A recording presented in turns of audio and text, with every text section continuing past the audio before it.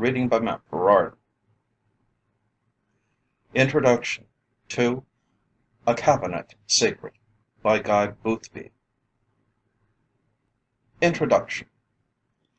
The author deems it right to preface his work with the remark that, while the war between England and the South African republics forms the basis of the story, the characters and incidents therein described are purely fictional, and have no sort of resemblance, either intended or implied, with living people. The author's only desire is to show what, under certain doubtless improbable conditions, might very well have happened, had a secret power endeavored to harass the empire by taking advantage of her temporary difficulties. A Cabinet Secret. Introduction. Night was falling, and Naples Harbor, always picturesque, appeared even more so than usual in the warm light of the departing day. The city itself, climbing up the hillside, almost from the water's edge, was colored a pale pink by the sunset, and even old Vesuvius, from whose top a thin column of black smoke was issuing, seemed somewhat less sombre than usual.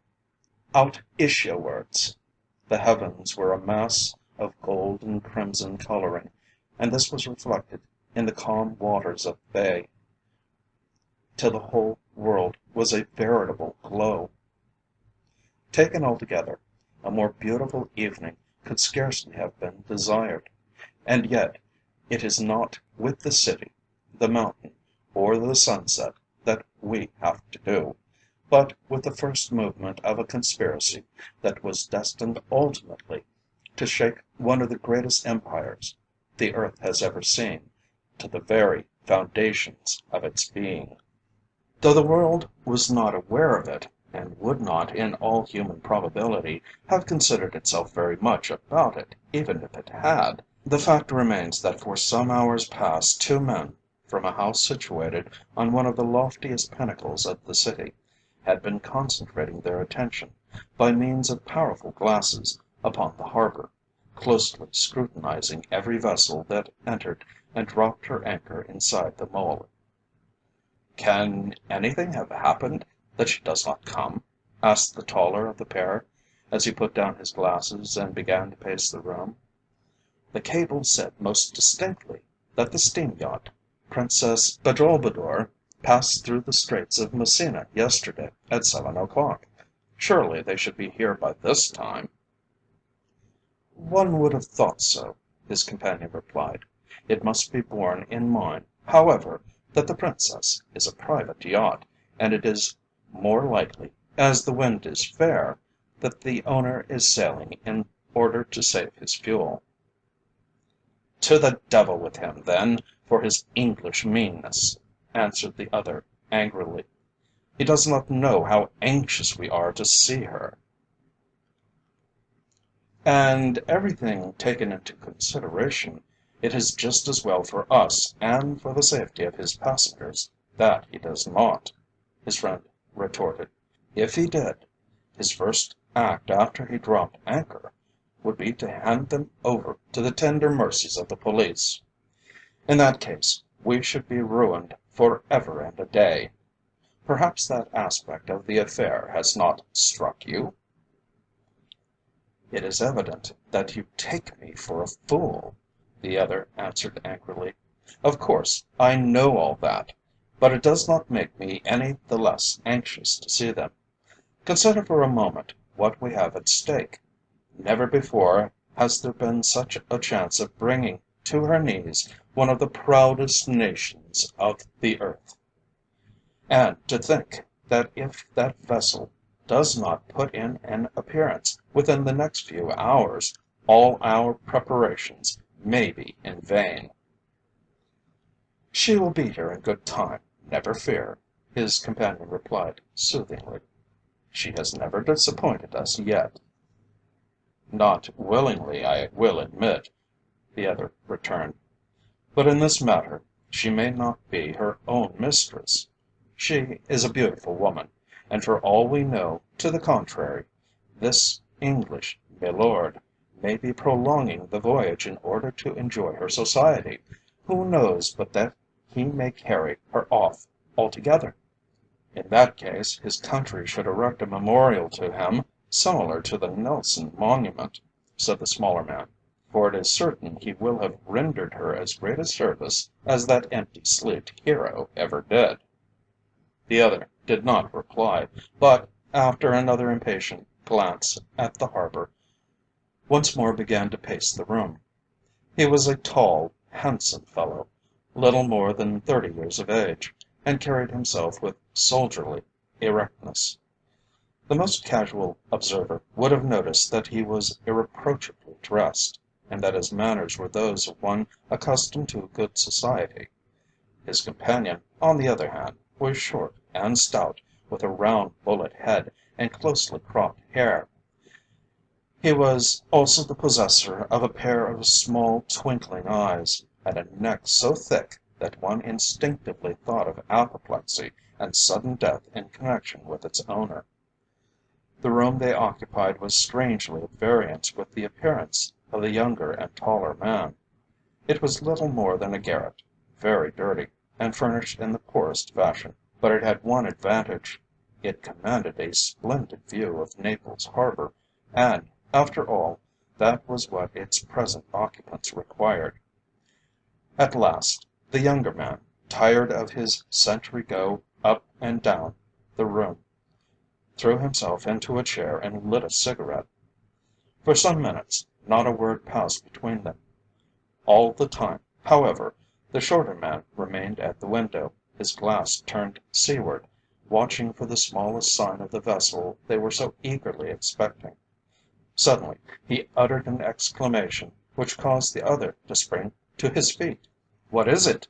cried the latter. "What do you see?"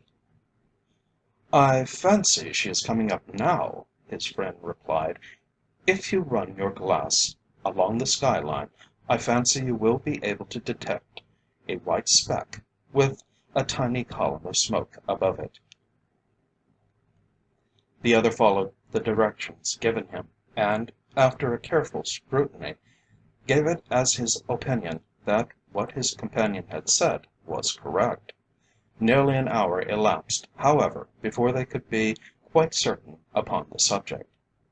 At last the matter was settled beyond doubt, and when a magnificent white yacht rounded the mole and came to its anchorage in the mercantile harbour, they prepared to make their way down to the waterside in order to board her. Before they started, however, the elder of the two men effected sundry changes in his attire.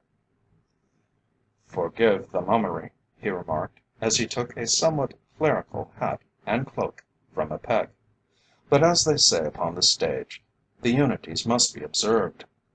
If our beautiful Countess has played her cards carefully, Monseigneur should be of great benefit to us hereafter. It would be a thousand pities to scare him away at the beginning. For this reason, it will be as well for you to remember that I am Her Excellency's lawyer, who has hastened to Naples in order to confer with her on a matter of considerable importance, connected with her Styrian estates. No suspicion will then be excited." By the time he had finished speaking, he had donned the hat and cloak, and when he had given another expression to his face, for the man was a consummate actor, he was satisfied that he looked the part he was about to play. After that they descended the narrow, rickety stairs together, and passed out into the street. It was a warm afternoon, and in consequence Naples was in her most unsavoury humour. The two men, however, did not appear to trouble themselves very much about it. Side by side they made their way through the crowded streets, almost in silence. Each was thinking of the approaching interview, and of what was to result from it. Reaching the harbour, they chartered a boat and bade the rower convey them to the white yacht which had just dropped her anchor.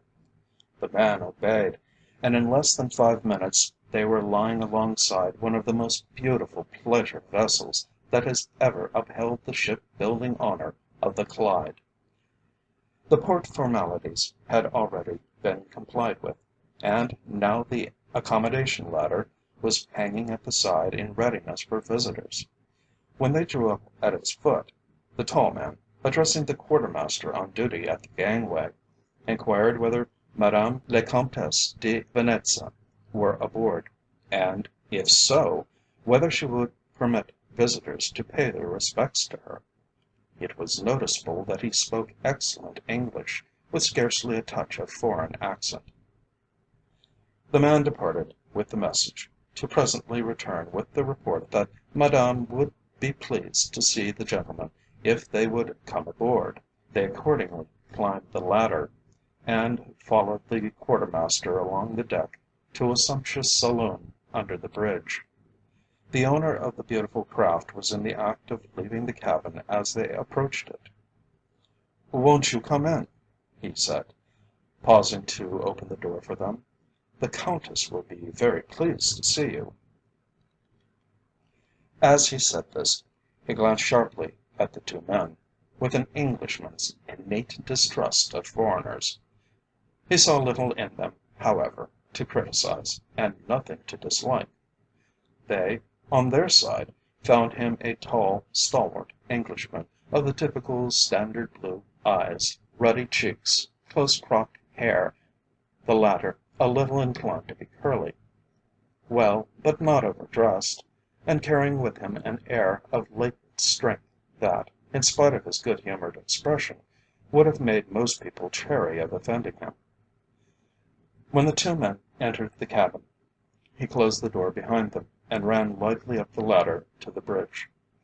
After his departure there was a momentary but somewhat embarrassing silence. A long shaft of sunlight streamed in through one of the windows, for they resembled windows more than portholes, and revealed the fact that the lady, who was reclining in a long easy chair, was extremely beautiful. Despite the cordial message she had sent, her visitors could scarcely have been welcome, for she did not even take the trouble to rise to receive them, but allowed a tall grey-haired man, who might very well have passed for her father, to do the honours for her. "My dear Luigi, my dear Conrad," he said, offering his right hand to the smaller of the two men, and his left to the other, "it is indeed kind of you to be so quick to welcome us. The Countess is a little tired this afternoon, but she is none the less delighted to see you." The scornful curl of the lady's lips not only belied this assertion, but indicated that milady was in a by no means pleasant temper. The impatient movement of the little foot, peeping from beneath her dress, said as much, as plainly as any words could speak. "We have been waiting for you all day," the younger man began. "There is news of the greatest importance to communicate. Every hour that passes is now so much time wasted." Then, for the first time during the interview, the lady spoke. "You infer that I might have been quicker," she said, with a touch of scorn in her voice. "You evidently forgot that, had it not been for this English milord's kindness, I should not be here even now." It looked as if the younger man, while really uncomfortable, were trying to act as if he were not afraid of her. "Is there not such a thing as the Oriental Express?" he asked. "Had you used that, we might have met at Turin, and have saved a great deal of trouble and valuable time." The lady turned impatiently from him to his companion. "What form does your news take?" she inquired. "Is it contained in a letter?" "No, Eccellenza. It was to be delivered by word of mouth," the other replied. "The council, who were in Prague at the time, paid me the compliment of trusting to my discretion, and despatched me immediately to you. We heard that you were in Constantinople, and the secretary undertook to have a message transmitted to you there. Our friend, Conrad here, is perhaps not aware that the Oriental Express is occasionally an impossible medium. But, while condoling with you on that score, I must congratulate your Excellency in having pressed the Duke of Rotherhithe into your service." "Pray spare yourself the trouble," the lady replied. "I do not know that I am particularly fond of obtaining hospitality, such as his, under false pretences. It is sufficient for your purposes, is it not, that I am here and ready to do the Council's bidding, whatever they may be? Perhaps you will be good enough to tell me what is expected of me." "Is it safe for me to tell you here?" Luigi inquired, and as he said it, he looked anxiously about him, as if he feared the presence of eavesdroppers. "As safe as it will be anywhere," the lady answered. "It is an Englishman's yacht, and whatever we may say of them, they are not in the habit of listening at keyholes. Now, what have you to tell me?" The man hesitated once more before he replied. He was the chosen mouthpiece of one of the most powerful organizations in Europe, and ere now affairs involving death, and worse than death, had been entrusted to him, and he had brought them to a satisfactory issue. As a rule, and certainly when dealing with men, he did not know what fear was. In this lady's presence, however, he was strangely nervous. "Come," she said, "you are a long time telling me. Is it so very difficult to explain? Or am I to anticipate a repetition of the Palermo incident?"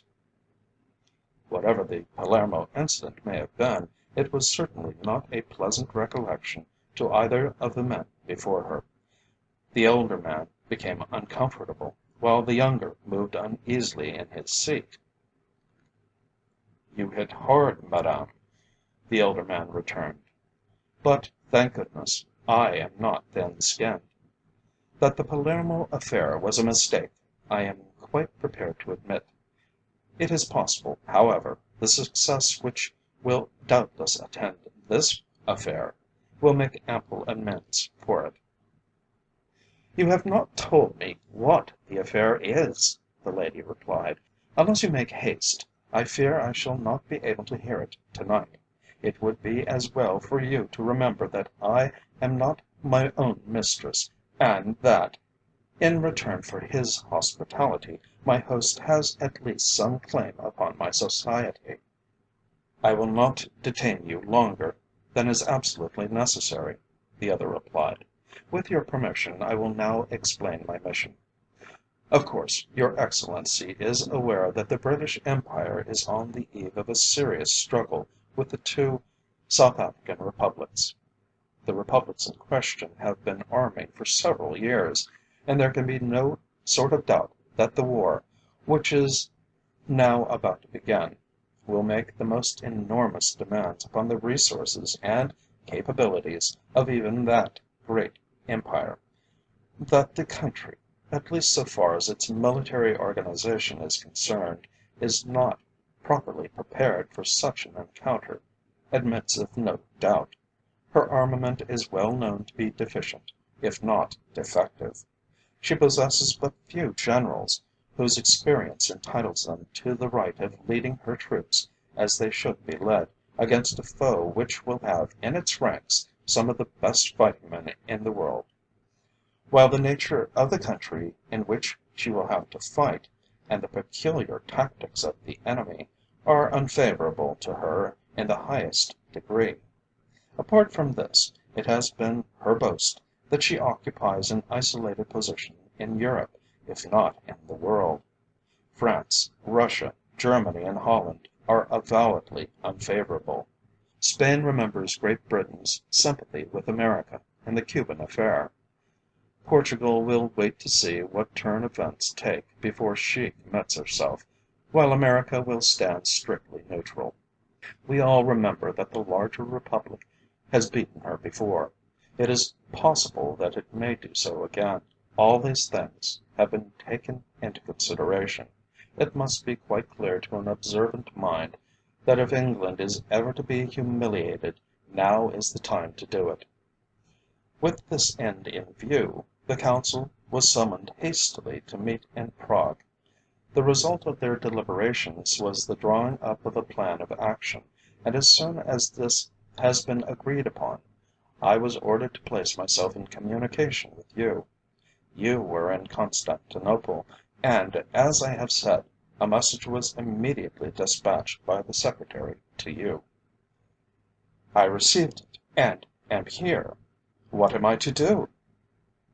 I can tell you no more than that you are to make your way to England at once, via Rome and Paris. Von Rosendell is in Rome. He will meet you, and give you full particulars of the scheme which has been proposed. And when am I to leave Naples in order to meet him? As soon as possible, the other replied. There is no time to waste. I was to invite you to make your arrangements at once, and to telegraph the hour of your departure in the usual way. In that case, I need not detain you any longer, she answered with chilling politeness. Should it be necessary for me to communicate with you, I presume the usual address will find you. But what? Is there anything else I am to hear? There is this, that I am to go with you, the younger man put in, almost apologetically. I received my orders from the council this morning. I hope you do not disapprove. He looked at her almost beseechingly. The expression upon her face, however, betrayed neither pleasure nor annoyance. Do what he would, he could not prevent a sigh from escaping him as he became aware of it. All day he had been hoping that she would be pleased when she heard that he was to cooperate with her. Now, however, his heart sank like lead. It was just the sort of enterprise he liked. It was daring, reckless to a degree. They would carry their lives in their hands, as they had so often done before. Indeed, the mere fact that he was to share the dangers with her had been the greatest pleasure he had known for months past. "If you are to accompany us," she said, scarcely looking at him, "you had better hold yourself in readiness. It will be safer if we travel apart during the time we are in Italy, and afterwards other arrangements can be made so that we will leave you and return to the shore," interrupted the man called Luigi, who did not altogether approve of the turn affairs were taking. "I have carried out my instructions, and so far as I am concerned, individually, the matter is at an end." 5 minutes later they had left the yacht, and the Countess de Venetza was apologizing to the Duke of Rotherhithe for the intrusion of her lawyer people on his yacht. "It is really too hard," she said pathetically. "They give me no peace. When my husband died and I inherited his estates, he had no thought of the trouble and anxiety the management of them would cause me. My lawyers are perpetually grumbling because they cannot obtain interviews with me. I often think that they look upon me as a sort of will-o'-the-wisp, flickering about Europe and impossible to catch. Why they could not have transacted the business with my father instead of bothering me with it, I cannot imagine. However, you will forgive me, will you not?" The Duke, who, by the way, was extremely susceptible, looked unutterable things. He had first met the Countess in Algiers a year before, and had fallen desperately in love with her before he had known her 24 hours. The mere fact that she did not encourage his attentions only served to attract him the more. They met at Cairo 6 months later, and now, when he discovered that it was in his power to do her a service by conveying her from Constantinople to Naples, he was only too glad to avail himself of the opportunity. "It is a shame, indeed, that they would worry you so," he said sympathetically, looking as he spoke into his fair friend's eyes, in a manner that would have carried consternation into the hearts of not a few mothers in England. "They worry me at home in much the same way. As I say to them, what's the use of employing lawyers and estate agents, and all those sort of people, if they cannot do their work without your assistance? You might just as well do it yourself in the first instance and save their salaries. But then, you see, I am not so clever as you are, Countess, and that makes all the difference." "What makes you think I am so clever, pray?" she inquired, looking up at him with innocent eyes. "Oh, I don't know," he replied. "I've noticed it on lots of occasions. Do you remember the day that plausible Greek beggar worried us so in Constantinople, and you whispered something to him that sent him off about his business like a shot out of a gun? And in Algiers, when that Frenchman made himself so objectionable, and you managed to send him to the right about after a few moments' conversation. How you did it, I never could understand, but it was jolly clever all the same." The Countess regarded him attentively for a moment. Was he really as innocent as he made out to be, or had he noticed anything else? No, one moment's examination was sufficient to convince her that, so far as he was concerned, all was as it should be. Strolling to the port side of the bridge, she looked down at the boat load of musicians who were strumming guitars and bawling "Finicula, Finicula" with all the strength of their southern lungs. "What a way in which to spend one's life," said the Duke, as he joined her, and tossed some silver into the boat. "Fancy shouting that wretched thing week after week, and year after year. Italy is a funny country, all bandits, soldiers, beggars, and musicians. I suppose, if the truth were known, each of those men belongs to some secret society or another, either the Camorristi or the Mafia, or some such organization. How would you like to be a conspirator, Countess, and be always in terror of being caught?" The Countess's hand clenched the bar before her, and, for a moment, her face turned deathly pale. "What an extraordinary question to ask!" she began, fighting hard for her self-possession. "Do you want to frighten me out of my wits? I am afraid I should make the poorest conspirator imaginable. I should be too deficient in courage." "I am not inclined to believe that," said the Duke reflectively. "I think you would have plenty of courage when it was required." "I am afraid you must think me an altogether remarkable person," she returned. "If you go on in this way, I shall scarcely have presence of mind enough to remain in your company. Seriously, however, Duke, I don't know how to thank you for the services you have rendered my father and myself. But for your assistance we should not be in Naples now, in which case we should have been too late to have joined the party with whom I am proceeding to England." "You are going to England, then, after all?" he cried, in great astonishment and delight. "I thought you were only going as far as Rome." "That was our original intention," she replied. "However, some letters that we received tonight have altered our plans. But why do you look so astonished? Are we poor foreigners not to be allowed to enter your country?" "It is not that," he said. "I was so pleased to hear that you intend honouring us with a visit. When do you think you will reach England? And where will you stay while you are there?" She shook her head. "Those are questions I cannot at present answer," she said. "It will depend upon circumstances. As our arrangements stand at present, I think it is extremely likely that we shall be in London in less than a week's time." "And will there be any means of learning your whereabouts?" he asked. "You will surely not be cruel enough to visit England without permitting me to call upon you?" "Call by all means," she answered. "At present, however, I cannot tell you what our address will be, for the reason that I do not know it myself." "But perhaps, when you are settled, you will let me know. You know my house, I think?" "I will do so with pleasure," she replied. "Then you will come and see me, and I shall be able to thank you again for the kindness you have shown my father and myself in our present trouble." "It has been a very great pleasure to me," he said, and I cannot thank you sufficiently for honouring my yacht as you have done." At that moment the elder man, to whom she had referred as her father, made his appearance on the bridge and came towards them.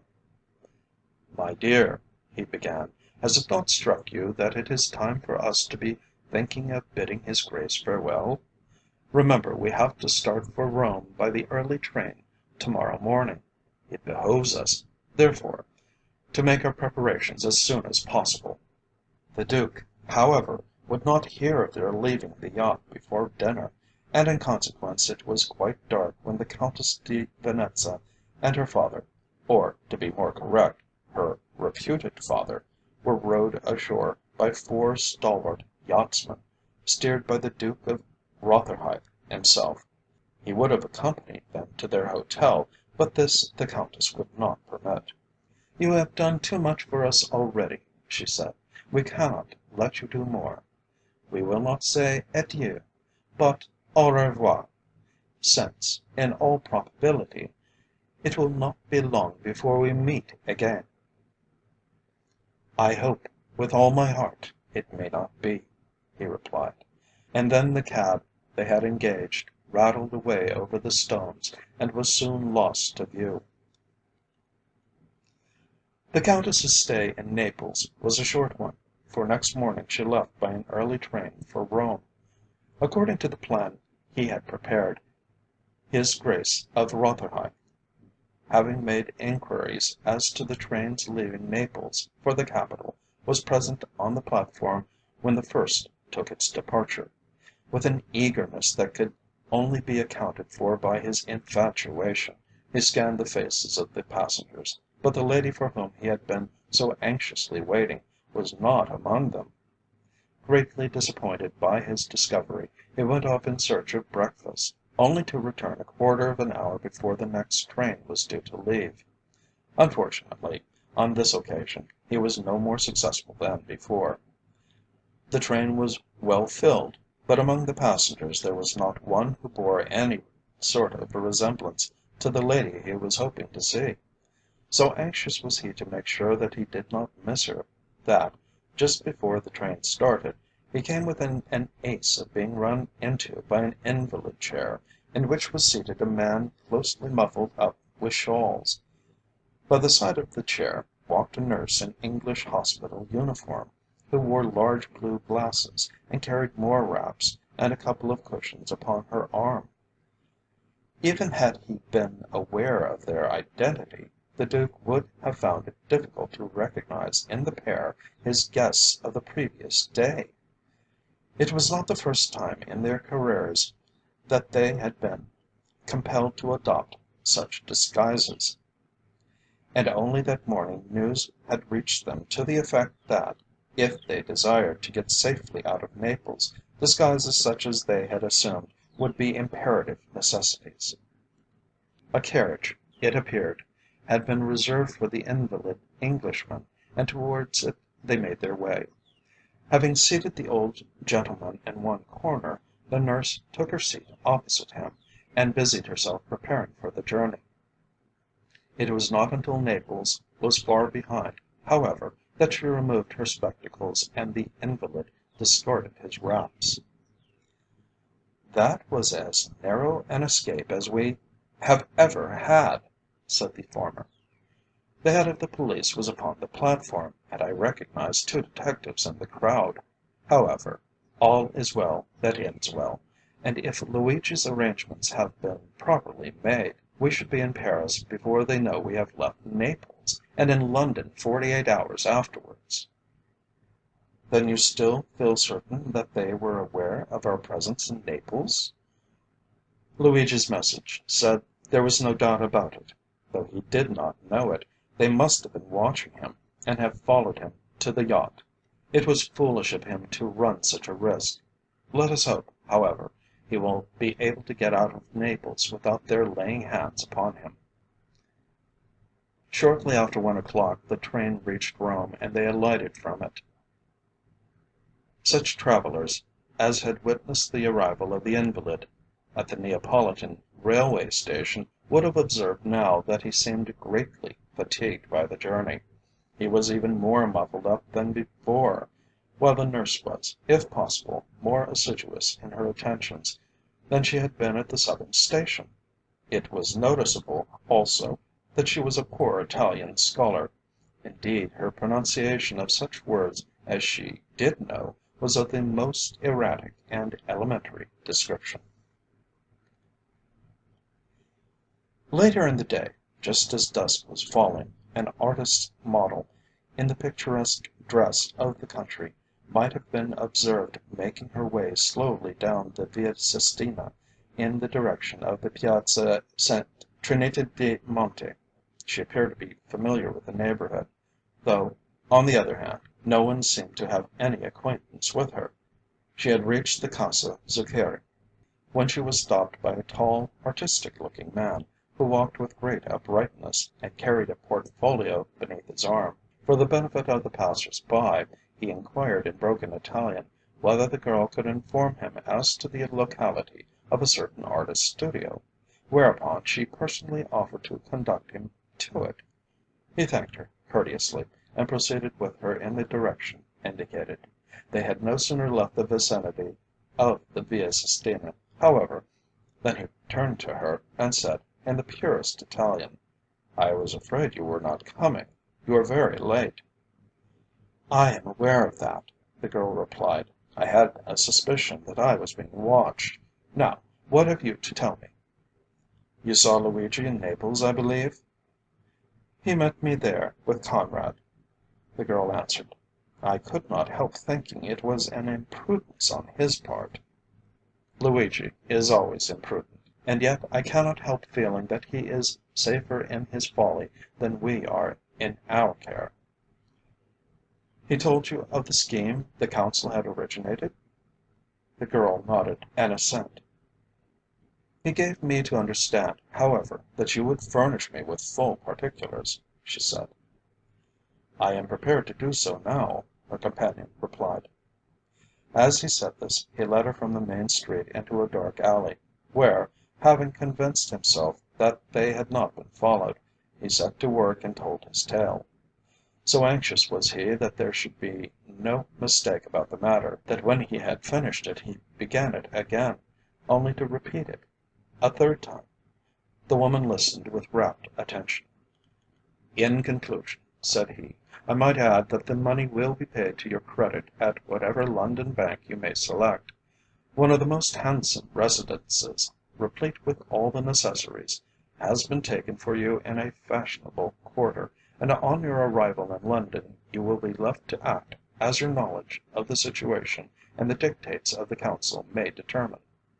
It is needless to caution you as to the risks you may be called upon to run. The Council has, moreover, authorized me to say that it places implicit trust in your discretion. Should you require further advice, it will be furnished you at once, with any help that may be considered needful." "In the meantime, Paris is the first stage," the girl answered. "You are quite certain that this Englishman, Sir George Manderville, has not yet returned to England?" "No, he is still there," her companion replied. "We have learnt, however, that he will cross the Channel on Friday next." "On Friday next?" she repeated. "In that case there is no time to lose. At first glance it would appear that he is the key to the situation." "That is exactly the opinion of the Council," the man answered. "Now, farewell, and may good luck attend you." So saying, they retraced their steps to the main street. At the entrance to the alley they separated, the girl returning to the Via Sistina, the man going off in an opposite direction. By the first train next morning the Countess de Venetza made an unostentatious departure from Rome for Paris, accompanied by her father and her cousin, Conrad, Count Reiffenburg. End of Introduction. Chapter 1. As a preface, I might explain that I have had the pleasure of knowing Paris and de Belleville for more than 20 years. Both are, therefore, old friends, the city and the man. The fact, however, remains that de Belleville, though a most charming companion, has one fault. Few people would be prepared to admit it, but, unfortunately, I am not only compelled to recognize it, but to proclaim it to the world. As a friend, he has not his equal, at least so far as I am concerned. He certainly is not punctual, however. It is of that I complain. I have remonstrated with him on the subject times out of number, but it makes no sort of difference.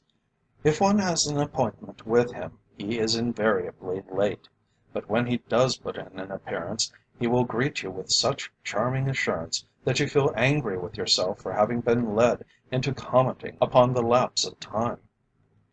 On the particular afternoon which I am now about to describe to you, we had arranged to meet at my hotel and then to go on together to call upon the d'Etrebilles, who were just off to Cairo and the Upper Nile. He had promised to be with me at 3 o'clock, and, as usual, at 20 minutes past the hour he had not put in an appearance. Now, I flatter myself that I am a punctual man in every respect, and when one is ready to go out, a 20 minutes' wait is an annoyance calculated to test the serenest temper. In my case, it was certainly so, and as I sat in the picturesque courtyard of the hotel, you may be sure I called down the reverse of blessings upon de Belleville's handsome head. Carriage after carriage drove up, but not one of them contained my friend. I took a third cigarette from my case and lit it, and, as I did so, lay back in my chair and amused myself watching my neighbours. To my thinking, there are few places more interesting, that is, of course, provided one has a weakness for studying character, than a hotel courtyard. In sheer idleness I speculated as to the nationality and relationship of the various people about me. There were several probable Russians, one or two undoubted Germans, two whom I set down as Italians, one might have been a Greek, but the majority were undoubtedly English. And that reminds me that, as I waited, I was the witness of an amusing altercation between a cabman and an English lady of considerable importance and mature years. Both were playing at cross purpose, and it was not until the Hotel Commissionaire, the Deus ex machina, so to speak, appeared upon the scene and interposed, that the matter at issue was satisfactorily adjusted. "Your pardon, madame," he said, bowing low, "but the man meant no harm. It was his misfortune that he did not comprehend the words what madame said to him." For a person who prided himself upon his tact, the poor fellow could scarcely have said a more unfortunate thing. The matter of the overcharge madame could have understood and have forgiven, but to be informed in so many words that her knowledge of the French tongue was deficient was an insult not only to her intelligence and to her experience, but also to the money that had been spent upon her education. Casting a withering glance at the unhappy functionary, she departed into the hotel, every hair of her head bristling with indignation, while the commissionaire, shrugging his shoulders, went forward to receive a tall, picturesque individual, who at that moment had driven up. The newcomer interested me exceedingly. In my own mind, I instantly set him down as a dilettante Englishman of good birth and education. He looked the sort of being who would spend the greater part of his time in foreign picture galleries and cathedrals, who would carry his Ruskin continually in his pocket, and who would probably end by writing a volume of travels for private circulation only.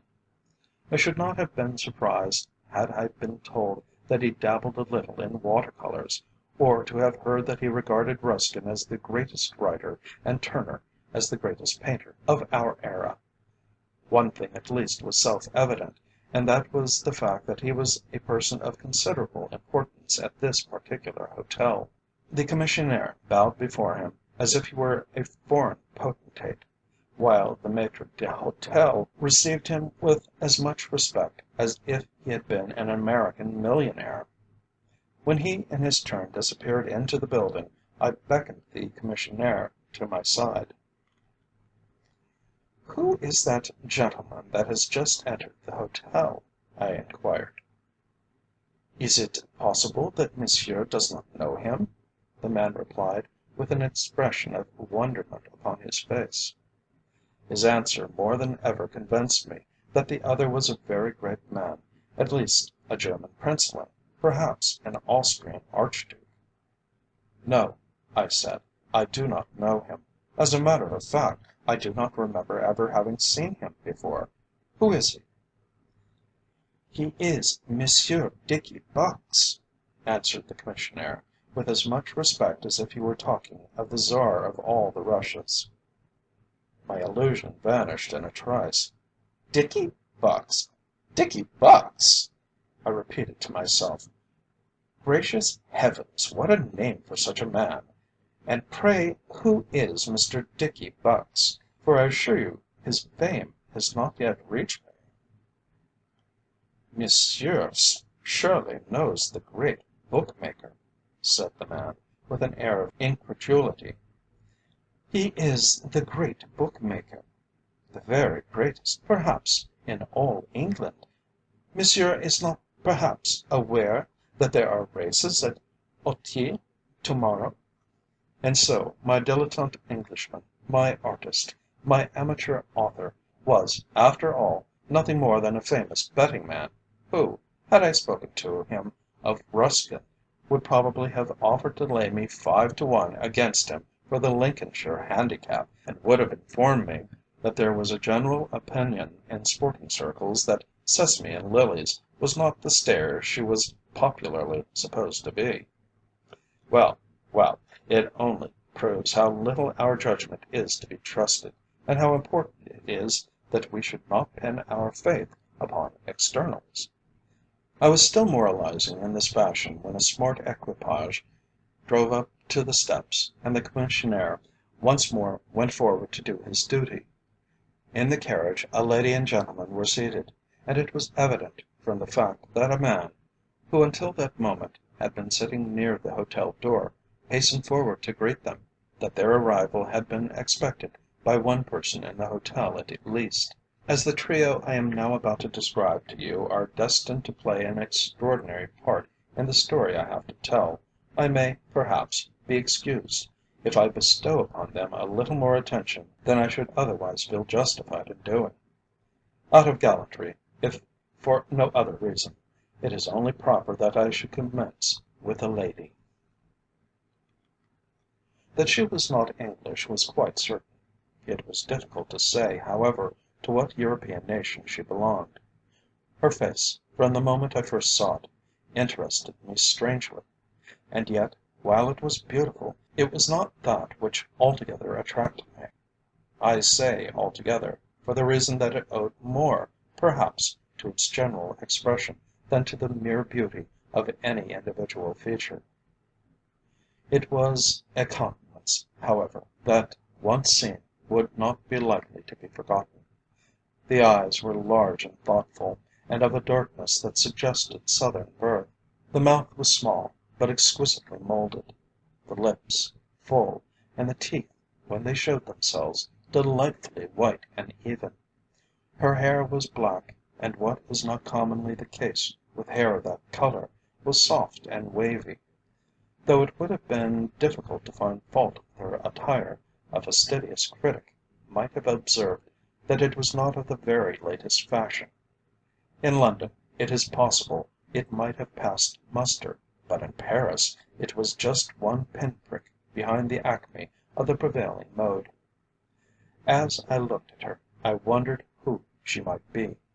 The eyes, at a hazard, might have been set down as Italian, the hair as Spanish, the nose had a suggestion of the Greek, while the sum total spoke for southern France, or, at any rate, a country bordering upon the Mediterranean. As I have already said, her companions were 2 in number. The elder, who had driven up with the lady I have been endeavouring to describe, was a tall and handsome man of a little past middle age. He carried himself with considerable erectness, might very well have once been a soldier, and was possibly the lady's father. When he descended from the carriage, I noticed that he was a little lame on his left leg, and that he walked with a stick. Like his companion, he was the possessor of dark eyes, but with the difference that they looked out upon the world from beneath white, bushy eyebrows, a fact which, combined with his fierce grey moustache, produced a most singular effect. He also was fashionably attired, that is to say, he wore the regulation frock coat and silk hat, but, as was the case with the lady, there was the suggestion of being just a trifle behind the times. As much could not be said of the second man, the individual who had been seated near the door awaiting their coming.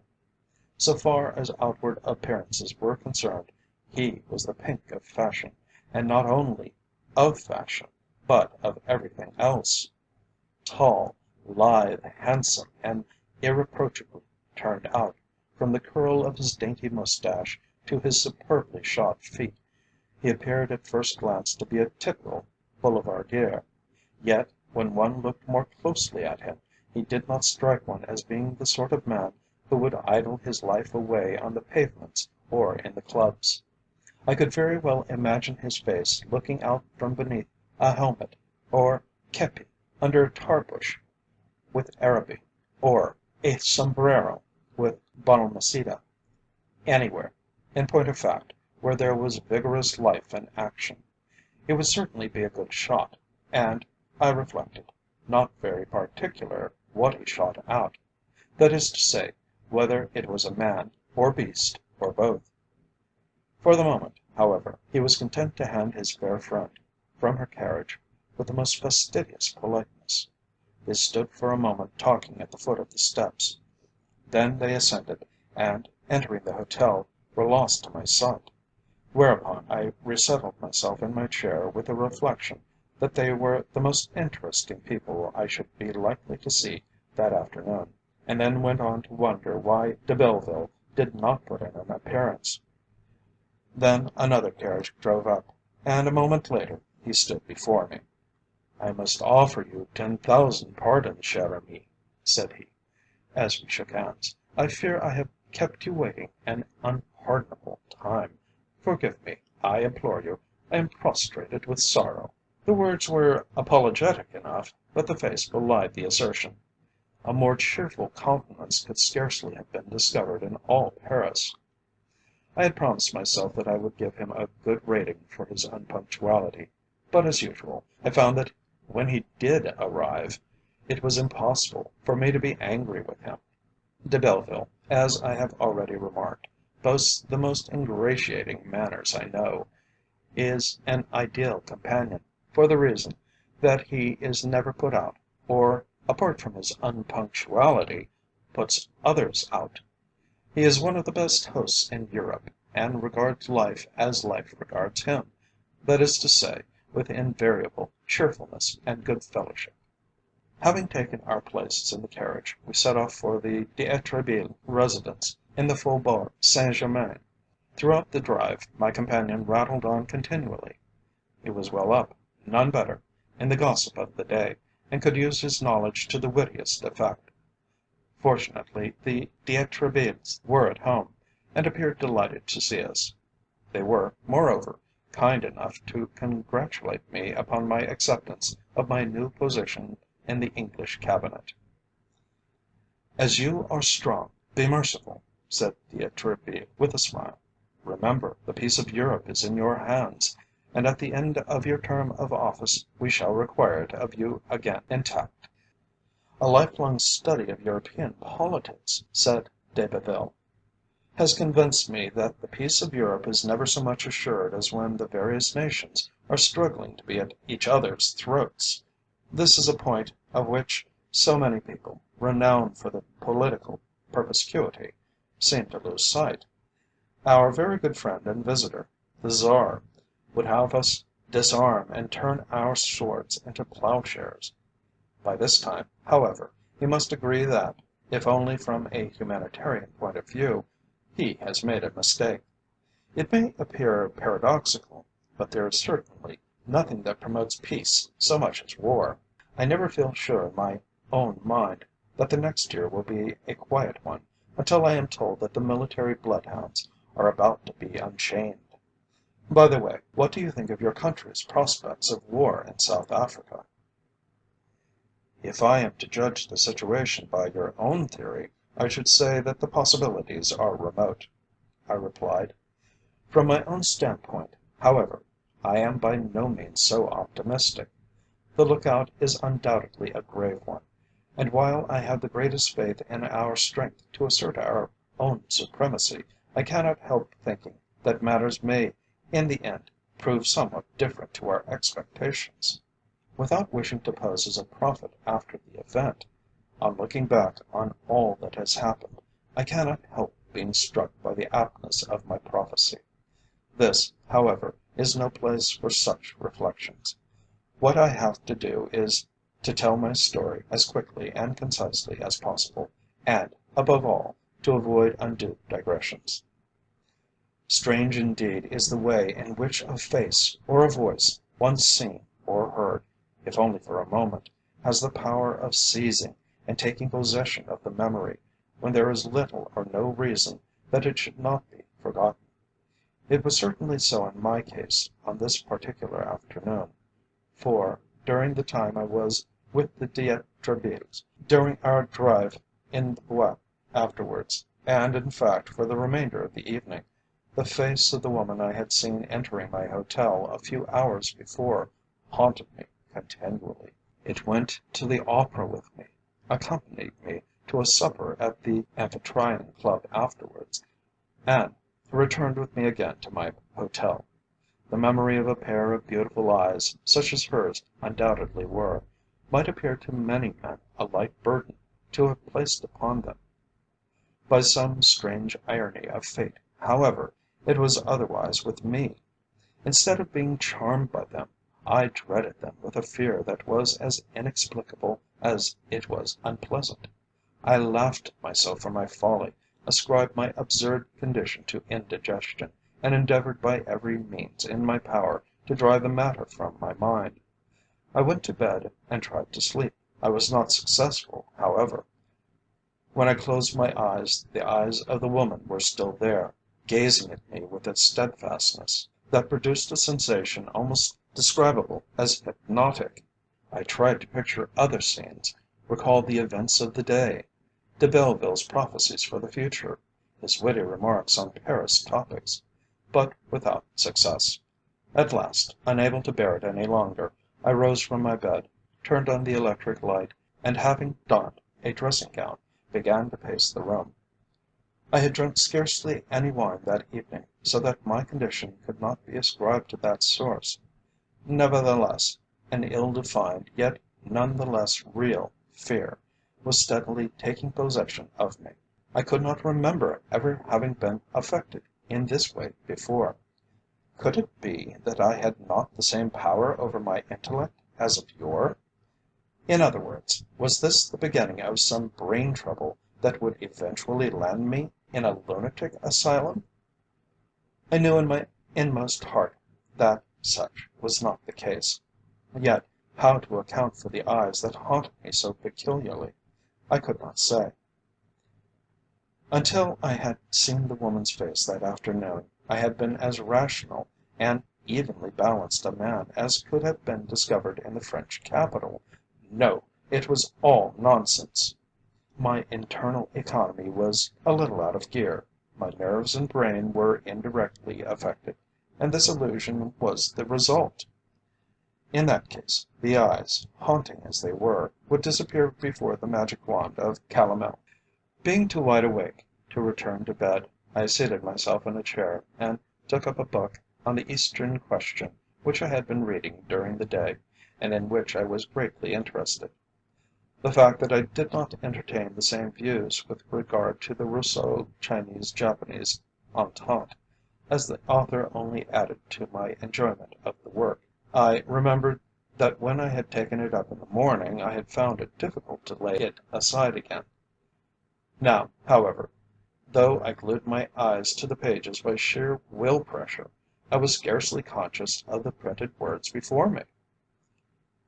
As I read, or rather tried to read, it appeared to me that somebody was standing in the room, a few paces from my chair, intently regarding me. More than once I involuntarily looked up, only to find, as it is needless to state, that there was no one there.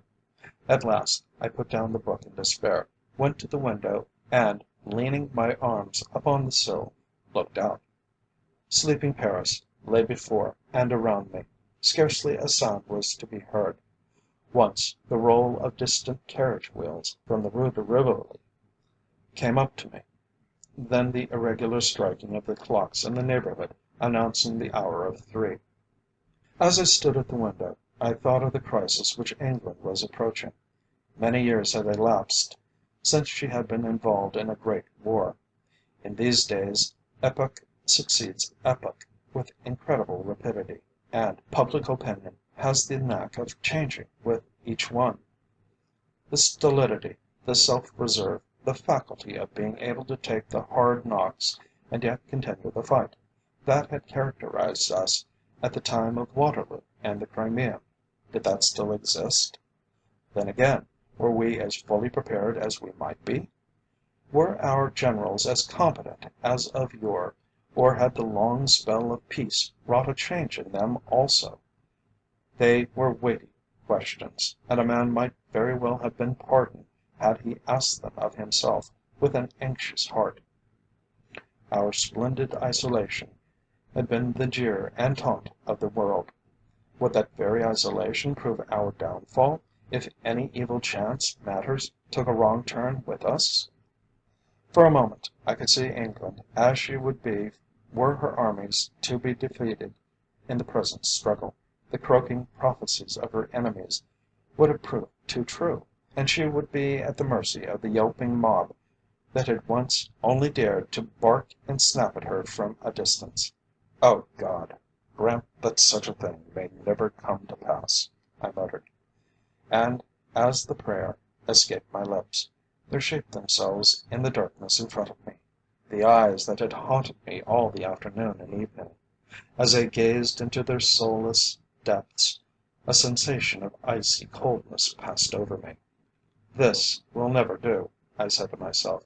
"If I go on like this I shall have to see a doctor, and yet how ridiculous it is! Why that woman's eye should haunt me so I cannot understand. In all probability I shall never see her again, and if I do, it will only be to discover that she is very beautiful, but in no respect different to other people." But while I endeavoured to convince myself that it was all so absurd, I had the best of reasons for knowing that it was not so silly as I was anxious to suppose. At any rate, I did not go to bed again, and when, some hours later, my servant came to call me, he found me seated at my table, busily engaged writing letters. Years seemed to have elapsed since I had bade him good night. The last day of my stay in Paris had dawned, and, after my experience of the night, I began to think that I was not altogether sorry for it.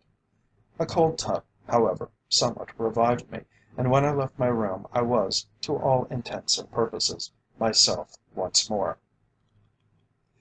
It is one of those little idiosyncrasies in my character which afford my friends such an excellent opportunity for making jokes at my expense, that when I go to Rome, Paris, Berlin, St. Petersburg, or any other city I may be in the habit of visiting, that I invariably stay at the same hotel and insist on being given the same bedroom I have occupied on previous occasions.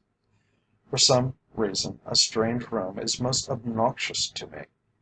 In Paris, worthy Monsieur Frémonier is good enough to let me have a suite of apartments at the end of a long corridor on the first floor.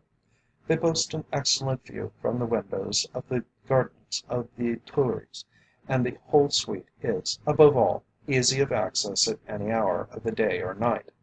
On this particular occasion, having dressed, I left my room and passed along the corridor in order to descend to the hall below. I was only a few paces from the head of the stairs when a door directly opposite opened and a lady emerged and descended the stairs in front of me. She was dressed for going out, but, for the reason that my letters had just been handed to me, and I was idly glancing at the envelopes, beyond noticing this fact, I bestowed but little more attention on her. She had reached the first landing, and I was some few steps behind her, when the chink of something falling caught my ears. Surely enough, when I, in my turn, reached the landing, I discovered a small bracelet lying upon the carpet. I immediately picked it up with the intention of returning it, but the lady was too quick for me and had reached the courtyard before I could set foot in the hall. A carriage was awaiting her, coming at the foot of the steps, and she had already taken her place in it when I approached her.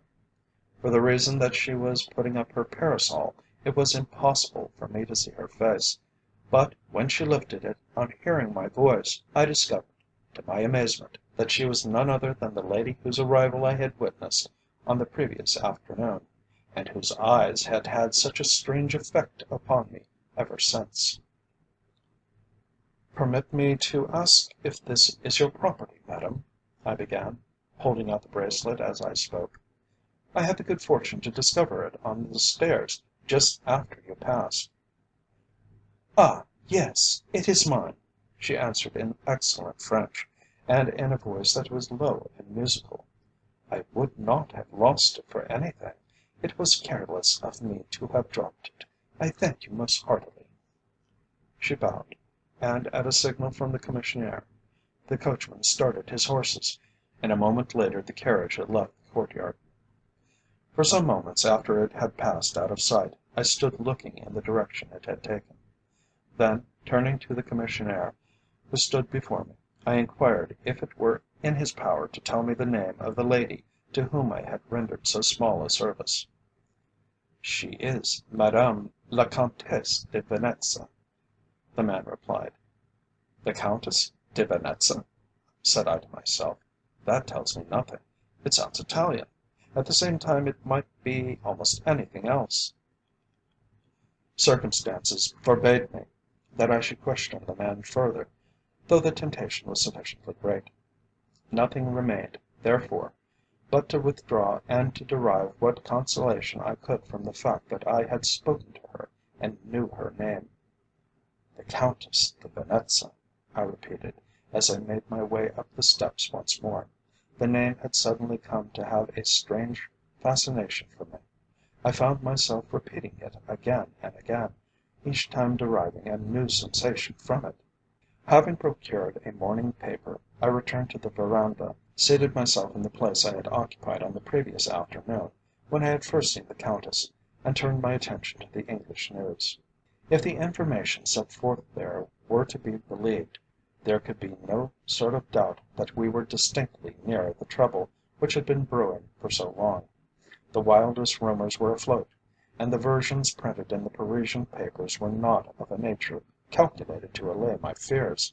If what they said were correct, there could be no doubt that England was standing face to face with one of the greatest dangers that had threatened her in her life as a nation. And yet it was impossible to believe that the might, majesty, dominion, and power of Great Britain could be successfully defied by a rabble horde such as we knew the Boers to be. But had we not the remembrance of '81 continually with us, to remind us that on another lamentable occasion we had been too sanguine?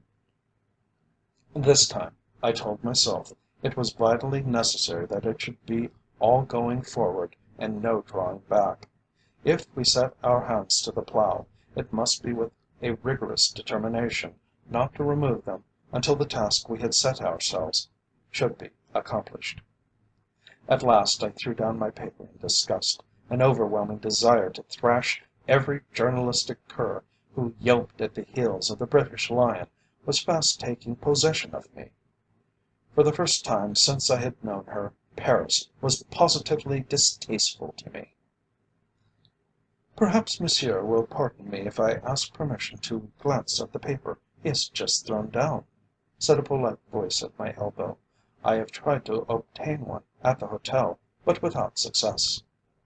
Turning, I saw beside me the taller of the two men I had seen with the Countess de Venetza on the preceding afternoon, the man with the bushy eyebrows who had driven up with her in the carriage, and who was lame. "Take it, by all means," I replied, handing it to him as I spoke. "I doubt, however, if you will find anything in it but a series of insults to England and her soldiers. That seems to be the métier of the Parisian press just now." "It is a thousand pities," the stranger replied, slowly and solemnly, "and the more to be regretted for the reason that it does not voice the public sentiment."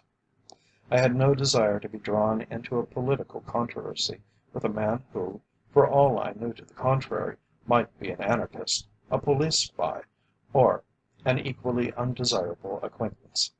I accordingly allowed him to seat himself at some little distance from me, and to peruse his paper in peace. He was still reading it when a carriage drove up, bringing the Countess de Venetza back to the hotel. Seeing her friend, she approached him, whereupon he rose to greet her, still retaining the newspaper in his hand. A few moments later another carriage drove up, and when it came to a standstill, the well-dressed individual who had waited in the verandah on the previous afternoon alighted. That he was much agitated could be seen at first glance. I noticed also that he was doing his best to conceal the fact. As he approached his friends, he raised his hat with ceremonious politeness. Then he said something in an undertone which would have been inaudible more than a few paces away. The effect upon his comrades was electrical. The man gave a start of astonishment and horror, while the woman turned deathly pale, and for a moment looked as if she were about to faint. With an effort, however, she recovered her self-possession, and as she did so I noticed out of the corner of my eye, for the life of me I could not help watching them, that the man who had brought this disconcerting intelligence turned quickly round as if to satisfy himself that her agitation had not been noticed by anyone near at hand. Next moment they were walking slowly towards the main entrance, the woman's hands clenching and unclenching at every step. It was no business of mine, of course, but I felt as certain that the drama I had seen acted in front of me was of vital importance to the trio, but more especially so far as the woman was concerned. Had I known what the communication was, it is just possible I might have been able to avert what promised to be a great national calamity, and one which, even now, I can scarcely contemplate without a shudder. How I came to know these things, and how innocently I walked into the trap that had been so artfully laid for me, you shall hear. Believe me, if I say, without conceit, that the story is an exceedingly interesting one. End of Chapter 1. Chapter 2.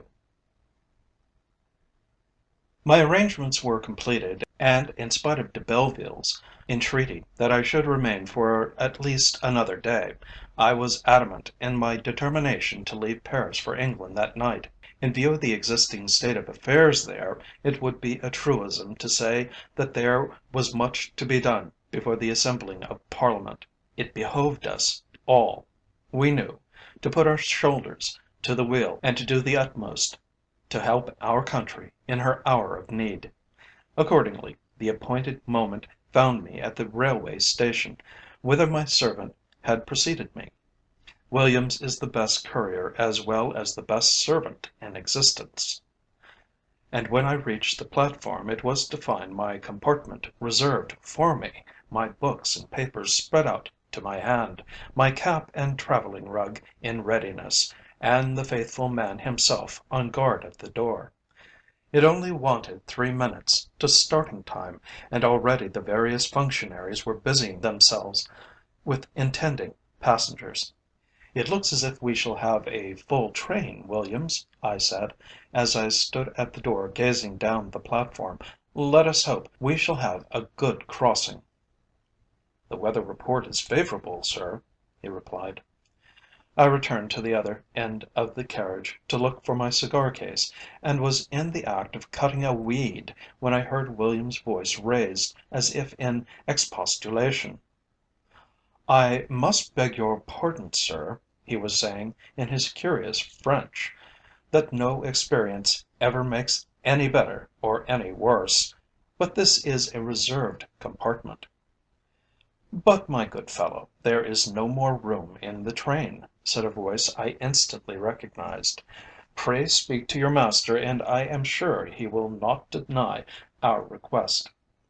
I walked to the door where this conversation was being carried on, to discover the lady and the two men who have already figured so prominently in my narrative, standing upon the platform.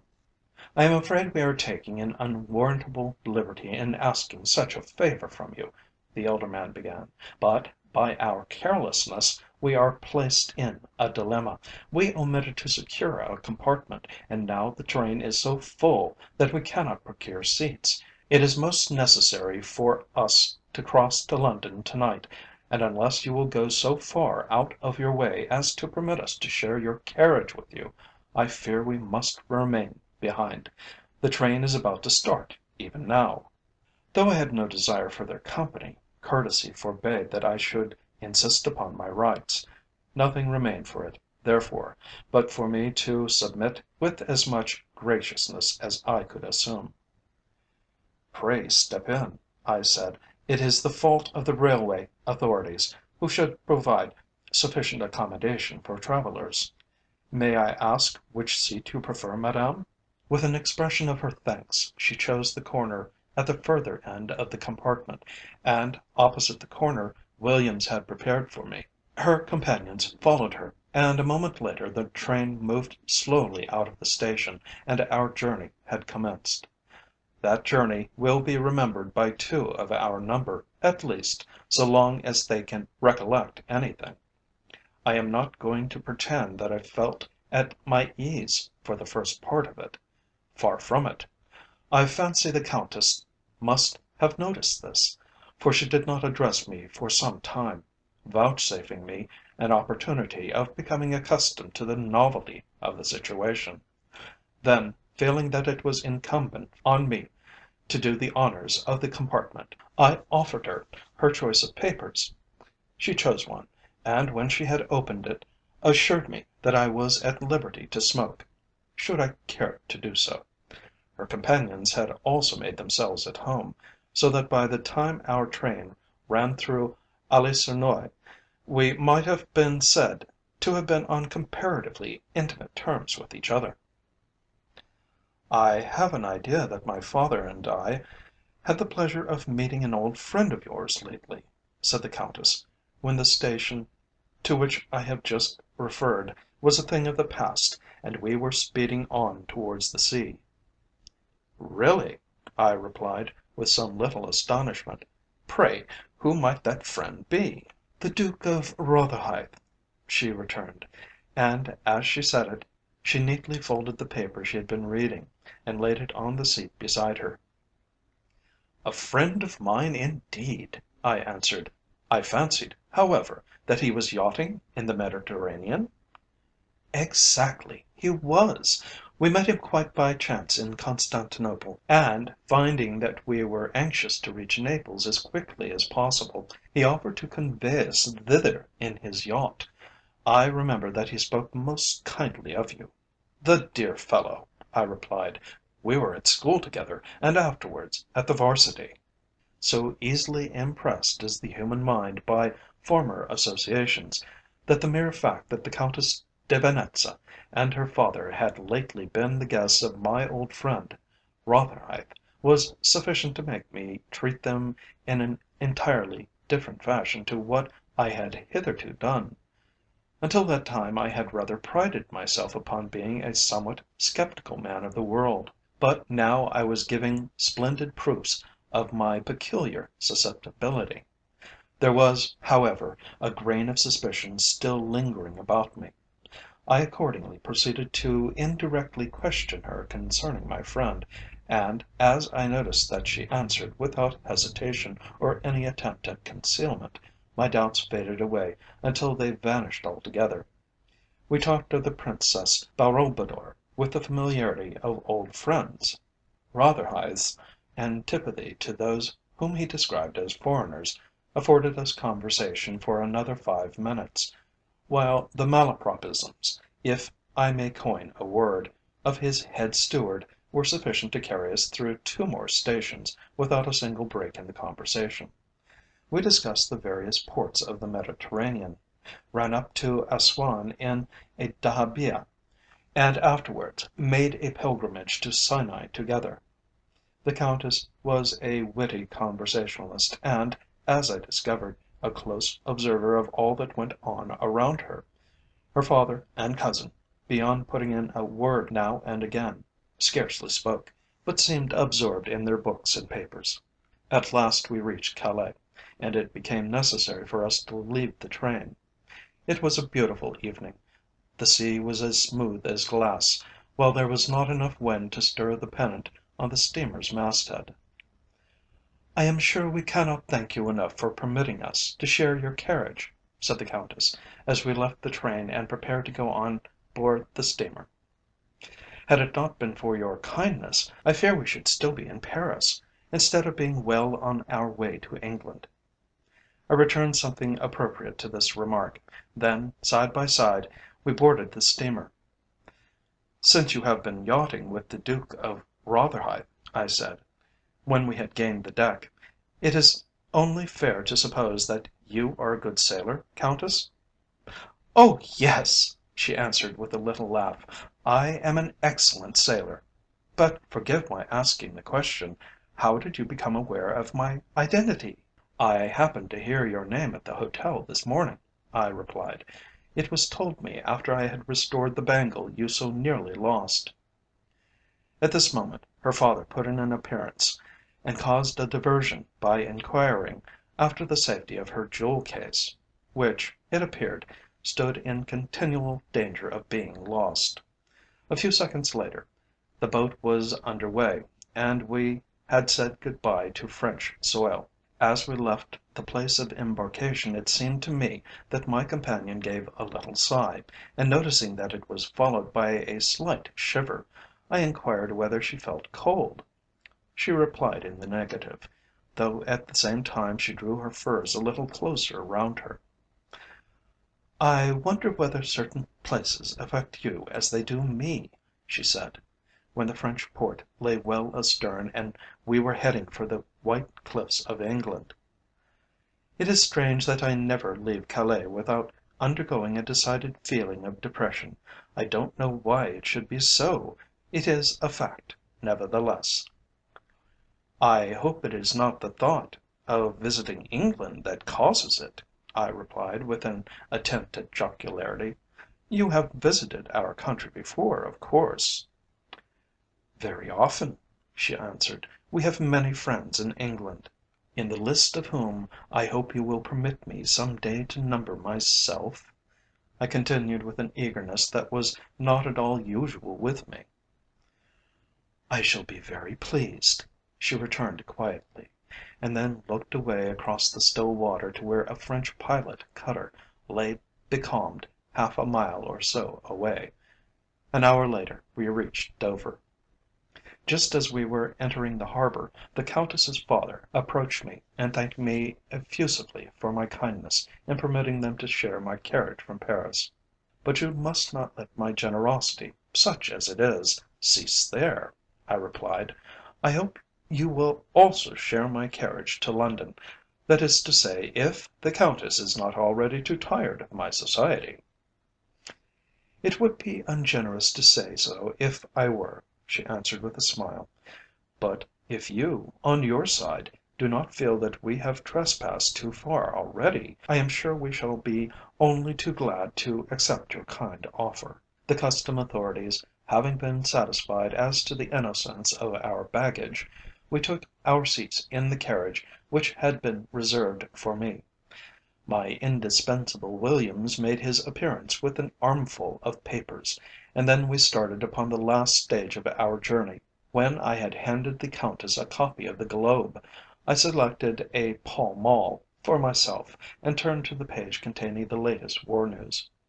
From what I found there, there could be no doubt that the situation was hourly increasing in danger. There were complications on every side. and the position was not rendered easier by the fact that a certain number of prominent politicians were endeavouring to make capital out of the difficulties of the Government. "I suppose there can now be no doubt as to the probability of war?" said Count Reiffenburg, looking up from his paper as he spoke. "None whatever, I should say," I answered. "If the papers are to be believed, the clouds are blacker and heavier than they have yet been. I fear the storm must burst ere long." The Countess did not take any part in our conversation, but I fancied that she was listening. Not feeling any desire to continue the discussion with the younger man, I returned to my paper, leaving him to follow my example.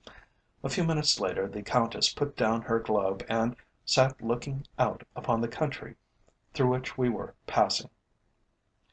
"I see they have captured another notorious anarchist in Naples," I said, after we had been sitting in silence for some minutes. "So far as can be gathered from the report given here, the arrest is likely to prove important in more respects than one." "Indeed," said the Countess, looking steadily at me as she spoke. "The police are certainly becoming more expeditious in the matter of arrests. The only difficulty they experience is the finding of any substantial crime against their victims when they have brought about their capture. Pray, who is this particular man?" "An individual rejoicing in the romantic name of Luigi Ferreira," I answered. "It appears that they have been endeavouring to lay their hands upon him for some time past. Until now, however, he has managed to slip through their fingers." "Poor fellow," said the Countess, still in the same even voice. "I hope it will not prejudice you against me, but I cannot help feeling a little sympathy for people, however misguided they may be, who imperil their own safety for the sake of bringing about what they consider the ultimate happiness of others." Then, as though the matter no longer interested her, she returned to the perusal of her paper. Her cousin had all this time been drumming with his fingers in an impatient manner, so I thought, upon the glass of the window beside which he sat. For my own part, I scarcely knew what to make of this young man. Though he did not show it openly, I could not help thinking that he was jealous of the attention I was paying his fair cousin. As the idea crossed my mind, I remembered the previous afternoon, when I had sat in the portico of the hotel, speculating as to the nationality and lives of the people about me. How little I had thought, then, that 24 hours later would find me seated with them in an English railway carriage, discussing the fortune of another man, with whom neither I nor they, for the matter of that, at least, so I then supposed, had even the remotest connection. It was not until we were approaching the end of our journey that I spoke to my vis à vis concerning her stay in London. "We shall in all probability remain in London for some 3 or 4 months," she said. "I hope, if you can spare the time, that you will call upon me. I have taken Wiltshire House, by the way, and shall be most pleased to see you." I must confess that her announcement caused me a considerable amount of surprise. All things considered, it was rather a strange coincidence, for, only that morning I had received a letter from my sister Ethelwyn, who, as you are doubtless aware, is the Countess of Brewarden, in which occurred the following significant passage. Ethelwyn, I might here remark, is somewhat given to the florid style. "Existence is now altogether a blank. The dream of my life, Wiltshire House, has vanished. Some rich foreigner has taken it, and in consequence George, my brother in law, and I have quarrelled desperately. He declares it is a good thing it is let, as he couldn't think of it. He, moreover, avers that it would cost a king's ransom to keep up. Nevertheless, I shall detest the foreigner, whoever she or he may be." I can scarcely say how I derived the impression, but, until that moment, I had not supposed my fair friend to be the possessor of any great wealth. It was the more surprising, therefore, to hear that she was not only a rich woman, but also that she was to be the temporary mistress of one of the most beautiful and expensive dwellings in the metropolis. Needless to say, I did not let her become aware of the surprise she had given me, but contented myself with thanking her and expressing the hope that shortly I should be able to do myself the honour of calling upon her. "You won't allow your public duties to make you forget your promise to come and see me, I hope," said the Countess, as we shook hands. "You may be quite sure that I shall not," I replied. "Then au revoir, and many thanks for the kindness you have shown us." "It has given me the greatest possible pleasure," I answered, and, as I said it, I had a guilty remembrance of my uncharitable feelings that morning, when I had discovered that my privacy was destined to be disturbed. Yet so pleasantly had the time passed that I felt as if I had known the Countess for years instead of hours. When I reached my house, it was to find everything just as I had left it. A cheerful fire blazed in my study. The latest evening papers lay, cut and folded, upon a table beside my favourite chair. A subdued light shone above the table in the dining room adjoining, and everything denoted the care and comfort which a master possessing good servants has a right to expect. Having removed the stains of travel and changed my attire, I sat down to dinner. Afterwards, spent an hour skimming my correspondence. Then, to fill up the time, I ordered a cab and drove to my favourite club. Though I had only been absent from England a short time, and had not been further than Paris, I discovered that I had a vast amount of news to hear. Men imparted their information to me as if I had that day returned from Central Africa or the Australian bush. Young Paunceford, the member for Banford, for which place his father had sat before him, was good enough to give me his views on the crisis. His complaint was that no one would listen to him, and, in consequence, he was only too glad to find someone who required bringing up to date. That I happened to be a Cabinet Minister as well as an old friend made no sort of difference. "By Jove, I envy you," he said, as he lit a fresh cigar. "I can tell you, if you play your cards carefully, you'll be no end of a swell over this business. Why on earth couldn't I have had such an opportunity?" "For the simple reason that you know too much, my boy," said a man in the Guards, who happened to be sitting near. "Haven't you heard that a little knowledge is a dangerous thing?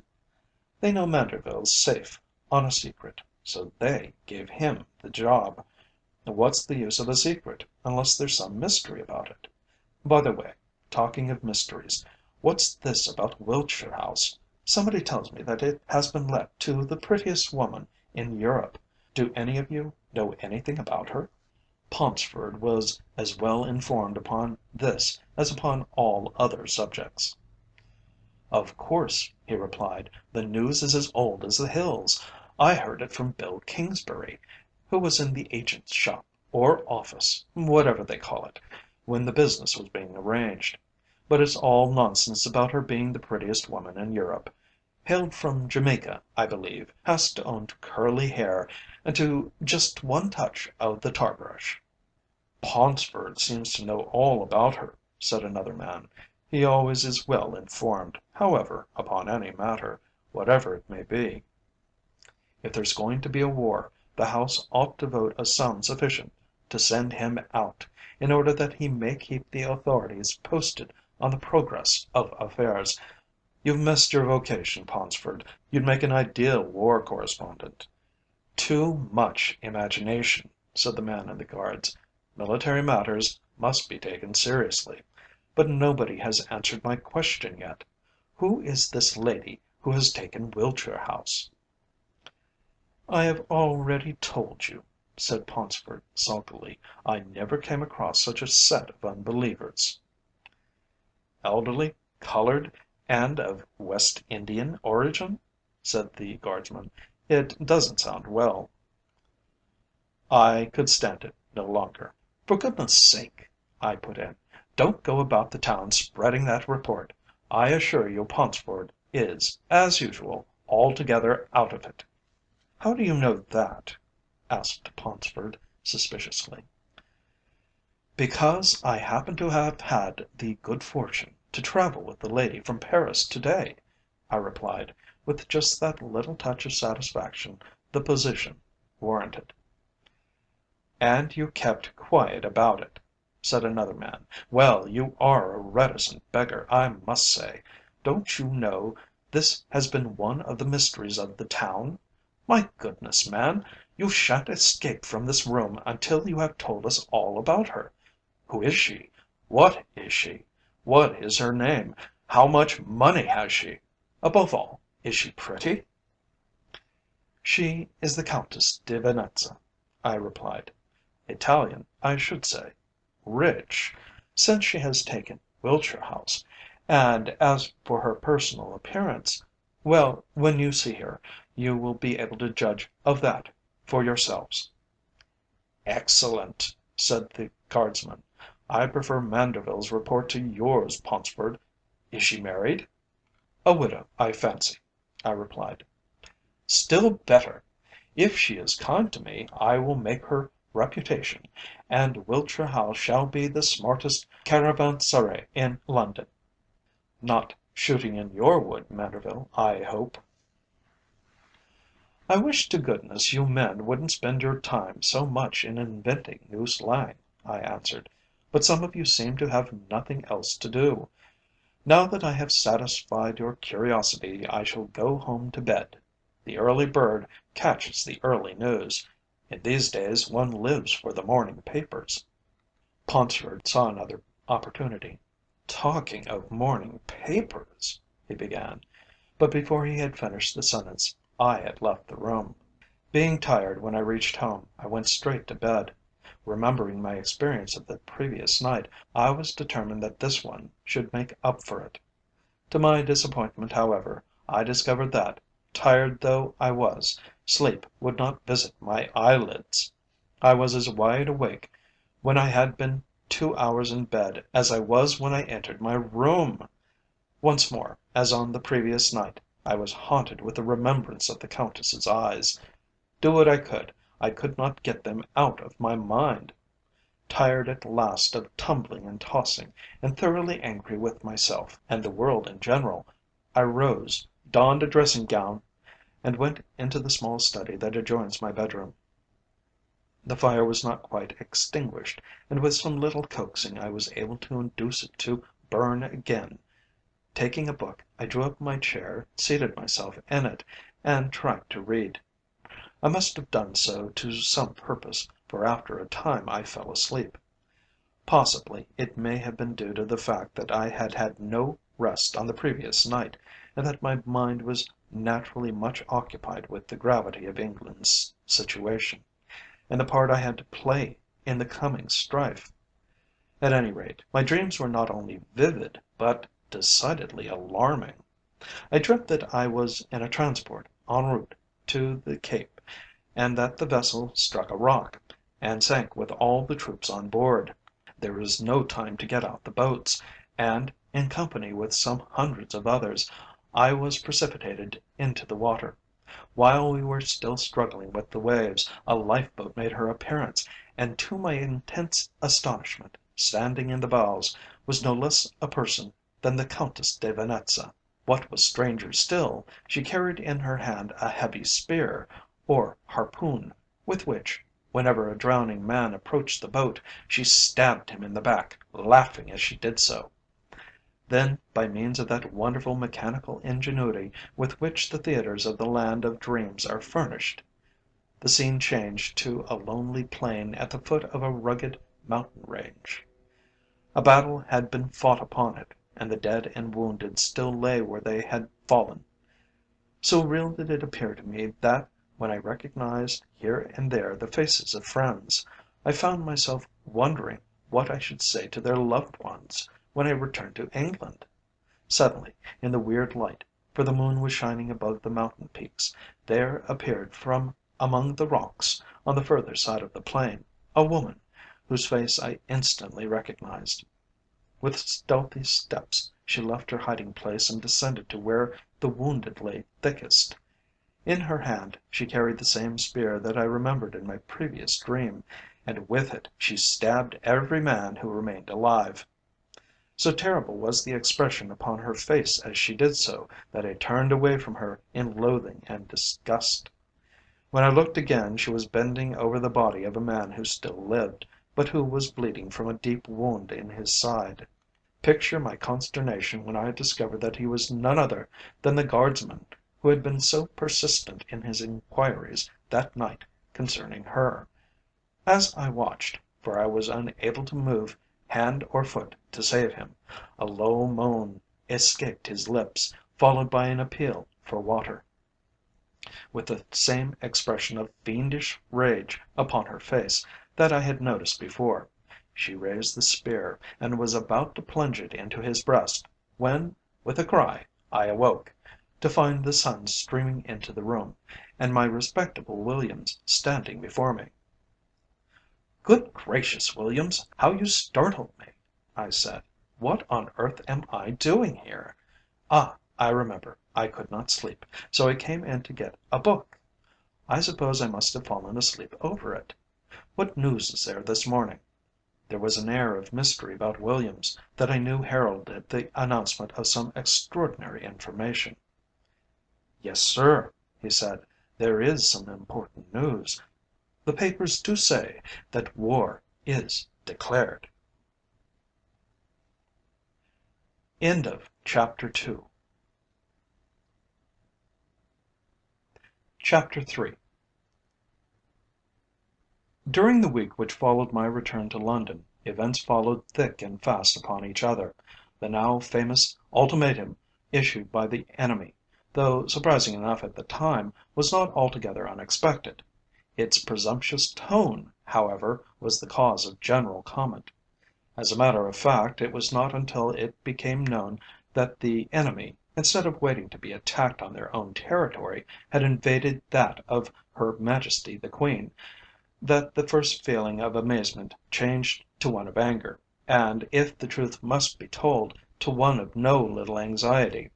Our force at the front was well known to be inadequate, and, as we had the best of reasons for being aware, a considerable time would have to elapse before it would be possible for it to be supplemented. In my new capacity as a member of the Cabinet, my knowledge of the country in which we were about to fight stood me in good stead. Consequently, I was kept busily employed after my return to England. The situation, as I have already said, was one of considerable anxiety, but as soon as it was announced that the popular soldier, Sir William Woller, had been selected to proceed to the south, in order to take up the chief command, the public fears were, in a great measure, allayed. With perhaps but three exceptions, no more popular choice could have been made, and I do not think I am breaking faith with my colleagues when I say that we were all agreed upon this point. The decision was arrived at on Wednesday afternoon, and orders were issued that the general in question should sail from Southampton on the following Saturday. On the Friday morning he was to be present at an important council at the War Office. In the afternoon he was to be received in audience at Windsor, and at 11 o'clock on Saturday morning he was due to leave Waterloo for Southampton Docks. Now, Woller and I had been friends for many years, and immediately his appointment was made known, I hastened to write him a letter of congratulation. In it I said that if he should have sufficient time at his disposal to allow me a chance of seeing him before he left London, I should like to shake him by the hand, and wish him Godspeed. He replied to the effect that he would be dining with the Commander in Chief on Friday evening, and informed me that I was to be one of the party. In confirmation of this the next post brought me an invitation, which I hastened to accept. In due course Friday evening arrived, and the appointed hour found me at the Commander in Chief's residence in Bruton Street. I had already been informed that it was to be quite a small and friendly affair. As a matter of fact, the guest of the evening, myself, and two other friends, constituted the party. I was the first to arrive. Sir George Brandon followed me. Berkeley Burroughes came next, and as soon as he had put in an appearance, we only required Woller to make the number complete. He was late, however. 8 o'clock struck, and still there was no sign of him. Our host, in apologizing for the delay, reminded us that, owing to the multitudinous claims upon Sir William's time, it might be impossible for him to avoid being just a little late. When, however, the clock upon the mantelpiece stood at half past 8, we began to look at each other and to wonder what could have become of him. At last the Commander in Chief was unable to bear the suspense any longer. "If you will excuse me," he said, "I will telephone to his house, and find out at what time he left there. Woller is such a punctual man that this delay is, to say the least of it, extraordinary." He left the room, and during his absence we kept up that desultory kind of conversation with which one endeavours to cover the uneasiness caused by the non-arrival of an anticipated guest. A few moments later, the Commander in Chief returned with a puzzled expression upon his face. "It becomes more inexplicable every minute," said he. "From what I can gather, Woller has not been seen at his home since he left it for Windsor. It is really most singular, and I am at a loss to know what construction to put upon it. However, if you have no objection, we will give him another quarter of an hour's grace, and if he is not here then, go in to dinner." We waited the allotted time with what patience we could command, and when it had expired, left the drawing room and proceeded to the dining room, where we sat down to the long delayed meal. I cannot pretend for a moment that the meal was a success. The non-appearance of our old friend, the man who on the morrow was to leave England on one of the most important errands she had ever entrusted to a son, sat like a wet blanket upon us. If at the last moment he had been prevented from coming, how was it that he had not sent a note of apology and explanation to his host? Had he met with an accident, or been taken suddenly ill, he would at least have given instructions that a telegram should be sent. Woller, as we were well aware, was the pink of politeness. He was also a strict disciplinarian, not only of others, but also of himself. That he would, therefore, have treated with discourtesy a man who, besides being his senior officer, was also his old friend, was the most unlikely thing in the world. There were special reasons that prevented us discussing the matter in all its bearings just then, but that we were all equally disquieted by his absence was quite certain. I was the first to leave the house, and I can remember that it was exactly 11:15 when the front door closed behind me. Up to that moment no word of apology, excuse, or explanation had been received from the missing man. "It's just possible that I may find a message from him awaiting me when I reach home," I said to myself as I took my place in my brougham. I was destined to be disappointed, however. There were several letters and 2 telegrams lying upon my table, but not one of any sort from Woller. "Are you quite sure that no messenger has called from Sir William Woller?" I asked Williams, when he came to my dressing room a quarter of an hour later. "No, sir, I am quite sure of that," he replied. "Had any one called, I should have been informed of it." With that assurance I was perforce compelled to be content. I can give you my word, however, that I was by no means easy in my mind concerning Sir William's silence. Next morning, when I was in the middle of my breakfast, a note was handed me from the Commander in Chief. It ran as follows: "Dear Manderville, could you spare me 10 minutes as soon as possible after your receipt of this? I would call upon you myself, but for various reasons, which I will explain to you when I see you, I am unable to leave the house until I go down to Pall Mall." Here followed an assurance that the writer was very truly mine, his signature, and a postscript to the effect that the bearer would wait for an answer. I scribbled a hasty reply, saying that I would come round to Bruton Street at once, and as soon as I had made my toilet, called a cab and set off. On my arrival there, I was shown direct to the Commander in Chief's study, where I found him awaiting my coming with considerable impatience. "It is very good of you to come so promptly," he said. "To tell you the truth, I am very uneasy, and as we are both old friends of the man, I thought I would consult you in an ex officio capacity before going to the Secretary of State for War." "I am to gather from this, I suppose, that up to the present you have not heard anything of Woller?" I answered, with a little sinking of the heart, for I made sure that morning would dispel the mystery that enveloped his behaviour. "You have guessed correctly," he said. "I have caused the most careful inquiries to be made, and have learnt that he left Windsor by the 3:25 train, reached Paddington at 4:20, entered a cab there, and has not since been heard of. Unfortunately, as nobody seems to have been aware of his identity, the number of the cab was not taken, and so far as we are able to ascertain, none of the drivers in the station yard at the time appear to be able to recollect whose vehicle it was that he employed.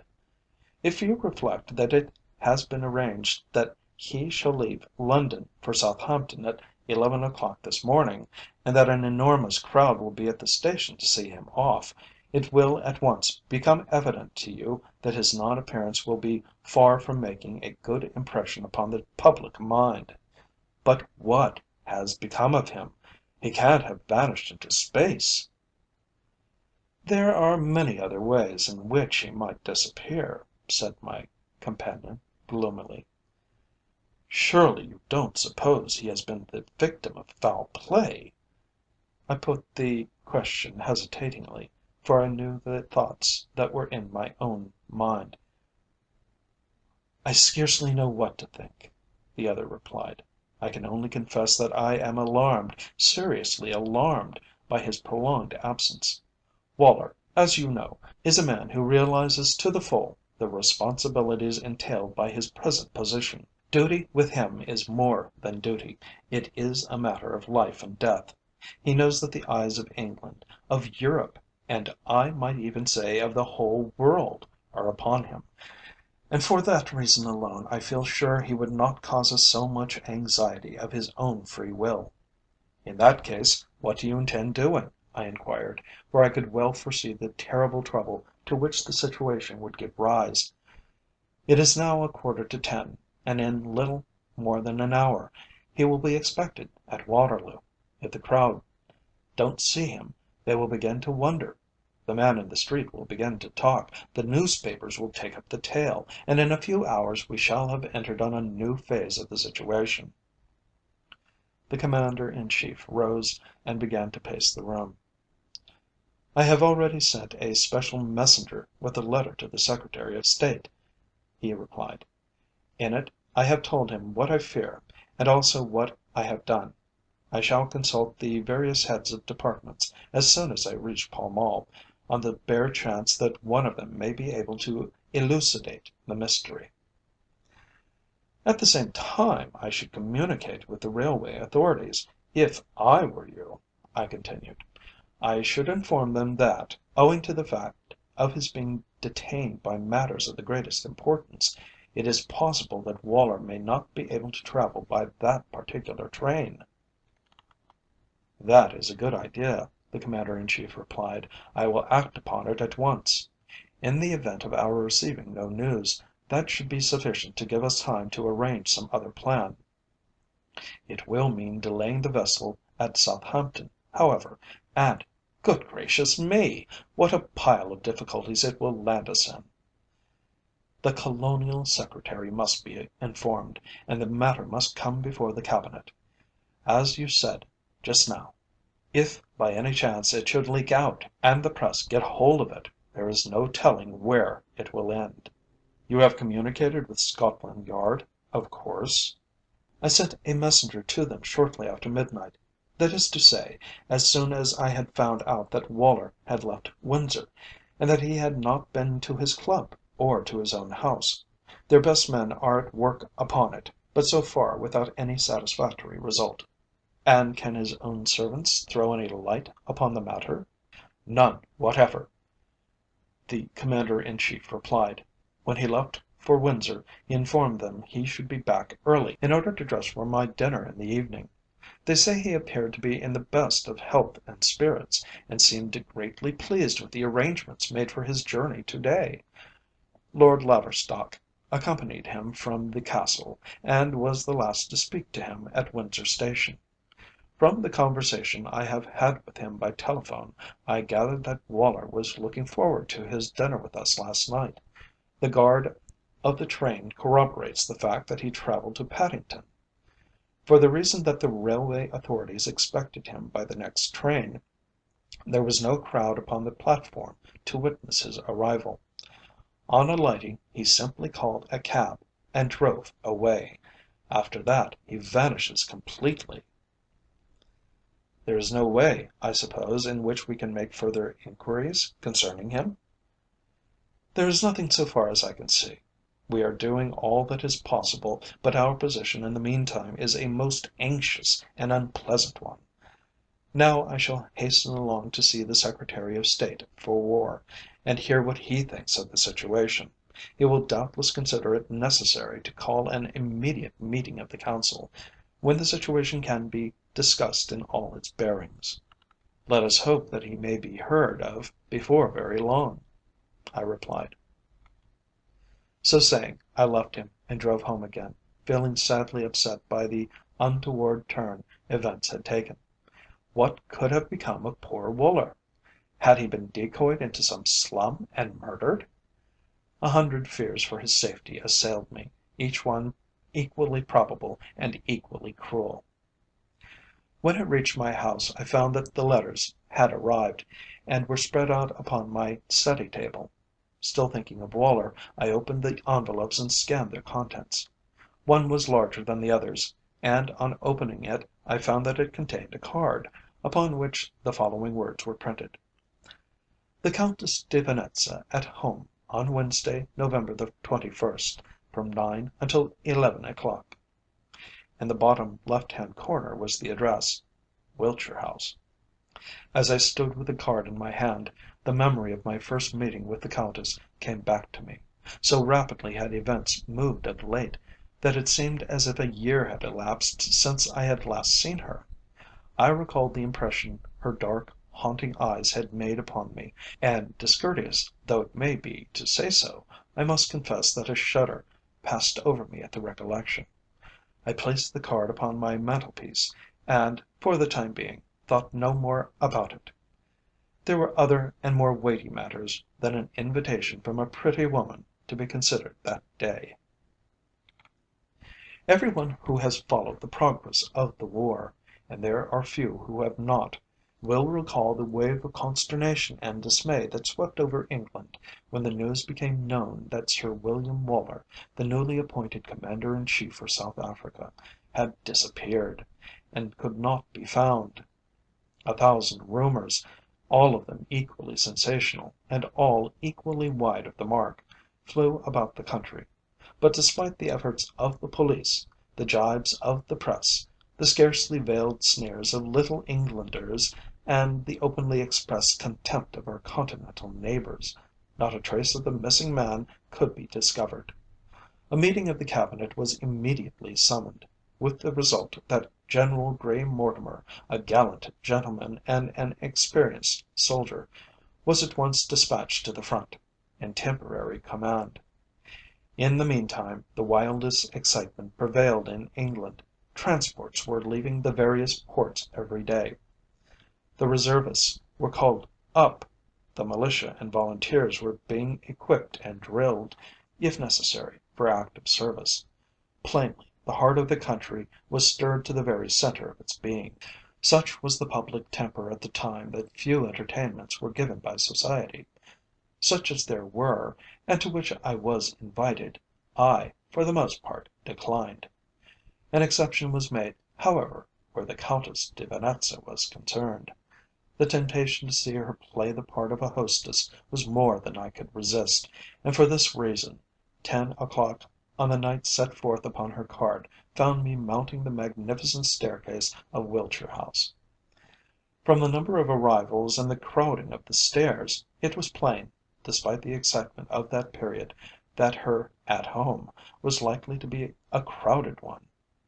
Her beauty, her wealth, the fact that she was for the time being the possessor of Wiltshire House, her famous team of black Orloffs behind which she drove in the park, had combined to make her one of the year's sensations. The grandeur of her entertainments had quickly become proverbial, and, in consequence, to admit that one had not the entrée to Wiltshire House was to argue oneself unknown. Ascending the staircase by my side, cool, calm, and collected, as if the enormous weight of responsibility he was then carrying were of no account, was no less a person than the Colonial Secretary. When the history of the century, and of this war in particular, shall come to be written, the character of the Honourable Benjamin Castellan will shine prominently out. The possessor of a serene imperturbability that nothing could disturb, a keen observer, a born leader of men, and boasting that most necessary of all qualifications, a firm belief in himself, a better man for the arduous post he occupied could not have been discovered. "I was not aware that you knew the Countess," I said, as we climbed the stairs together. "Nor did I that until a few days ago," he answered. "May I ask where you made her acquaintance?" "In Paris," I replied. "We stayed at the same hotel. She and her father had just returned from a yachting trip in the Mediterranean with the Duke of Rotherhithe.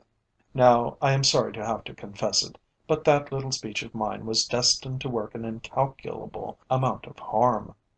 Castellan has confessed to me since that he was at first inclined to be somewhat distrustful of the Countess. When I informed him, however, that our hostess had been the guest of such a well known personage as the Duke of Rotherhithe, she figured in his eyes in a different light, with what result you shall presently hear. On the broad landing at the head of the staircase we were received by the Countess. A more beautiful figure than she presented at that moment it would have been difficult to find.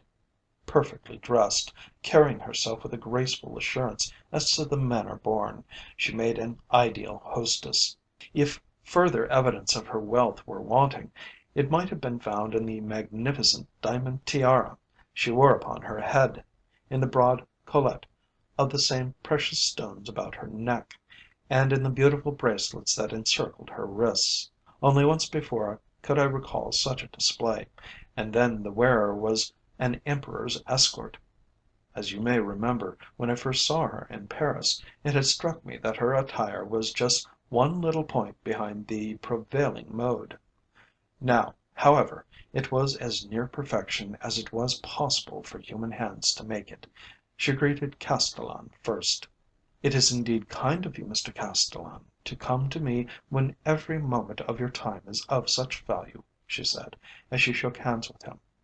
"I follow your doings with the greatest eagerness, and marvel that you should have the strength to accomplish so much." "Have you ever discovered that stress of work promotes growth of power?" said the Colonial Secretary. Then, with one of his inscrutable smiles, he added, "Pardon me, Countess. I had forgotten for the moment that your power does not depend upon your work." "Ah, I fear you intend a compliment," returned the lady with a smile. "Must it remain for a foreigner to remind you of your own Milton? What is strength without a double share of wisdom, vast, unwieldy, burdensome, proudly secure, yet liable to fall by weakest subtleties, not made to rule, but to subserve where wisdom bears command." It was not difficult to see that the aptness of the quotation astonished the Colonial Secretary. The purity of the Countess's English was also a surprise to me, but for certain unmistakable indications it would not have been thought that she was a foreigner. When Castellan had passed on his way, she turned to me with a little gesture, as if she were pleased to welcome an old friend. "Ah, Sir George," she said, "I am so pleased to see you. But I think I should give you a scolding for not having been before." I hastened to excuse myself on the plea of overwork, and, having obtained forgiveness and promised to amend my conduct in the future, I passed on to shake hands with her father. When I had been again thanked for my kindness in the matter of the French train, I followed the Colonial Secretary into the ballroom. I had not been there many minutes before I was greeted by a voice which I instantly recognized, saying, "How do you do, Sir George?" And turning, I found myself face to face with the handsome young Count Reiffenburg, Madame's cousin. "And how do you like London?" I inquired, after the usual polite salutations had passed between us. "I think I understood you to say, on the occasion of our crossing for Paris, that this was your first visit?" "I like it very much," he replied, "but, to be candid, not so much as Paris.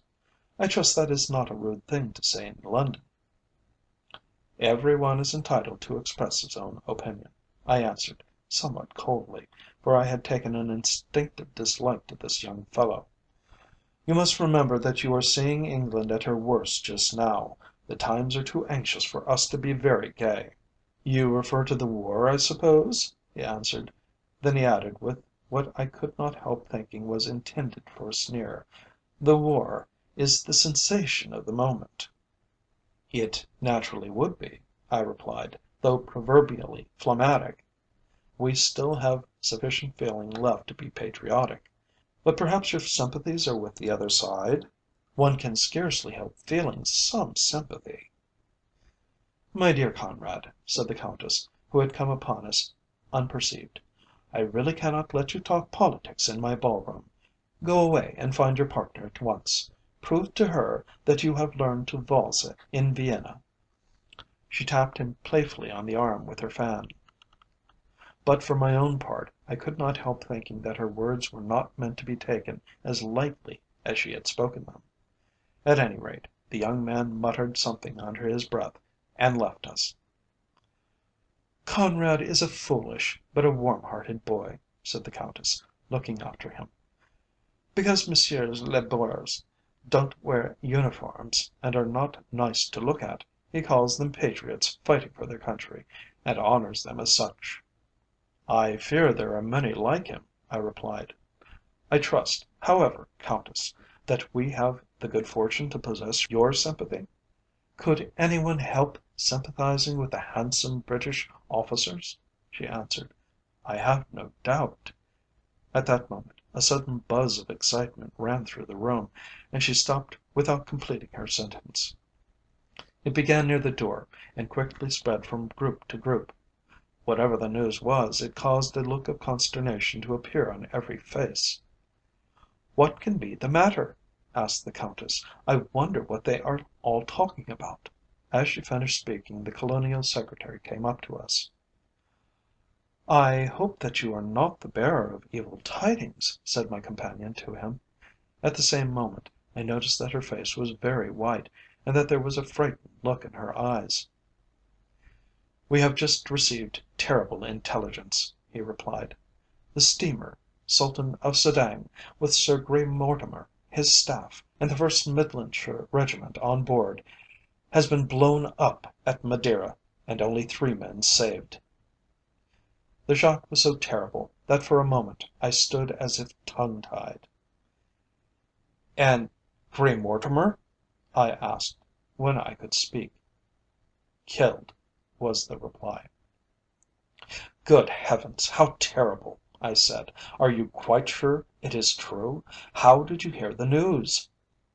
"A message has just reached me from the office," he replied. "There can be no doubt about it."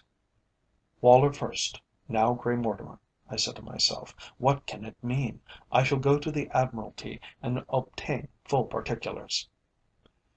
"I will accompany you," said the Colonial Secretary. "Good night, Countess, and many thanks for your hospitality. I am sorry indeed that this news should have reached us at such a time." "And I too," she answered. Then, turning to me, she continued, "I hope you will come and see me again, Sir George." As she said it, she looked into my face with a glance that would have set many hearts, less susceptible than mine, beating with unusual vigour. The memory of that look accompanied me down the stairs and remained with me for some time after I was seated in the Colonial Secretary's brougham. Then we set off to the Admiralty to learn the details of the disaster. Alas! as Castellan had said, it proved only too true. The steamship Sultan of Sedang had reached Madeira safely, and had anchored in the bay. Nothing of a suspicious nature occurred, nor was any boat seen near the ship after dark. Suddenly a terrific explosion was heard, and the great vessel was blown to pieces, the only men who escaped with their lives being a stoker, a sergeant in the Midlandshire regiment, and an officer's servant. At the time of telegraphing, boats were out searching the bay, while the most careful investigation as to the cause of the disaster was proceeding on shore. The Colonial Secretary and I left the Admiralty when we had heard all there was to be told, and proceeded into the street once more. The coachman had been ordered not to wait, as we had decided to walk on home. Late as the hour was, the alarming intelligence had spread like wildfire through London, and already a considerable crowd had collected in Whitehall. Fortunately, Castellan and I were able to slip out unrecognized, and then we set off in the direction of Trafalgar Square. The Colonial Secretary's residence, as all the world is aware, is in Carlton House Terrace. At the corner of the small thoroughfare that winds its way from Cockspur Street into Carlton House Terrace, we stopped, and stood for some moments conversing there together. Then we wished each other good night, Castellan going down the narrow street of which I have spoken, while I proceeded along Pall Mall and Piccadilly in the direction of my own abode. My thoughts were the reverse of pleasant as I strode along. A Cabinet Council had been summoned for the following morning, and, with this sad intelligence to be brought before it, there could be no doubt that it was likely to be a gloomy one. Next morning I rose early. I had a large amount of work to get through before the meeting, which was to take place at 11 o'clock. At a quarter to that hour I drove down to Whitehall, and made my way to the Foreign Office. "This is terrible news indeed, Manderville," said the Prime Minister, as we shook hands. "Poor Grey Mortimer, and all those gallant men! I scarcely like to think of the effect it will produce upon the country. First, that succession of disastrous defeats, then Waller's extraordinary disappearance, and now this new catastrophe. However, as we shall have to discuss that directly, I will say no more at present. Are we all here?" There was only one person who had not arrived, the Colonial Secretary. "It's not like Castellan to be unpunctual," said the Prime Minister. "Doubtless, however, it won't be long before he puts in an appearance." When 10 minutes had elapsed and still he did not come, a messenger was dispatched to the Colonial Office in search of him. It was not long before he returned with the information that Castellan had not yet arrived at his office. Close upon the heels of this message came another from Mrs Castellan, anxiously inquiring for her husband, who, it appeared, had not come home on the previous night, nor had any communication been received from him. As I heard this, a great fear took possession of me. I had said good night to him in Cockspur Street, only a few paces from his own front door, and had seen him walk in that direction. How was it, then, that he had not reached it? Was he the victim of a plot? Had he disappeared like Waller, never to be heard of again? End of chapter 3. Chapter 4.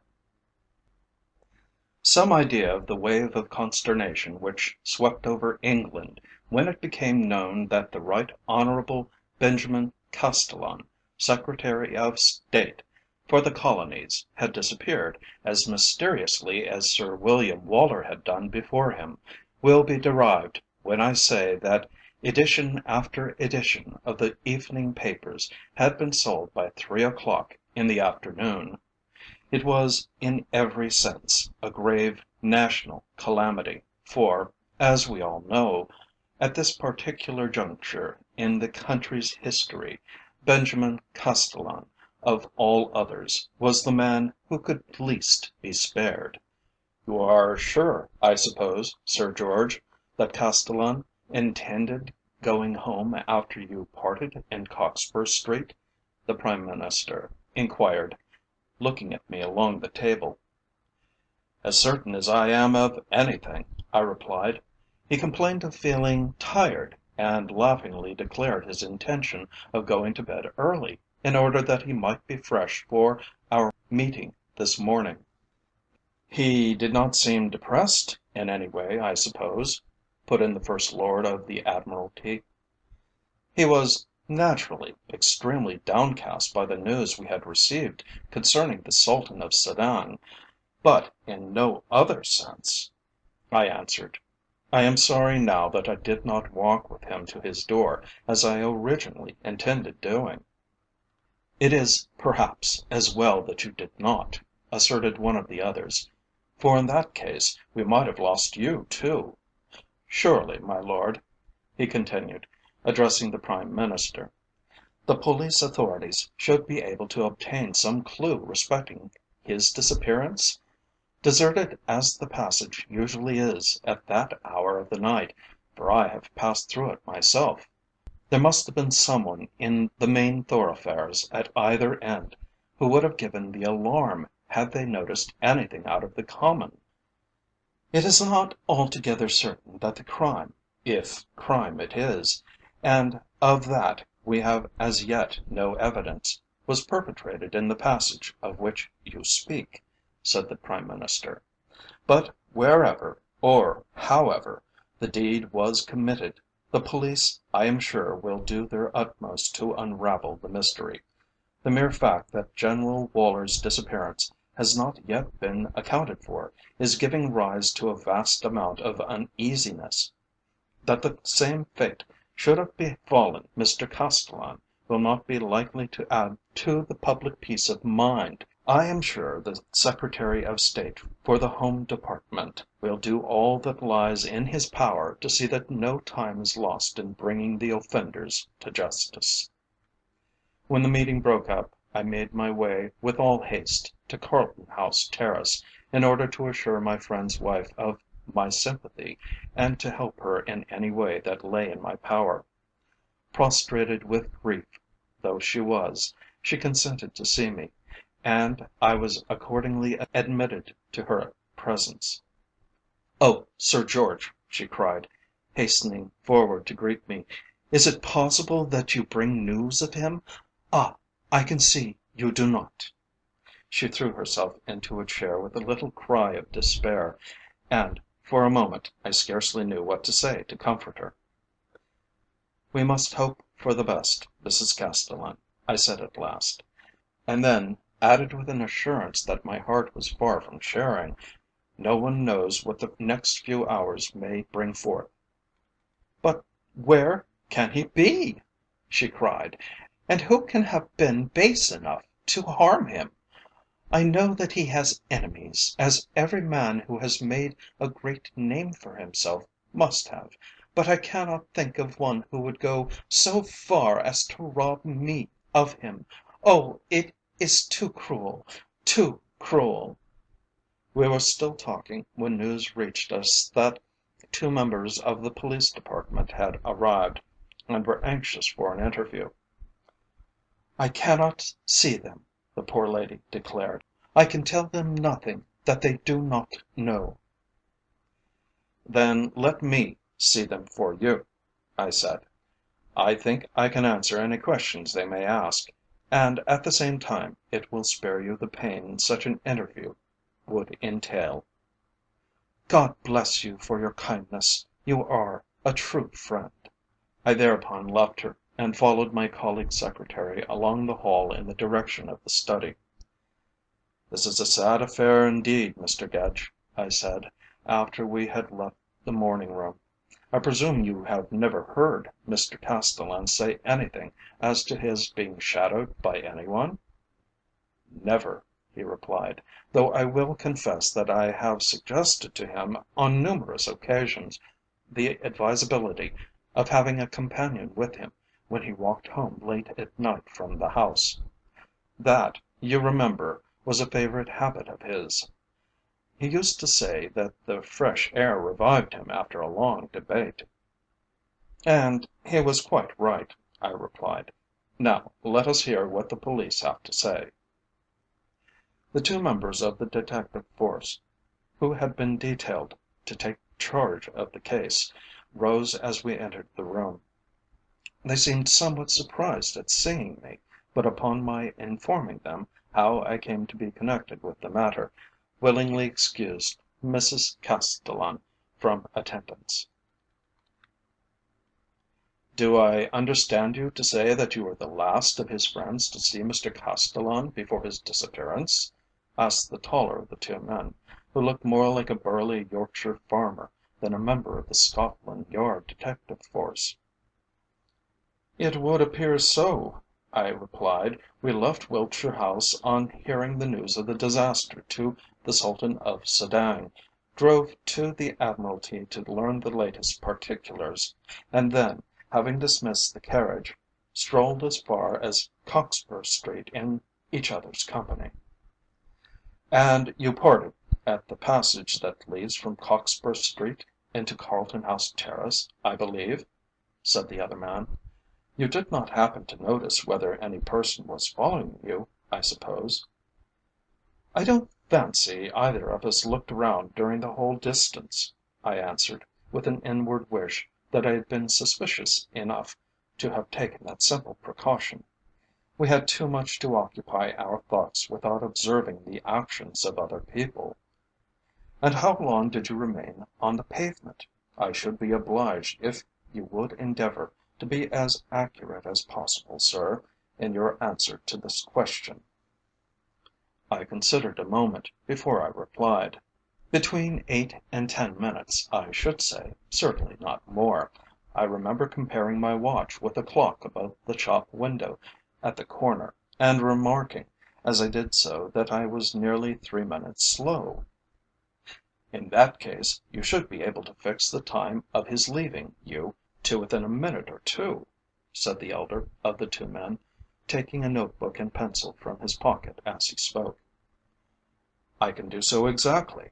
It was 5 minutes past 12 when we bade each other good night." "Was any one near you on the pavement while you were standing talking?" "No one. The street was almost deserted." "I notice that you say almost deserted, sir. Then there were other people in sight. Do you happen to remember if any one was standing near you? That is to say, within 50 feet or so?" "I recollect that there was a policeman on the opposite side of the road. Two youths in evening dress, both far from sober, passed at the moment that we stopped. Say, now I come to think of it, there was an old woman near us just before we said good night to each other, and, if my memory serves me, she disappeared down the narrow passage. It is strange that I should have forgotten the circumstance." "An old woman? Can you give me a rather more detailed description of her? Of what class was she?" "Of the very poorest, I should say, and half witted. She was in rags, and was muttering some gibberish to herself. I am afraid I cannot tell you any more about her." "That is rather a pity," said his companion. "I should like to have a little conversation with that good lady." "You surely don't think she had anything to do with the Colonial Secretary's disappearance?"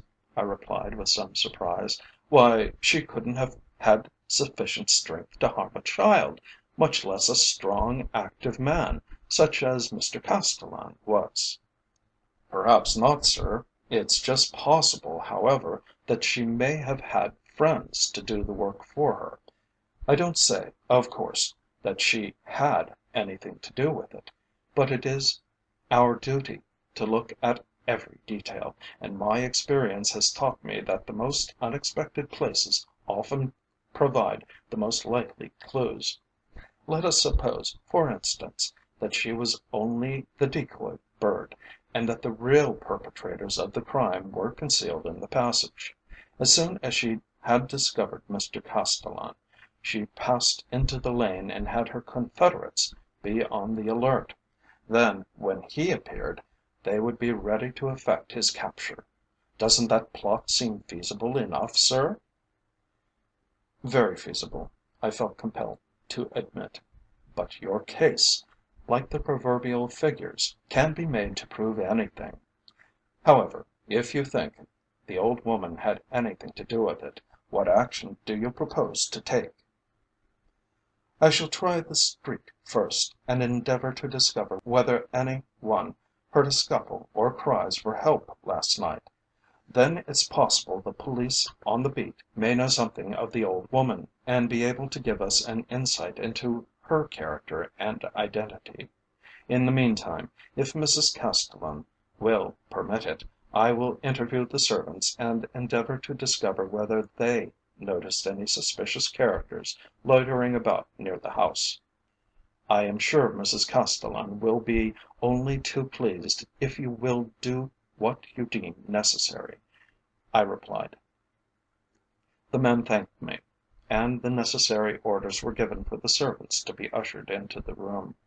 One by one they were subjected to a rigorous cross examination at the hands of the two detectives. Neither the butler nor any of the men servants had noticed anything suspicious in the front of the house, nor had they seen any old woman, answering to my description, hanging about the premises. The housekeeper and cook were equally positive in their assertions. Indeed, the only person who had noticed anything peculiar was a young housemaid, who declared that she had seen two well dressed men pass the house on 3 different occasions during the day. Each time they used the small passage to which reference has been so often made.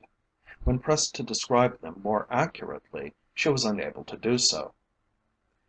"They were just ordinary gentlemen," she said, "dressed in frock coats and silk hats, and they might have, or might not have, carried umbrellas in their hands." Further than this she declared she could not go, not if her life depended upon it. "What makes you so sure that they passed 3 times?" asked the smaller of the two detectives. "Because I saw them first after breakfast, sir," the girl replied, "then in the middle of the morning, and the last time just before dinner." This being all that could be extracted from her, the girl was dismissed from the room, and Mr Castellan's valet was recalled. From him an exact description of the clothes the missing man was wearing, and a record of the jewellery he had about his person was obtained. "This is no ordinary case of robbery," said the elder detective, "but it is always as well to know these things. One never knows how useful they may prove later on." After asking a few more questions, they thanked me for the information I had given them, and prepared to leave the house. "You will be sure to acquaint Mrs Castellan with any discovery you may make?" I said. "I should like to be able to assure her of that." "You may, sir. She shall know directly we hear of anything." Then they bowed themselves out, and I was at liberty to make my missing colleague's wife acquainted with the result of our interview. I found her still prostrated with grief and anxiety, a prey to the most agonizing thoughts. I did what I could to comfort her, though I felt that my ministrations could do her no good. In my own heart I was quite certain that Castellan had been spirited away by the same mysterious agency that had deprived us of Woller. What that agency was, however, was more than I, or any of us, could determine.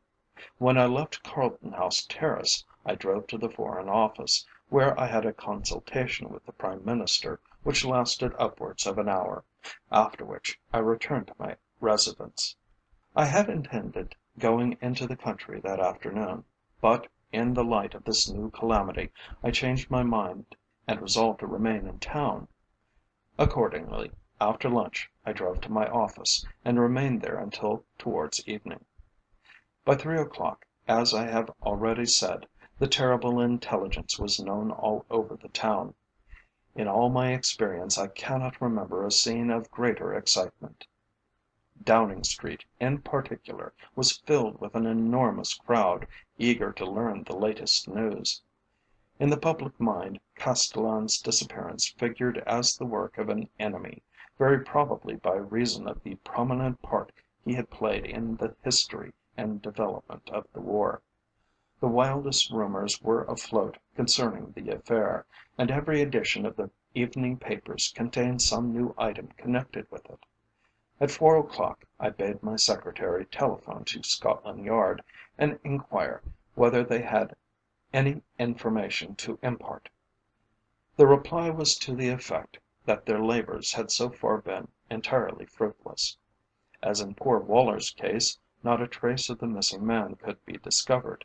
Castellan could not have vanished more completely had he been caught up to the sky at the very moment that I had said good bye to him. "It is really most uncomfortable for everyone concerned," my secretary remarked. "If this sort of thing is to continue, one does not know who the next victim may be." He was quite right. One certainly did not know. This much, however, was quite certain. Whoever the persons might be who perpetrated the crime, they were past masters of their art. Their arrangements and the general conduct of the affair was perfection itself, and against such science it was almost impossible to guard.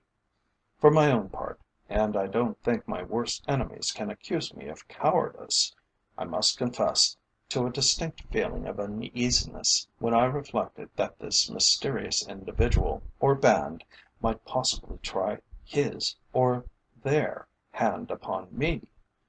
The suggestion emanating from Scotland Yard to the effect that we should avail ourselves of the offer of police protection, I politely but firmly declined.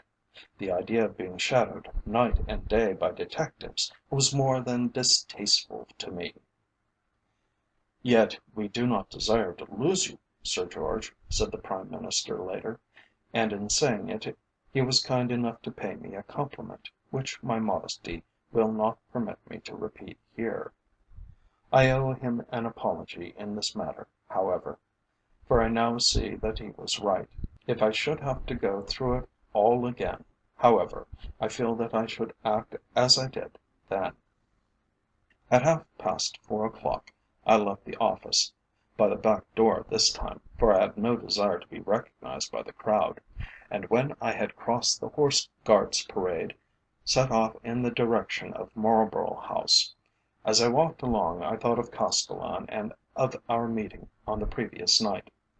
How little he had dreamt, when he had carried on his airy badinage with Madame de Venetza, that in less than 3 hours he would be gone from the sight of men! This naturally led me to think of the Countess. I recalled the expression upon her face, and the look in her eyes, when she had invited me to visit her again. And though, as I have said before, I do not in any way consider myself a ladies' man, I am willing to confess that the recollection of her condescension gave me considerable satisfaction. Not feeling in the humour for Piccadilly, and the raucous voices of the newsboys shouting, "Disappearance of the Secretary of State for the Colonies! Disappearance of Mr. Castellan!"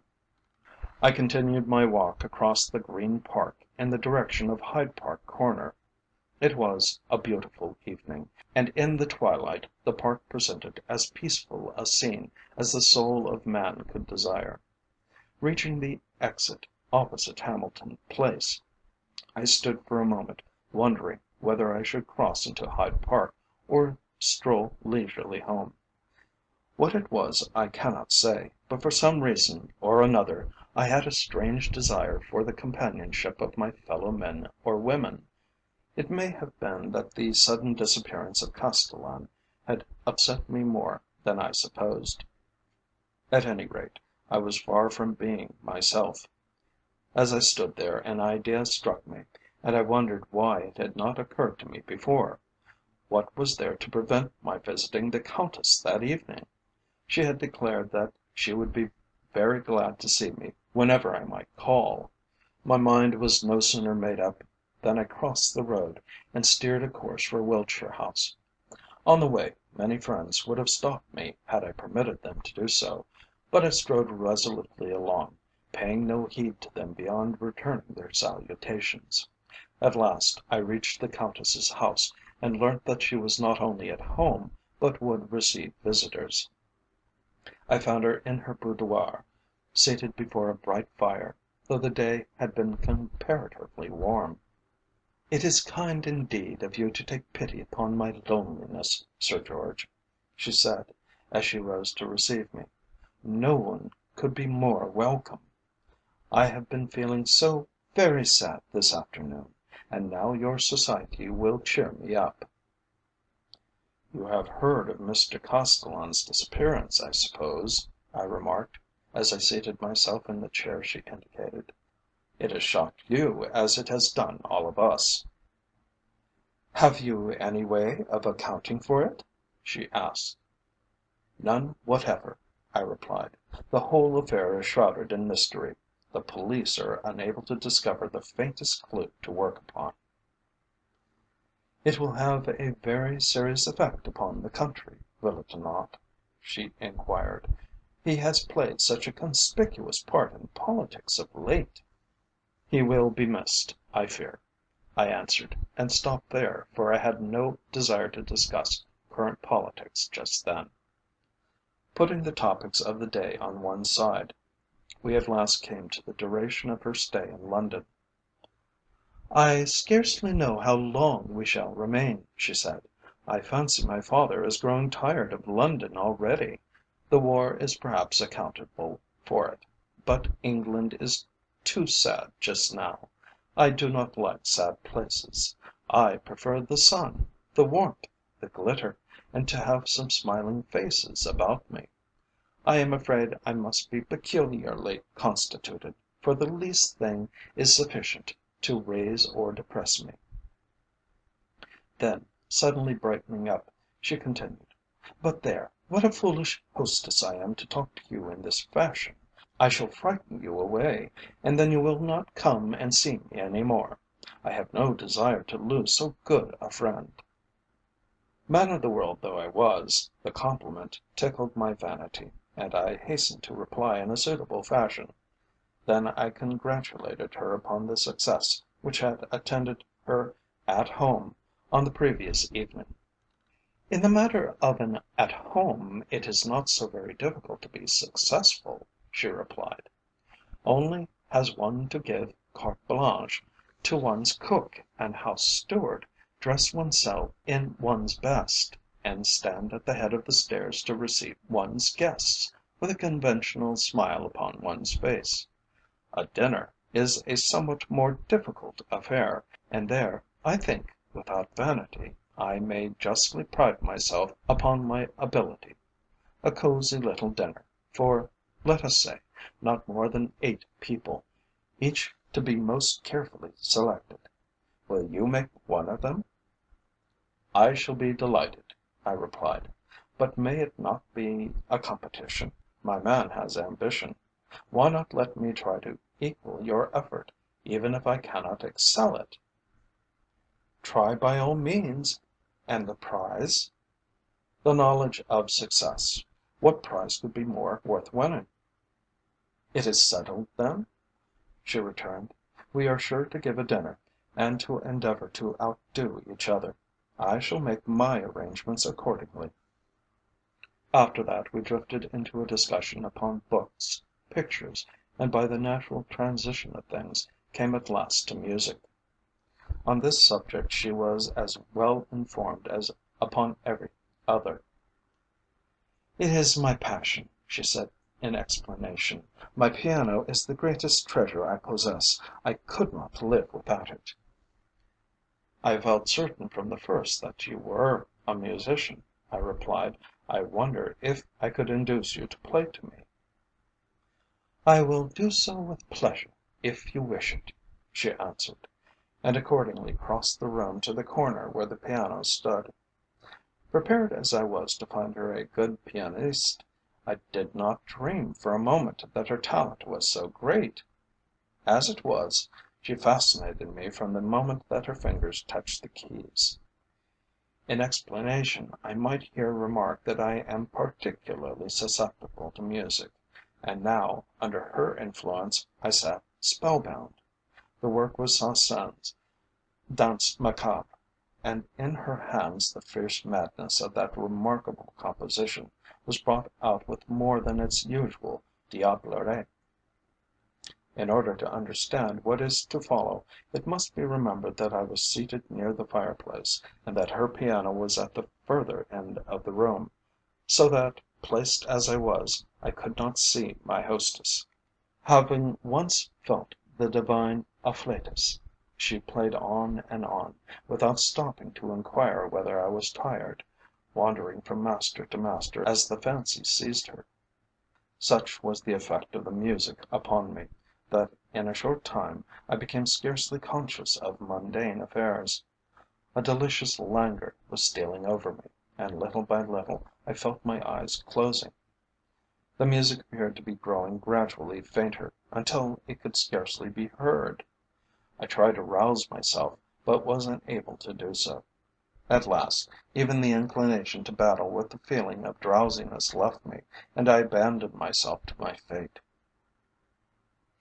Whether I fell asleep and dreamt what I am about to describe, or whether the Countess, in the exercise of a deadly power which I feel convinced she possessed, had hypnotized me, I cannot say.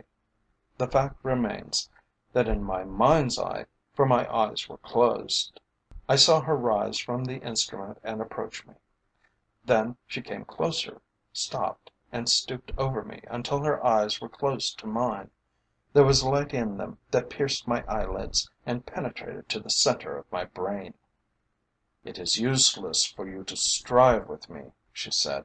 "You are mine, and must do my bidding." Then she began to question me on certain matters connected with the war and with European politics. I appeared to be telling her secrets, so vital in their importance that to have breathed them aloud to the world would have been to run the risk of causing the most serious international complications. Yet, still powerless to resist, I answered the questions as they were put to me, keeping nothing back. When she had learnt all that she wanted to know, she moved away from me and returned to the piano. Then once more she began to play, the music growing louder and more distinct as it progressed. Then I woke, to find her still playing the same piece as when I had closed my eyes. When she had finished it, she rose from her seat. "I think of all the great masters, I prefer Chopin," she said, as she crossed the room. "Yes, I am certain that he stands first in my admiration." Her manner was so open, so sincere, that the suspicion I had been tempted to entertain against her vanished in a trice. It was all imagination, I told myself. Under the influence of her music, I must have fallen asleep and dreamt it all. Had I not good proof of this? Had it really happened, it would have taken nearly a quarter of an hour for me to impart the information she had asked of me. Yet the long hand of the clock upon the mantelpiece had only advanced 3 minutes since I had last looked at it. How comforting this assurance was to me, I must leave you to understand. It was the most singularly vivid dream, however, I had had in my life, and, but for the evidence of the clock and the sincerity of the Countess's manner, I could have sworn that the incident I have just described had really occurred. Yet there was another side to the question. I had fallen asleep while paying an afternoon call, and the idea disquieted me more than I cared to admit. Then a servant entered with tea, and under the influence of the Countess's Pekoe and fashionable chit chat, my powers of conversation returned to me. At last I rose to take leave. "I fear I have paid you an unconscionably long visit," I said. "Your beautiful music, however, must be blamed for my overstepping the bounds of politeness. I hope you will forgive me." "It has been a pleasure to me to play to you," she answered. one does not always have such a sympathetic audience." With that I left her, and on reaching the street turned in the direction of the park.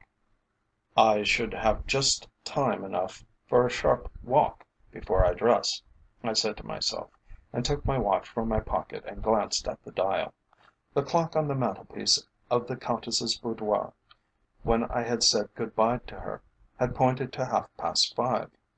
My watch showed 5:45. This was very singular, for I remembered looking at my watch as I stood in the portico, after ringing the bell, and also my laughing remark to the Countess, to the effect that I was glad to have found her at home at such an hour, glancing at the clock as I did so.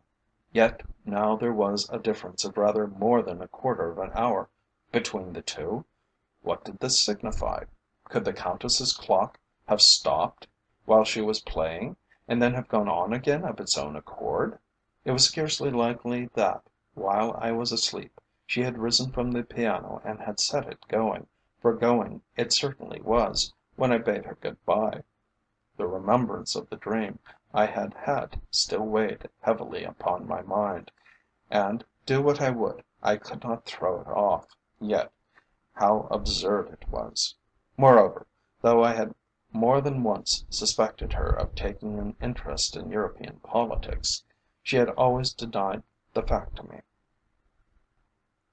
Besides, even if this were so, and granted that she had the power, what reason could she possibly have had for extracting secrets from me? At this point, the remembrance of her eyes, and the singular influence they had had over me in Paris, returned to me. What does it all mean? I asked myself, as if in despair of arriving at a definite conclusion. I was to find that out, however, in good time. End of chapter 4. Chapter 5. You will remember that in the preceding chapter I described to you the conflicting emotions with which I viewed my now famous call at Wiltshire House, beyond remarking that I was quite at a loss to account for it, and that the passing of time did not throw any further light upon the mystery. I need say no more about it. There is so much to tell of vital importance, that it behoves me to be economical of space. Needless to say, the Colonial Secretary's disappearance continued to attract its full measure of public opinion. Despite the endeavours of the police, however, no clue of any sort could be discovered, either as to his present whereabouts or as to the manner of his departure. Enormous rewards were offered, but without success. He was gone, and that was all that could be said about it. Meanwhile, the most alarming telegrams were being received from the front. Day after day the news of reverses filled the columns of the public press, until it began to look as if the prestige of England would be destroyed for ever and a day.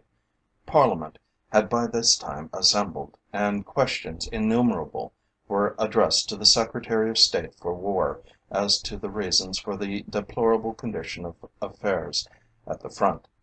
Public opinion was at fever heat, and only a small spark was needed to bring about an explosion.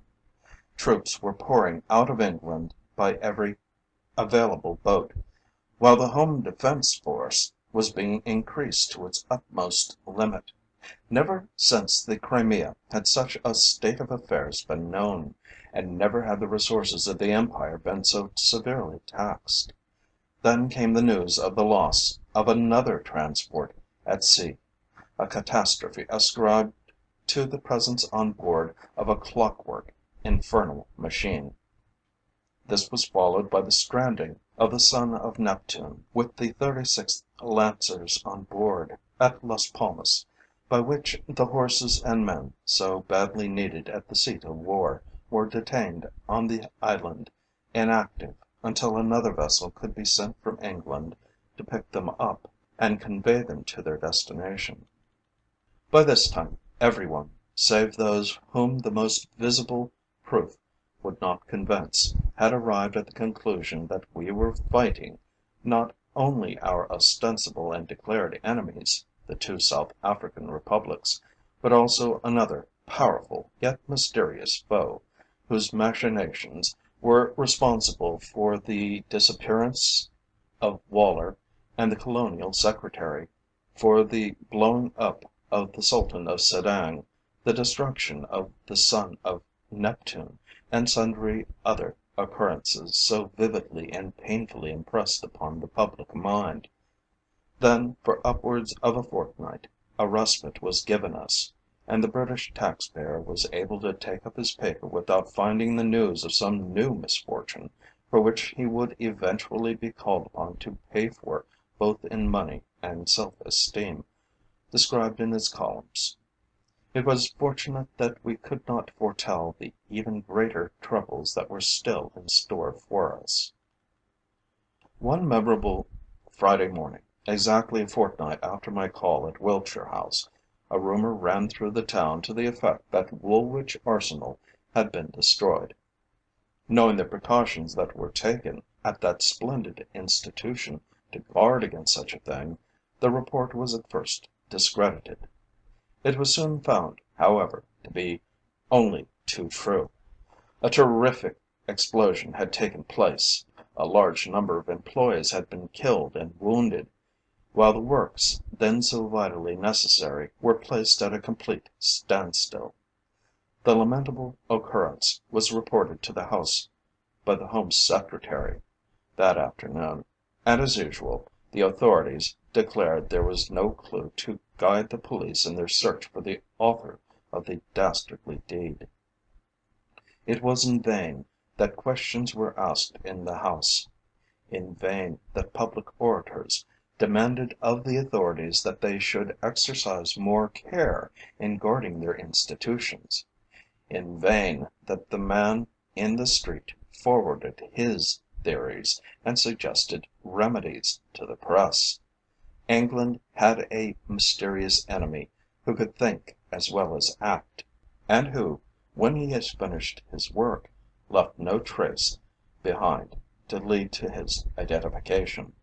In consequence of the excitement caused by the last disaster, the guards upon all the public buildings were doubled. No precaution was omitted that wisdom could dictate, and then we waited to see where the next blow would fall. In this fashion another fortnight went by, during which an incident of no small importance occurred. Quite by chance an explanation was forthcoming as to how the news of the series of disasters that had been our portion in South Africa during the last few weeks reached our shores. It was discovered that the cable, the only one then working, had been cleverly tampered with, the wires milked, to use an American expression, and a doctored version sent home for consumption. This was corroborated by the mail reports and dispatches describing the course of events in South Africa. Henceforth, the most rigid precautions were taken to guard against a repetition of this practice, and then once more we sat down to wait. I had seen nothing of the Countess for some time. The fright I had received on the last occasion that I had called upon her was still sufficiently impressed upon my memory to make me a little chary of allowing her to obtain so much influence over me. As will doubtless be agreed, this was a somewhat contradictory decision on my part, for in arriving at it I had no excuse to offer, save that I entertained for her a mixture of admiration and, I might almost say, of innate distrust. The admiration was easily accounted for. The distrust was somewhat more difficult to explain. Was she not the bosom friend of many of the greatest people in the land?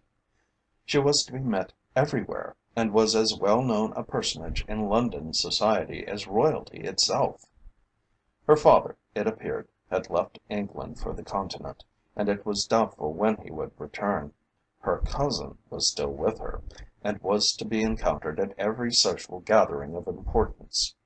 Young, handsome, and the reported possessor of considerable wealth, it was small wonder that he found himself in request when so many young men were absent from England. I have stated that I did not care for the young Count Reiffenburg, and now I will go even further by saying that the more I saw of him, the less I liked him. At this point in my story, it is necessary for me to describe a circumstance which, though at the time it puzzled me considerably, can now be very easily explained. It occurred on a night when the house sat scarcely so late as usual. As a matter of fact, it was but little after midnight when I set off to walk home. For a time, after the disappearance of the Colonial Secretary, I had declined to be shadowed by a detective, but now, hearkening to the voice of prudence, I had consented to be shadowed by a detective whenever I took my walk abroad. Since I am fond of walking, particularly at night, I am afraid my own particular shadow had rather a hard time of it. He never complained, however, but, faithful to his duty, kept me continually in view, obtruding himself upon my notice as little as possible. The feeling engendered by the knowledge that a man is continually behind one, watching all one does, is the reverse of pleasant. However, like everything else in life, one gets used to it, and after a time I took no notice of it. On this particular occasion, the night being so beautiful, the moon was full, I remember, I strolled leisurely home, my thoughts centred on the debate that had taken place that night. There is a solemnity about Trafalgar Square at midnight, particularly when viewed by the light of the moon, that is far from being its principal characteristic by day. As I passed the spot where I had said good bye to poor Castellan a few weeks before, I could not suppress a shudder. Leaving Cockspur Street behind me, I passed on to Piccadilly, afterwards proceeding by way of Berkeley Square to my abode. By the time I reached my own door, I was in the full enjoyment of the night. It seemed a pity to shut oneself up in the house when it was so lovely outside.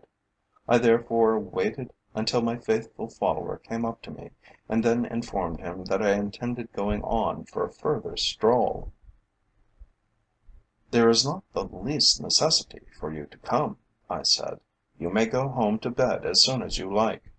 "I think I would prefer to accompany you, sir," the man replied. "I am on duty all night, and if anything were to happen to you, it would be my fault." "Very well, then," I answered. "Come along." So saying, we resumed our walk, with the difference that on this occasion I kept the man beside me.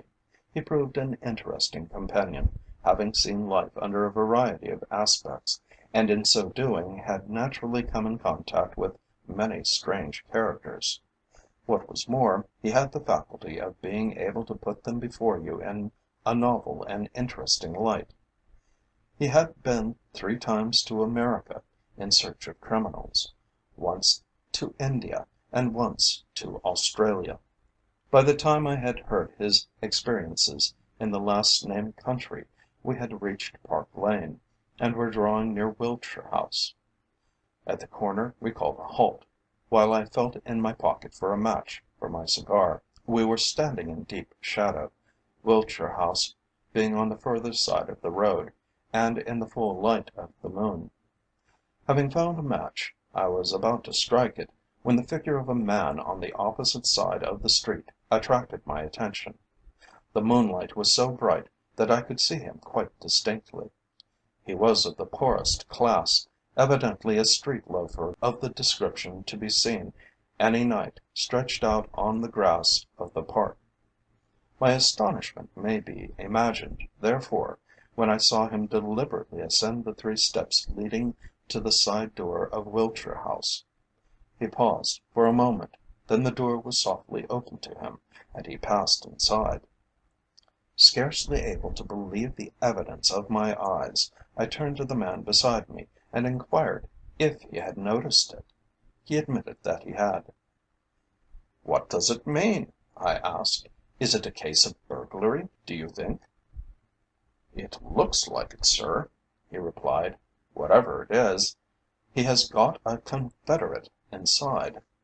"What do you think had better be done?" I inquired. "The Countess de Venetza is a personal friend, and I cannot allow her house to be robbed without making an effort to prevent it."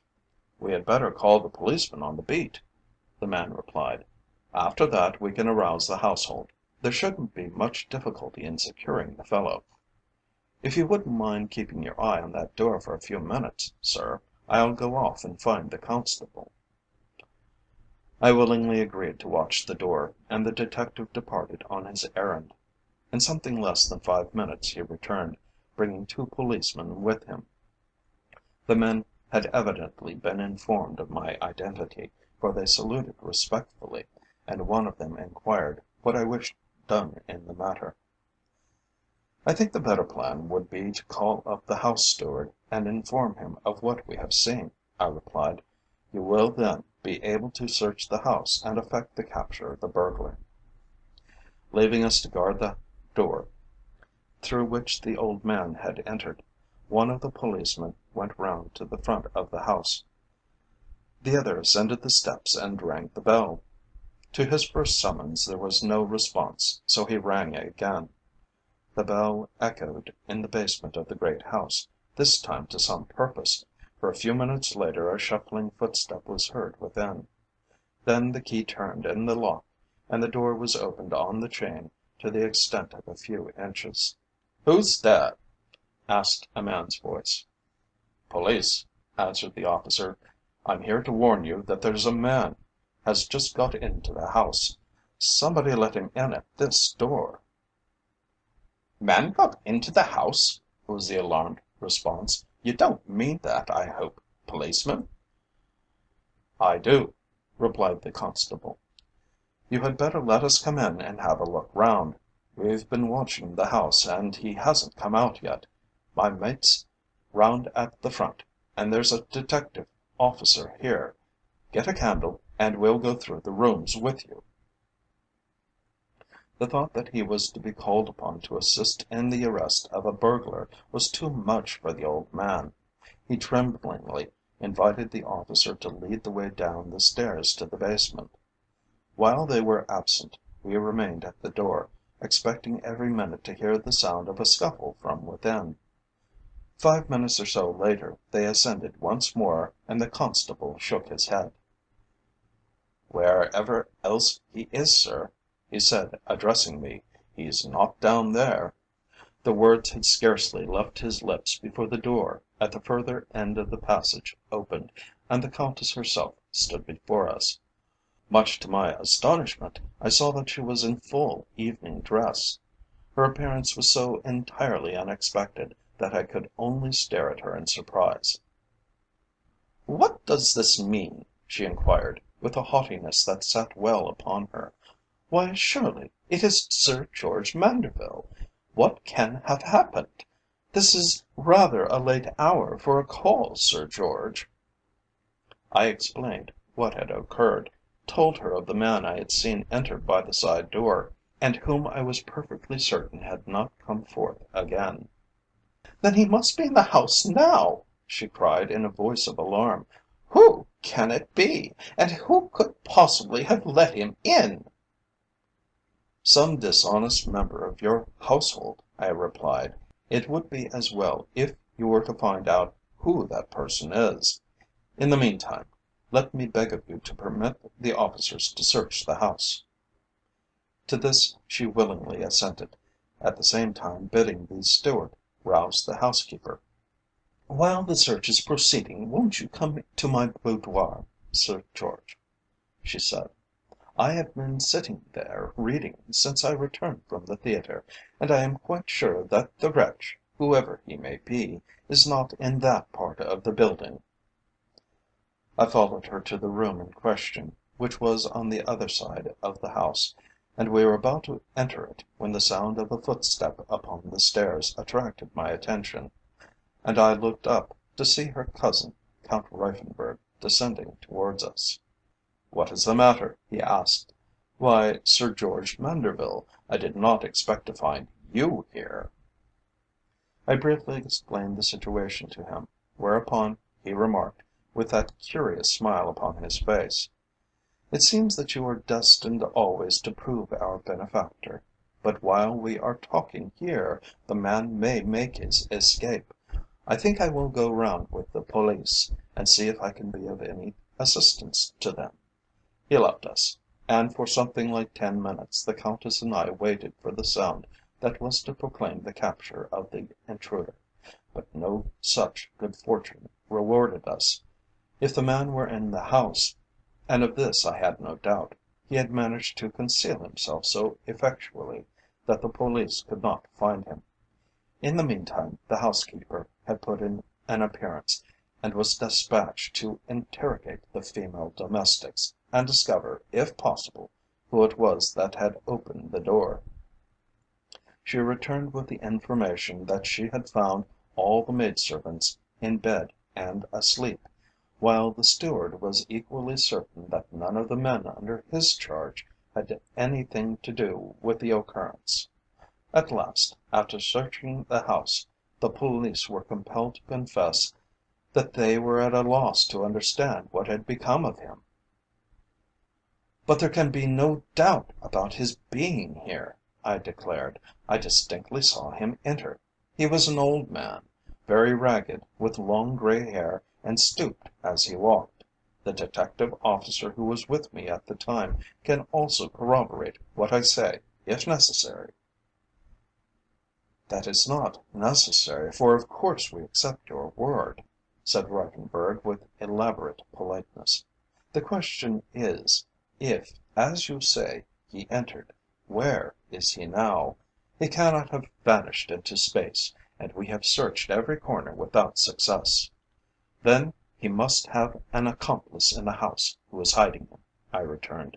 "If both exits have been guarded, he cannot have got out." By this time I was beginning to wish that I had had nothing to do with the matter. The Countess, however, was profuse in her thanks to me for what she described as "a most considerate and friendly act." Seeing that I could be of no further use to her, I apologized for my intrusion and bade them good night. "Should we, by any chance, manage to secure the fellow, I will let you know," said Reiffenburg, as we stood together at the front door. "I fear, however, we shall not be so fortunate." There was a sneer in his voice, for which I could have kicked him. However, I kept my temper, and murmuring something to the effect that I was glad to have been of service, I took my departure, and the door closed behind me. "That was one of the most extraordinary affairs I have ever known," I said to the detective, as we turned our faces homewards. "I am quite at a loss to account for it." The detective stopped suddenly, and looked at me. "The lady and gentleman are particular friends of yours, sir, I understand, and I don't know in that case whether I ought to tell you what is in my mind, but I fancy I could throw a rather unexpected light upon the affair." "Speak out then, by all means," I answered. "What was it you noticed?" "This, sir," he said, and as he spoke he took from his pocket a small piece of black matter about half the size of a pea. He handed it to me, and asked if I had seen it before. I informed him that I was quite sure I had not.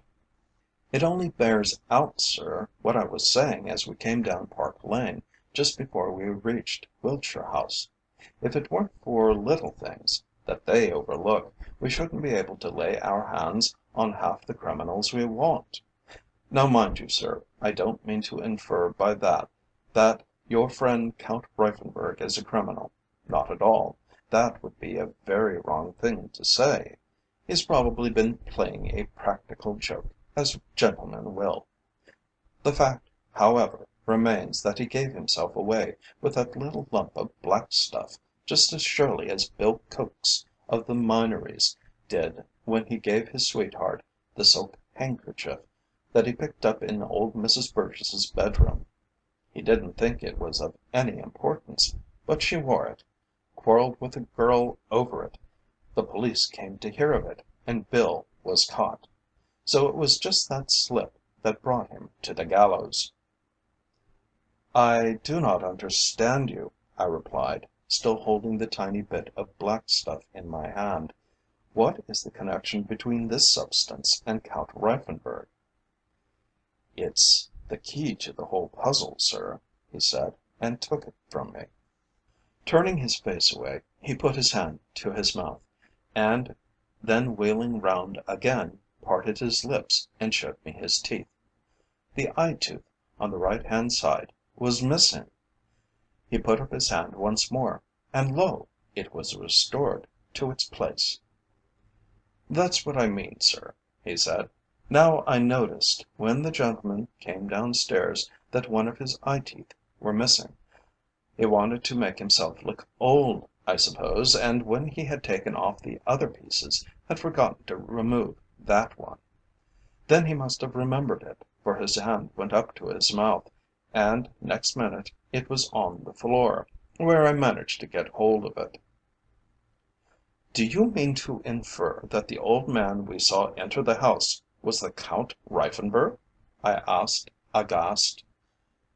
"That is my belief, sir," said the man, "and I feel certain that if I were allowed to search his bedroom, I should find my suspicions corroborated."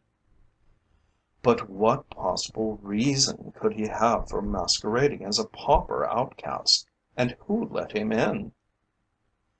"As to his reasons, sir, I can hazard no sort of guess," he continued, "but it was the lady herself who let him in." "How on earth do you know that?" "By a process of simple reasoning, sir. Did you happen to notice that, when we returned to the hall after our search of the first section of the house, the gentleman carried a book in his hand?" "Now that you mention the fact, I do remember it," I answered. "But what has the book to do with it?" "A great deal," he answered. "You may not be aware of the fact, but there's a small sitting room near that side door, a tiny place where the housekeeper does her accounts. The book, when we first searched the room, was lying upon the table." "May not the housekeeper have been reading it before she went to bed?" "The housekeeper is an Englishwoman, sir, and not very well educated. I should call it remarkable if she knew Italian, and little short of marvellous if she read Dante in the original. Now, sir, when Count Reiffenburg entered the lady's boudoir, he brought that book with him and placed it on one of the tables. He wouldn't have done that if it had been the property of the housekeeper, would he? No, sir. Count Reiffenburg was out, and the young lady, who is his cousin, I think I understood you to say, sir, sat up for him in order to be near the door. That's the way I read the riddle." "And I must confess that you have a certain amount of probability on your side," I answered. "At the same time, if I were you, I should say nothing about the discovery. It can serve no good purpose to bruit it abroad. Do you think the two policemen noticed anything of the kind?" The detective gave a scornful little laugh. "I don't think you need have much fear on that score, sir," he answered. "I doubt very much whether the man who went round with me noticed the book at all. His theory was that the fellow we saw enter was one of the servants who had been out late and not a burglar at all." By this time we had reached my own residence, and I bade the man good night upon the steps. Having let myself in, I went to my study to deposit some papers I had brought with me from the house, then to my bedroom and to bed. The incident at Wiltshire House annoyed me, if only for the reason that I could not understand it. What could the young Count Reiffenburg have been doing, if it were he, as the detective declared, wandering about London in that attire? That in itself was bad enough, but it was made much worse by the knowledge that his beautiful cousin had been conniving at his escapade. One thing was quite certain. If I had entertained a dislike for Reiffenburg before, it was doubled now. At last, tired by my long day and the events that had concluded it, I fell asleep, and did not wake until I opened my eyes to find Williams standing beside my bed, overcome with excitement and horror. "What is the matter, man?" I cried. "What makes you look like that?" "There's terrible news, sir," he faltered. "There's been a lot lately, but this is the worst of all." "What is the matter, man?" I cried for the second time. "Don't stand there trembling. Tell me what has happened." "I scarcely know how to tell you, sir," he answered, his voice almost failing him. "Then give me the paper and let me look for myself," I said, and took it from him. On the page before me, in large type, was an announcement that made me feel sick and giddy. "Assassination of the Prime Minister." My horror was greater even than Williams had been. I read the heavy black lines over and over again, as if unable to grasp their meaning. The Prime Minister dead! My old friend and chief murdered! Could it be possible? When I had recovered my composure a little, I took up the paper and tried to read the account there set forth. There had only been time for the insertion of a short paragraph, but its importance was such that it would ring throughout the world. It ran as follows: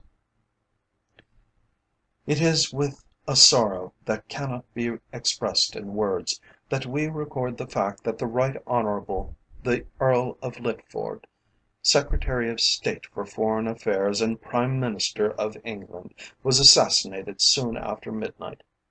The Prime Minister was last seen alive by his private secretary, in the study at his residence at Grosvenor Square. He had left the House of Lords early, but, with the exception of a slight headache, appeared to be in the best of health and spirits. The presumption is that he was stabbed in the back, but how the wound was inflicted, and by whom, are matters which, at present, cannot be explained." I could find no words to express my horror and surprise. It was only a few hours since he had congratulated me upon my speech in answer to the accusations of certain members of the Little Englander party. Now England was bereft, by as foul an act as had ever been committed in the annals of crime, of one of her greatest statesmen and one of her noblest sons. Craving further particulars, I dressed with all speed, and then drove to his residence in Grosvenor Square. Leaving my cab, I walked towards the well known house, before which a large number of people had collected.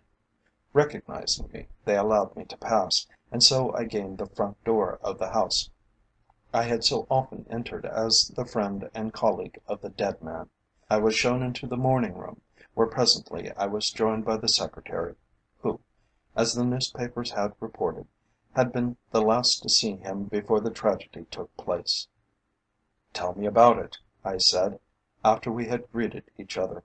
From his narrative, I gathered that the dead man, on his return from the house, after spending half an hour with his wife, went to his study.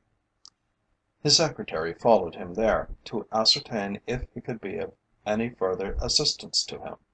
He found him seated at the table writing, and was informed by him that he required nothing more, and that it would not be very long before he himself retired to rest. "Was the window in the study open?" I asked.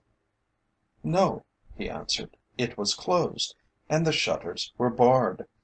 That was at 11:30.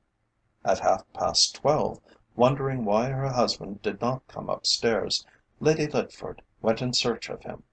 Her horror may be pictured when she discovered him, seated in his chair, quite dead. He had been stabbed to the heart from behind." "And there were no traces of anyone having entered the room?" "Not one. The police have taken possession of it, but so far they have been unable to discover any trace of the assassin's entry or the means by which he effected his departure." "And Lady Litford? How does she bear up under the blow?" "So bravely that it makes one's heart ache to see her. Then, at my request, he conducted me upstairs, and I was permitted to gaze upon the face of the dead man. It was as peaceful as in life's serenest moments, calm and dignified, the face of a man who has done his duty to his sovereign and his country, and whose life has been given in her service. Then, with a sorrow in my heart greater than I had known for many years, I looked my last upon the face of the dead, and I left the room. When I had sent a message of deepest sympathy to the widow, I bade the secretary good bye, and left the house.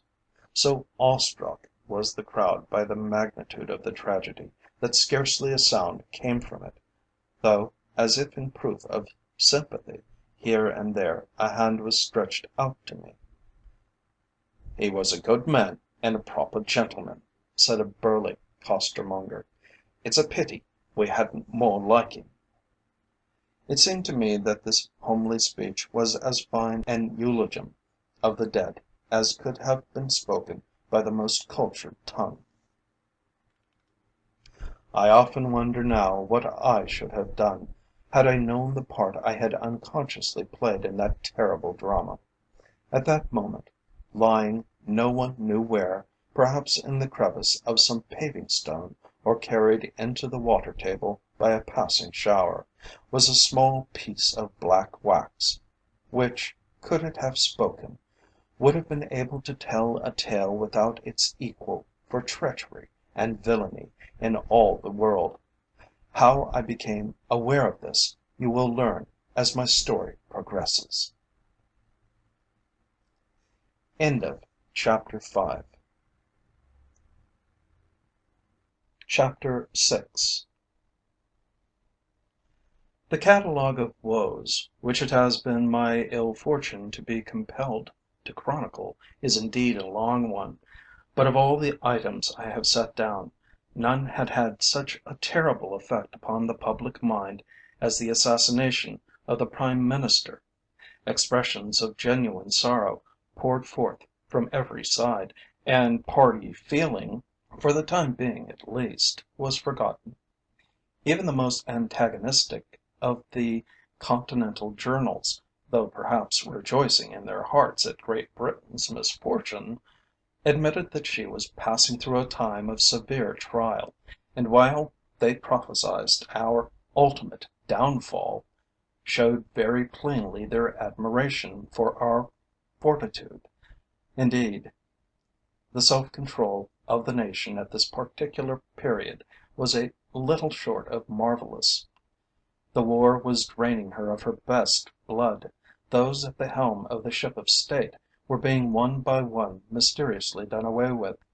She had been the victim of a vast scheme of false intelligence. Her great arsenal had been blown up, and the supply of munitions of war thereby seriously imperilled at the most critical juncture. A large proportion of her army were prisoners in the enemy's hands, and 3 other portions were locked up in beleaguered towns. Yet, with it all, she continued the struggle with as much determination as she had first entered upon it. The bulldog tenacity permeated all classes. It was shared by the peer, the country squire, the small farmer, the tradesman, and the artisan. It was voiced by the Prime Minister, and echoed by the costermonger. Whatever it might cost, England was resolved to win in the end. That end, however, was still far off, and much blood would have to be spilt and a large amount of money spent before we should be able to call ourselves the victors.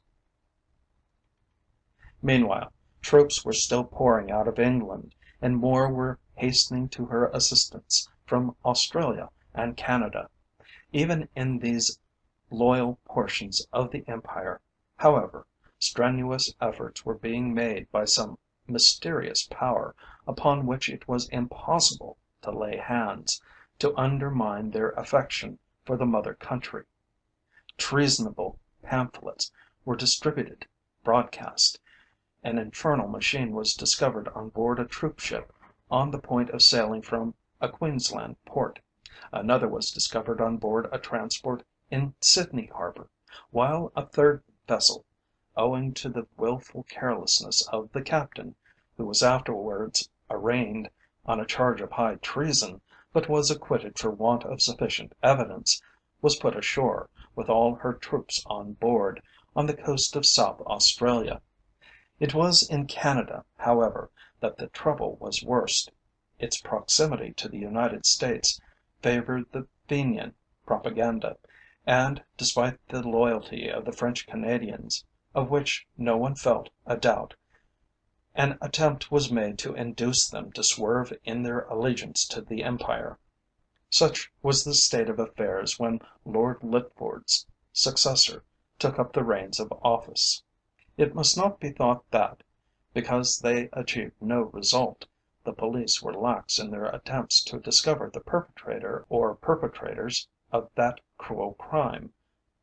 To employ again that well worn phrase, not a stone was left unturned to arrive at an understanding of the manner in which the deed was done. One thing was quite certain, it had been carefully planned. But then so had the disappearance of Waller and the Colonial Secretary. The destruction of Woolwich Arsenal was a work of devilish ingenuity, while the blowing up of the transport Sultan of Sedang at Madeira was arranged to a nicety. In the case of the Prime Minister, the servants and members of his household were interrogated, but were all dismissed from the case as being beyond suspicion. They unitedly declared that, to the best of their belief, no stranger had entered the house up to the time of their going to bed, nor had any suspicious person been seen in its vicinity during the day. Moreover, the police on duty in the square had been instructed to keep a watchful eye upon the house, and they were able to affirm that they had seen no one loitering near the Prime Minister's residence from the earliest hours of morning until the time that the news of the tragedy was made known. Yet the fact remained that some one had entered the house, and had been able to make his way unobserved to the library, where the crime was committed, and afterwards to get out again undiscovered. Needless to say, a large reward was offered by the authorities for any information which would lead to a conviction. But though a multitude of communications were received in answer to it, from all sorts and conditions of people, not one was of any value. On the Friday following the assassination of the Prime Minister, and the day before the funeral, according to custom, I took a constitutional in the Park before going down to my office. As a matter of fact, I was somewhat earlier than usual, and, for that reason, with the exception of a few riders in the Row, and the customary bicycle contingent, the Park was comparatively empty. I entered by the Grosvenor Gate, walked as far as the Barracks, and then retraced my steps towards Piccadilly, passing along the north bank of the Serpentine. I had several difficult problems to work out that day, and one of them was occupying my mind as I walked beside the lake. Suddenly a voice I recognized fell upon my ear, and I looked up to find, seated a few paces distant from me, no less a person than the Countess de Venetza. She was engaged in an earnest conversation with a dark, foreign looking individual, an Italian, without the shadow of a doubt. The Countess did not see me at first, but, as soon as she did, she said something hurriedly to the man beside her, and came forward to greet me. "You are out early, Sir George," she began. "The Park is delightful at this time of the day, is it not?" "Delightful indeed," I replied. "I did not expect, however, to have the pleasure of meeting you in it." "I walk here almost every morning," she answered, and then, after we had uttered a few commonplaces, she continued: "And now, while I think of it, let me apologize to you for my rudeness in having omitted to thank you again for the great service you rendered us on the occasion of the burglary at Wiltshire House. Had it not been for your prompt action, we should have been more seriously robbed, while it is quite possible that something worse might have happened." "You say that you might have been more seriously robbed?" I returned. "Am I to understand, then, that the man was found in the house after all?" "He was not found in the house," she replied, "but we have discovered by what means he effected his escape from it. While Conrad and the police were looking for him downstairs, he was hidden in a dressing room adjoining that which used to be my father's apartment, at the back of the house. When they ascended the stairs, he opened the window and lowered himself down to a roof below. Then he must have made his way through the mews at the back, and reached safety again. In proof of this, a small silver ornament, one of the few missing things, was found next day in the guttering of the roof. If this were so, then the detective's statement to the effect that the man who had entered the house was none other than young Reiffenburg was altogether beyond the mark, and would only serve to show the folly of judging by purely circumstantial evidence." "In that case, who do you suspect of having admitted him to the house?" I enquired, for this was a point of considerable importance. "An under footman," she replied, "who has since been discharged.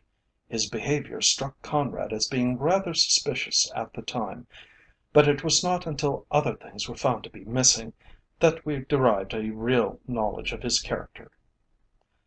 "I am rejoiced to know that the mystery has been solved," I said, "but pray forgive me, Countess. See, I have driven your friend away." She gave a start before she replied. "He is not my friend," she answered somewhat hurriedly, "merely a begging compatriot. The poor fellow is a teacher of music, who puts forward his art as a claim upon my bounty. He is anxious to return to Italy, but cannot do so for want of means." Now there was one point about this speech that I did not understand. As I had approached the seat, I distinctly heard the foreigner say, authoritatively in Italian, "It is the order of the Council, and must be obeyed." Of course the words might have meant anything, but the tone was certainly one of authority. It struck me as being peculiar that an impoverished music master, soliciting the Countess's assistance, should address her in such a tone. Why I should have bothered myself with the fellow's affairs I cannot say. The impulse, however, was irresistible. "To be stranded in a strange country is a hard fate," I said. "Since I am also a devotee of his beautiful art, will you not permit me to assist you in your work of benevolence? If you will furnish me with the man's name and address, I will see that he is helped to attain his object." As I said this I could not help thinking that I detected a frightened look in her face. "Oh, no, you must not do that," she said hurriedly. "He is a very proud man, and would only accept help from me because I am a compatriot and happen to know something of his family. I feel sure that he would be extremely angry with me if he knew that I had said anything to you upon the subject." "I am sorry that you will not let me assist him," I said. "I have no desire, however, to hurt his feelings. Forget that I said anything about it." "Ah, now I have offended you," she continued, with a look of pain upon her face. "Forgive me, I am very thoughtless. Had we been speaking my own Italian, it would have been different. Your English is so hard, so unsympathetic." Her voice was so full of entreaty, her whole demeanour so expressive of sorrow, that I almost repented me of the trick I had endeavoured to play upon her. What did it matter to me whether the man were an old friend, or only the stranger she had represented him to be? I accordingly begged her to say no more upon the subject, assuring her that I was not in the least hurt at her declining my offer. This seemed to soothe her, and presently, when we had walked some little distance beside the water, her cheerfulness returned. She had been amusing herself of late, so she informed me, by working out a sketch for the dinner party to which she had invited me. It was to be an unique affair of its kind. All that remains to be settled is, when shall it be? She asked. How would Thursday next suit you? Impossible, I am afraid, I answered. I have promised to go to Aldershot on Wednesday, to be present next day at an inspection of the men who are to sail on Saturday for the South. Then would the Wednesday following suit you? Admirably, I replied. It would be more convenient for a variety of reasons. Then it is settled that we are to dine together on Wednesday week at 8 o'clock. You will not forget? Is it likely that I should be guilty of such rudeness? I asked, and then added, with what was for me unusual gallantry, I shall count the days that must elapse before the time can arrive. I am hopeful of being able to get the Duke of Rotherhithe to meet you, she said. Do you know that he is in England? I was not aware of it, I answered, but I am very glad to hear it, nevertheless. I did not say that one of my reasons for being glad was that I hoped to be able to obtain from him some particulars concerning my fair friend. I remembered the statement she had made during our journey from Paris together, to the effect that she and her father had been yachting with Rotherhithe in the Mediterranean. If they were on such intimate terms, it was more than likely that my old friend would know more about her than anyone else in our world of fashion would be likely to do. When we reached Hyde Park Corner, we paused for a few moments. I do not think she could ever have looked more beautiful than she did then, certainly never more dangerous. I wonder if, after we part, we shall ever meet again, she said, with what was almost a touch of sadness in her voice.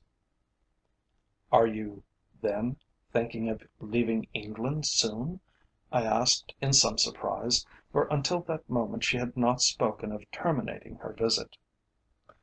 I do not think we shall remain very much longer, she replied. I have duties abroad that are calling for my attention. I hope when you go that you will be able to say you have enjoyed your stay with us, I said. I should have, she replied, had it not been for this dreadful war. But as things are, how could one enjoy oneself? Had I known then all that I now know, I should have realized the double meaning contained in her remark, but more of that anon. At last we bade each other good bye and separated, she crossing the park in the direction of Wiltshire House, while I passed out and made my way over Constitution Hill towards Pall Mall. On the Wednesday following the event I have just described, I accompanied the Commander in Chief and several other members of the Government to Aldershot to inspect the large body of troops then about to leave for the front. We were to be the guests of Lord Beckingdale during the time we were there, and were to return to London on the Thursday evening after the inspection. We accordingly left Waterloo together, proceeded by train to Farnborough, and then drove to Lord Beckingdale's residence by coach. It was a glorious afternoon, and the change from London to the country was delightful. I commented upon this, whereupon Beckingdale, who was one of my oldest friends, began to rally me on my preference for the metropolis. I thought you would get over it in time, he said with one of his hearty laughs. Why don't you marry, George, and settle down in the country? You would make an ideal squire. I should be bored to death in a week, I replied. Besides, who is there that would take pity on me? I am not so young as I was, and I am afraid that I have had my liberty too long to make a good husband. As I said this the image of the Countess rose before my mind's eye, though why it should have done so at this particular moment is more than I can say. Though I admired her intensely, my admiration went no further. She was a delightful hostess and an exceedingly clever woman, but I should no more have thought of making her Lady Manderville than I should have tried to jump from the clock tower of the Houses of Parliament into the river. At that moment we were descending a steep hill. through a closely wooded plantation. We were half way down, when I happened to catch sight of a man standing among the trees, some 50 yards or so from the road. Strange to say, he was watching us through a pair of field glasses, and was evidently much interested in our movements, though it looked as if he himself had no desire to attract attention. Then he disappeared among the brushwood, and, for the time being, I thought no more about him. On reaching the park, we were most cordially received by Lady Beckingdale, and partook of afternoon tea with her in the hall, which is one of the most charming features of that beautiful house. A stroll round the grounds, and a visit to the stud farm afterwards, whiled away the time until the dressing gong sounded. Then we returned to the house, and made our way to our various rooms. Before commencing to dress, I went to the windows and looked out.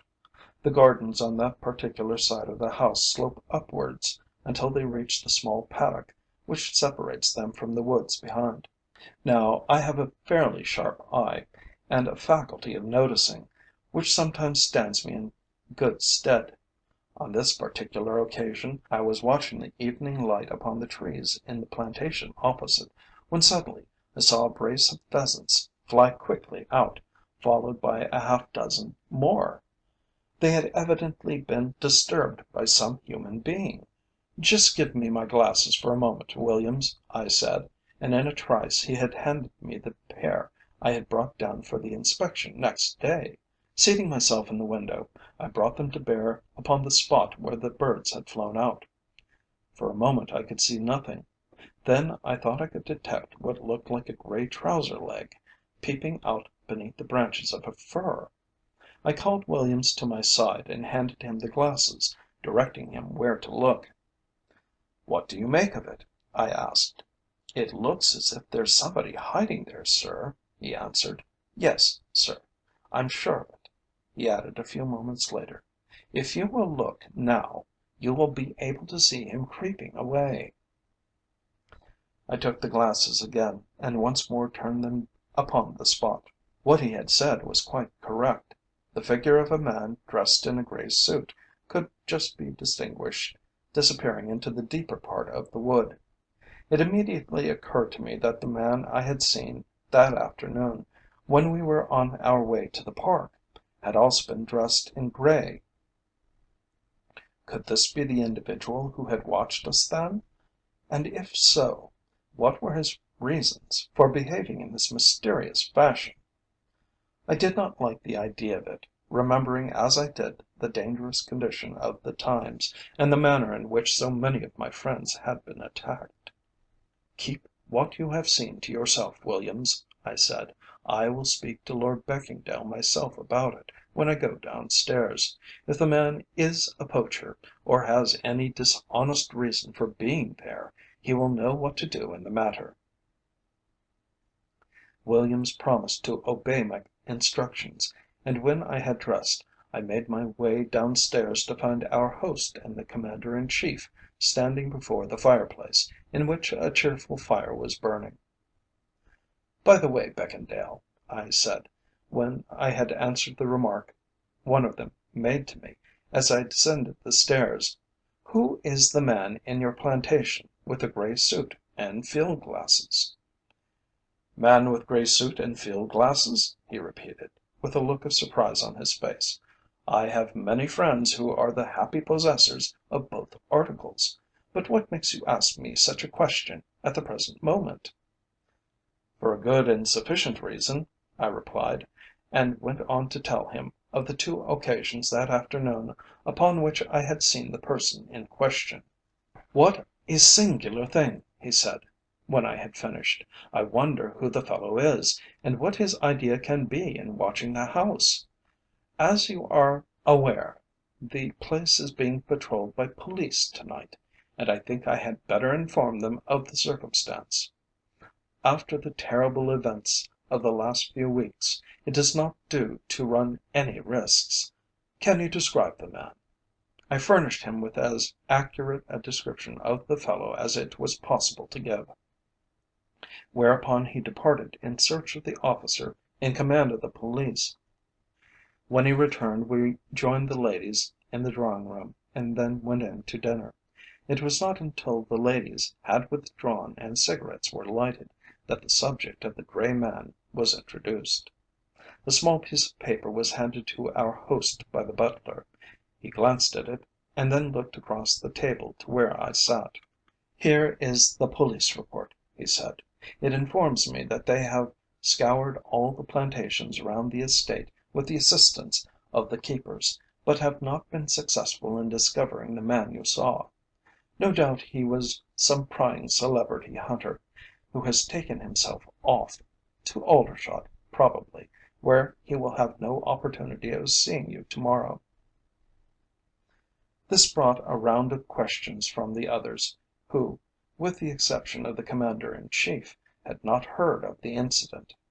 When each man had settled the question to his own satisfaction, the subject was dropped, and we rose from the table to return to the drawing room. Here we indulged in music and conversation until 10:30, smoked in the billiard room for another hour, and at 11:30 bade each other good night in the gallery that ran round the hall, and retired to our respective rooms. By this time the character of the night had changed, a boisterous wind had risen, and heavy rain was driven tempestuously against the window panes. It certainly did not look very promising for the inspection on the morrow. I inquired from Williams whether anything further had been heard concerning the man we had both seen in the plantation opposite the house. "Not that I know of, sir," he replied. "I did not hear it mentioned. But there's one thing that's been on my mind ever since you spoke to me about it to night, and I must own that it puzzles me. I don't say it's right, of course. At the same time I've got a feeling that I'm not so very far wrong." "What is it?" I inquired with interest, for Williams is a staid and circumspect individual, and is not in the habit of committing himself to a rash statement. "It is just this, sir. When you sent me down to the Commander in Chief's residence with that note this morning, there was a man walking on the opposite side of the street, who, to the best of my belief, was dressed just as this man was, that is to say, in a grey suit and a soft black hat." "There's nothing very remarkable in that," I answered, a little disappointed. "You would probably find a dozen men dressed in a similar fashion in a short walk through the West End." "I beg your pardon, sir, but I thought the coincidence worth mentioning," Williams replied in rather a crestfallen way. Then he bade me good night, and I retired to rest. That night I slept like a top, and did not wake until Williams entered my room next morning. He informed me that the rain had passed off, that it was a fine day, and then busied himself with preparations for my toilet. These were barely accomplished, and I was in the act of commencing to shave, when the handle of my door turned, and Beckingdale, almost beside himself with excitement, entered the room. "Great heavens, Manderville!" he cried in a voice which, had I not seen him, I should scarcely have recognised as his. "A most awful thing has happened. The Commander in Chief is missing." "Missing?" I echoed, as if I scarcely understood the meaning of the word. "What do you mean?" "I mean that his valet came to my man, Walters, about half an hour ago, and told him that he had knocked repeatedly on the door of his master's bedroom and could get no reply. My man came to me with the story, and when I had tried the door myself, with the same result, I gave orders that it should be broken in. You may imagine our feelings when we discovered the room to be empty. The bed had been slept in, it is true, but there was not a trace of the man we wanted. What was more, the windows were shut. The police are now searching in all directions. What on earth shall we do? The inspection is at 11 o'clock, and it is most unlikely that we shall have the good fortune to find him before then." Terrible as the situation was, I could not help recalling the fact that I had taken part in just such another interview on the morning of Waller's disappearance. when the Commander in Chief had asked my advice as to what should be done to find the missing man before that identical hour. "Help me if you possibly can," cried Beckingdale, who, like myself, was quite overwhelmed by the magnitude of the misfortune. "Though I know I am not to blame, I cannot help reproaching myself for having permitted this to happen in my house. How can it have been managed, and who can have done it?" I shook my head. "The same mysterious power that is responsible for Woller's disappearance and for the Prime Minister's death," I said. "But who is there amongst us who can say what that power is? Good heavens!" I cried, as the consequences rose before me. "The Commander in Chief gone! I can scarcely credit it. Surely someone must have heard something. What room is beneath his bedroom?" "The dining room, unfortunately," Beckingdale replied, "and as ill luck would have it, the room adjoining it on the right is empty, while Minister occupies that on the left. The latter says he heard nothing suspicious, but that's easily accounted for, by reason of his deafness and the storm we had. But what on earth can have become of him? I would give anything to have him before me now. How cheerful he was last night, and how sanguine as to the ultimate end of the war! This will prove another bitter blow to the nation." "And it has had enough already," I replied. "We had better telegraph to the War Office and Scotland Yard at once." "I have already done that," he said. "I have also sent a special messenger to the commanding officer down here, informing him of the occurrence, and asking him to send out troops to scour the country in the hope of discovering some trace of the missing man. I do not see what else we can do at present." Then a thought struck me. What about the grey man, whom Williams declared he had seen on the previous morning near the Commander in Chief's residence, whom I had seen watching us through field glasses on our way to Beckingdale Park, and whom Williams and I had both seen in the plantation opposite the house when I went up to dress for dinner? I recalled the fact of his presence to Beckingdale. "I have not forgotten him," he said. "Directly I heard that they could not get into his room, a suspicion of what might be in store for us flashed through my mind, and I said to myself, if anything has happened to him, I shall say that Manderville's grey man is mixed up in the business. As soon as the worst was apparent, I spoke to the police upon the subject, and they have once more made an effort to find him or to hear of him without success. The grey man is as mysteriously missing as the Commander in Chief himself, and as to the part he played in the other's disappearance, it seems to me that we are likely to remain as ignorant as we are of everything else. Now, dress as quickly as you can, there's a good fellow, and come down to my study. We must hold a council together, and see what's to be done." I did as he desired, and when I was ready I made my way to his study. When I reached it, I found Beckingdale and the one other guest awaiting my coming. The terrible effect that had been produced by the news of the morning was to be seen on their faces. For upwards of an hour we discussed the question in all its bearings, but eager as we were to do all that lay in our power to render assistance to the missing man, we were obliged to confess that we were unable to do anything. By this time wires were pouring in from all parts, and it is quite certain that the powers of the little village telegraph office had never been so severely taxed before.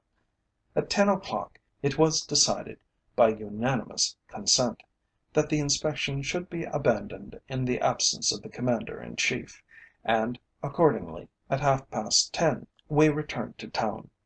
It is needless for me to say that it was a miserable journey. Our spirits were as low as it was possible for all the spirits of human beings to be. On reaching Waterloo we drove direct to the Foreign Office, where a cabinet council had been hastily called together. When it was over, I drove home. The streets echoed to the cries of the newsboys. "Disappearance of the Commander in Chief! Disappearance of the Commander in Chief!" That evening a new sensation was added to the already long list when it was known that the notorious anarchist Luigi Ferrara had managed to escape from prison some days before, and was supposed to have crossed the Channel and to be in England.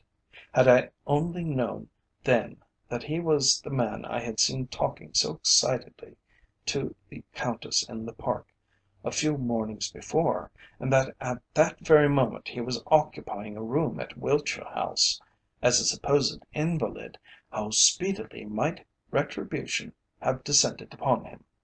Unfortunately, however, I did not know. Chapter 7. The state of mind into which England was plunged by the news of the disappearance of the Commander in Chief cannot be fittingly described by a pen so weak as mine.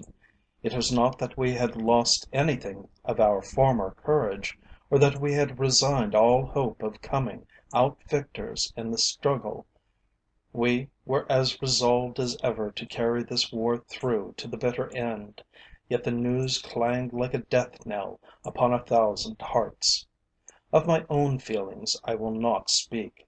That expressed by the nation voices my own. I was sad, how sad few can guess. But, despite my sorrow, I declared that the war must go on, that the end should be reached. And now to turn to a brighter subject. On the Tuesday, before the day I was due to dine at Wiltshire House, I had the good fortune to receive a visit from an old friend. He was none other than the Duke of Rotherhithe, the gentleman who had been obliging enough to convey the Countess de Venetza and her father from Constantinople to Naples on a certain memorable occasion, and who was known to entertain a great admiration for her. Having had a somewhat busy morning, I did not reach home until after 2 o'clock. I had scarcely sat down to lunch before Thompson, my butler, informed me that the Duke of Rotherhithe was anxious to see me. "My dear fellow, this is friendly of you," I said, as we shook hands a few moments later. "You are just in time for lunch. I have only this minute commenced." "You couldn't offer me anything better," he replied. "I have eaten nothing all the morning. By Jove, how good it is to see your face again, old man, and what a swell you have become, to be sure, since I saw you last. Cabinet Minister, and I don't know what else besides. You'll be Premier before you're done." "Not quite so high as that," I answered. "I have my ambitions, I will admit, but I am afraid that the Premiership is scarcely the one that will be likely to be realised." One thing was quite certain. Rotherhithe was in the most excellent spirits. His honest, manly face was wreathed in smiles, and had an artist been present he might have used it for the personification of happiness. Throughout the meal he laughed and joked continually, recalled old days, old escapades, long since forgotten on my side, and vowed that we were both of us growing younger instead of older. That there was something unusual about it all, I could plainly see, but what that something was I had not then the least idea. My suspicions, however, were aroused very soon. "By the way," I said, when we had finished lunch, "let me tell you that I have lately had the pleasure to be of some service to an old friend of yours." "An old friend of mine?" he said, with what I could not help thinking was pretended surprise. "Who is the friend?" "The Countess de Venetza," I replied, "the lady whose wealth and beauty have made her such a prominent figure in London society of late. She told me that she had been yachting with you in the Mediterranean, and spoke quite feelingly of your kindness to herself and her father." Do you mean to tell me that you don't recollect her?" "Recollect her? Of course I do," he said, still with the same sheepish look upon his face. "Oh yes, I remember her well enough. And so you've been kind to her, have you?" Here he laughed in a foolish fashion to himself. "Umph!" I said to myself. "Surely he cannot have been idiotic enough to have—" I stopped myself abruptly. I knew very well that I should hear all the news he had to tell quite soon enough. At last Thompson and the men left the room, and an expression of great solemnity took possession of my friend's countenance. What was more, he drew his chair a little closer to mine. "My dear old fellow," he said, laying his hand on my arm, "we have been friends many years. In point of fact, I don't know of a man whose good wishes I should so thoroughly appreciate. By Jove, old fellow, I am the happiest being in the world. So happy, in fact, that I'm dashed if I know whether I am standing on my head or my heels." "Let me reassure you then," I said dryly, "you are standing on your heels at the present moment." "Confound your silly jokes," he said angrily. "Any one but a Cabinet Minister would have seen that I was speaking metaphorically. Now I want to tell you that—" "If you are going to be confidential," I replied, "let us adjourn to the smoking room. I shall give you much better attention over a cigar, and you will doubtless prove more eloquent." We accordingly adjourned to the room in question, where I produced a box of cigars, furnished the Duke with a light, and then, when we had seated ourselves, bade him commence his tale. I have often noticed that when a man who is anxious to be communicative is invited to begin his confidences, he finds that his stream of loquacity has dried up. It was so in Rotherhithe's case. He hummed and hawed, gazed very steadily at the ceiling for some seconds, and finally rose from his chair and began to pace the room. "You may remember," he began in the tone of a man addressing a public meeting, "that you and several other of my friends have continually endeavoured to impress upon me that it is my bounden duty, not only to myself, but to the name I bear, to marry and settle down. You can't grumble, therefore, if I take you at your word." "You couldn't do better," I said reflectively, examining the ash of my cigar as I spoke. "There is only one objection to the scheme so far as I can see." "Objection!" he cried, firing up as usual. "What sort of objection can there be to such a thing?" "It is just possible you may marry the wrong girl," I said quietly. "You must admit that that would be a very decided one." "I am not likely to be such an idiot," he returned. "What is more, I am not about to marry a girl." I was becoming more and more convinced that my suspicions were correct. "In that case the objection is removed," I said. "And now let me offer you my heartiest congratulations. I sincerely hope you may be happy." "But hang it all, you haven't asked me yet who the lady is. You might have done that." "If I wanted to waste time, I might very well have done it," I replied. "There is no need, however, seeing that I already know who she is." "The deuce you do! Then who is she?" "The Countess de Venetza," I answered, shaking the ash of my cigar into the tray beside me. "I had my suspicions at lunch, and you afterwards confirmed them. I presume I am correct?" "Quite correct," he said in a tone of relief. "And by Jove, don't you think I am a lucky man? Isn't she simply beautiful?" I offered no reply to the first question. On the second point, however, I was fortunate enough to be in a position to reassure him. Whatever else she might be, or might not be, the Countess was certainly very beautiful. "I shall have her painted by Collier," he continued, "or another of those artist fellows. She will be in black velvet, holding the folds of a curtain in her hand, and I'll hang it in the gallery at the old place, with all the other family pictures round her. There'll not be another there to equal her." In my own heart I wondered what those stately old ladies in frills and brocades would say to the newcomer. I did not mention the fact, however, to Rotherhithe. In his present condition he was ready to take offence at anything, at least where she was concerned. "And when will the wedding take place?" I inquired. "And where?" "I can't quite say," he replied. "There's such a lot to be settled first, you see. I want her to let it be in London, but, so far, she hasn't given me a definite answer." "And her respected father? What has he to say upon the subject?" "Oh, he's pleased enough. I had a telegram from him this morning. Between ourselves, I think foreigners overdo it a bit, don't you?" "They certainly express their feelings somewhat more warmly than we usually do," I said, as if in explanation of my own conduct. "But in this case one feels justified in launching out a little. Might I ask how long you have known the lady?" I put the question listlessly, seeing that the chance of my learning a little of her past history was a poor one. "Oh, I have known her a long time," he answered vaguely. "We were together in Cairo and Algiers and other places.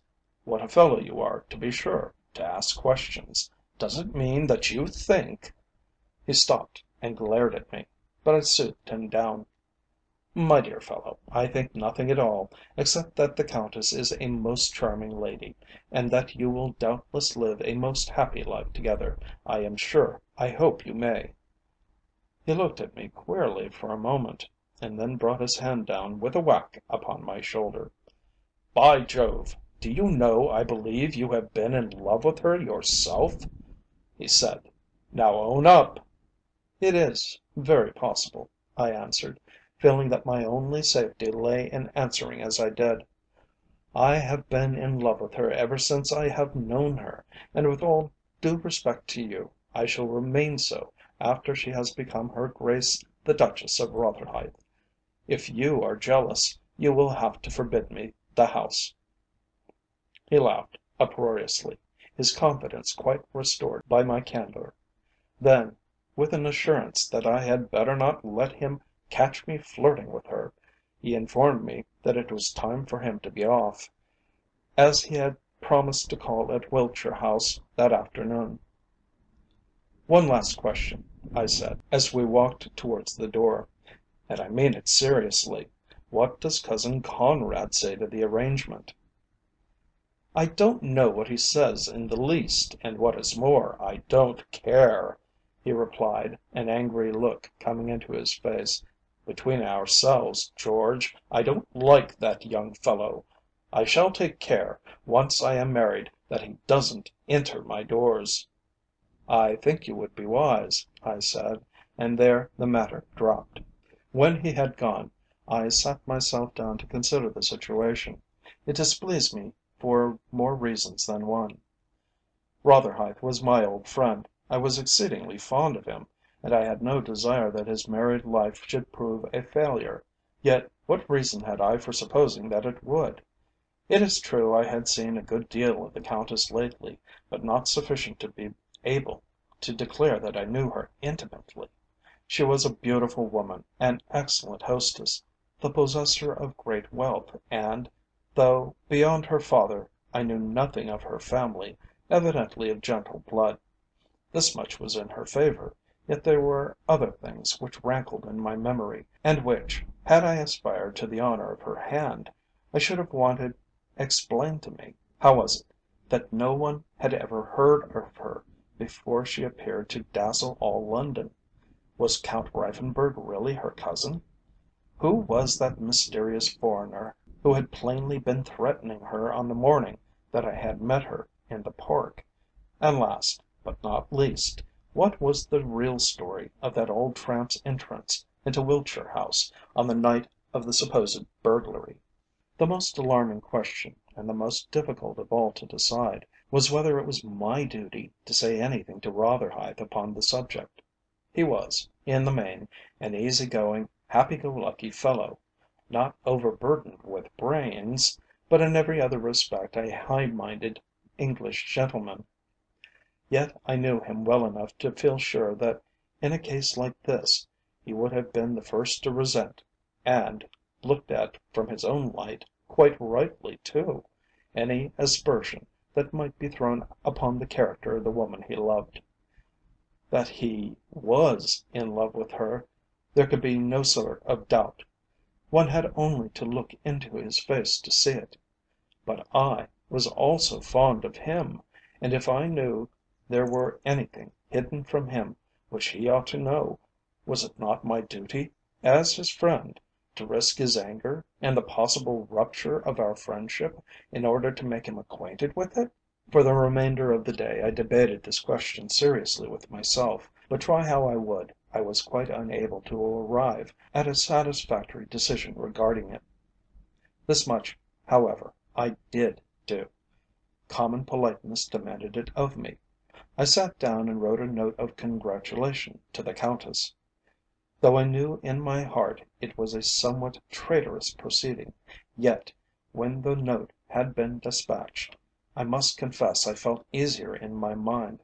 A twinge of conscience, however, still remained to plague me. If only I had not taken the walk that night, or if only I had been too late to see the old man enter the house, I should have been able to regard the whole affair, if not with pleasure, at least with a measure of equanimity. Now, however, it was otherwise. Next morning a charming little note arrived from the Countess, thanking me for my good wishes, and referring to herself as one of the most fortunate women in the world. As a letter it was delightful. As an expression of the writer's true feelings, well, I was not quite so satisfied as to its genuineness. Charming though the lady undeniably was, and sympathetic to an eminent degree, I found it extremely difficult to imagine her in love. If by chance she were so, however, Rotherhithe was certainly the last man whom it would have been with. The news of his engagement had caused quite a stir, even at that time of almost daily sensations, in the fashionable world. In consequence of it, however, those who had hitherto been inclined to hold a little aloof from her, as one whose antecedents were not sufficiently well known to warrant the intimacy, now that the Duke had, so to speak, stood sponsor for her, were prepared to admit her into their inmost circle. As for Rotherhithe, he conducted himself like an amiable lunatic, frequented Wiltshire House to an extent that almost bordered on the indecent, and was making plans for the future with the impetuous recklessness of a 15-year-old schoolboy. His beautiful home in the Midlands was to be prepared for occupation, a new yacht was to be built that would be the finest of her kind, while Rotherhithe House in London was to be refurnished and decorated throughout. Altogether, as somebody said, the Duke's love affair would be likely to prove the costliest hobby he had indulged in since his majority. But as I have said before, if he desired to marry the Countess, and was convinced that his happiness lay in that direction, it was no business of mine to contradict him. From the tone I have adopted in speaking of this matter, it may be surmised that I was jealous of Rotherhithe's success. Allow me to assure you, most emphatically, that such was not the case. I am quite prepared to admit that I admired the Countess as not only a beautiful, but also an exceedingly clever woman. As I have once or twice remarked, however, I am a confirmed bachelor, and I do not think it would be in the power of the fairest daughter of Eve to induce me to change my state. It was in this frame of mind that I entered the portals of Wiltshire House on the evening of the Countess's dinner. In some ways my interest had departed from it. I was merely a looker on at a game which was being extremely well played, and knowing something of the rules by which it is governed, I was able to appreciate the importance of the various moves, while being in no way dependent upon their skill. The Countess, looking like the Queen of Beauty, received me in the drawing room. Rotherhithe had already arrived, and, as was plainly to be seen, was ensconced on the summit of happiness. "I am glad you should be the first to arrive," she said, as if her fiancé counted for nothing. And while I have the opportunity, I must thank you once more for your charming letter, and for the kindly sentiments it expressed."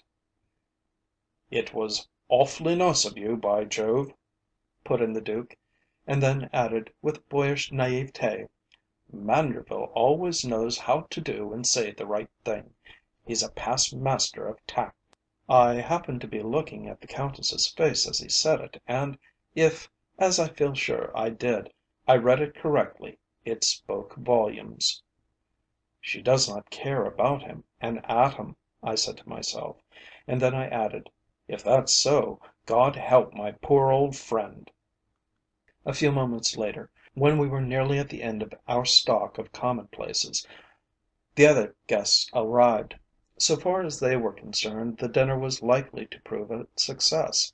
Besides the Countess, Rotherhithe, and myself, there was Lady Deasford, who, besides being one of the prettiest women in England, is also one of the wittiest; Deasford himself, who had just returned from the Pamirs, and who, while being one of the geographical lions of the day, was also a well informed man of the world; Montague Wordley, the dramatist, whose wit was a puzzle even to himself, and pretty Mrs. Van Hoden, the American actress, famous alike for her beauty and her talent. These, with Lady Susan Pedthorpe, whose powers are too well known to need description, completed the list. The honour of escorting our hostess into dinner was given to me, while Rotherhithe gave his arm to Lady Deasford. The latter's husband took Lady Susan, Wordley Mrs. Van Hoden. To attempt a description of the meal to which we sat down would be impossible. Let it suffice that it was unique in every sense of the word.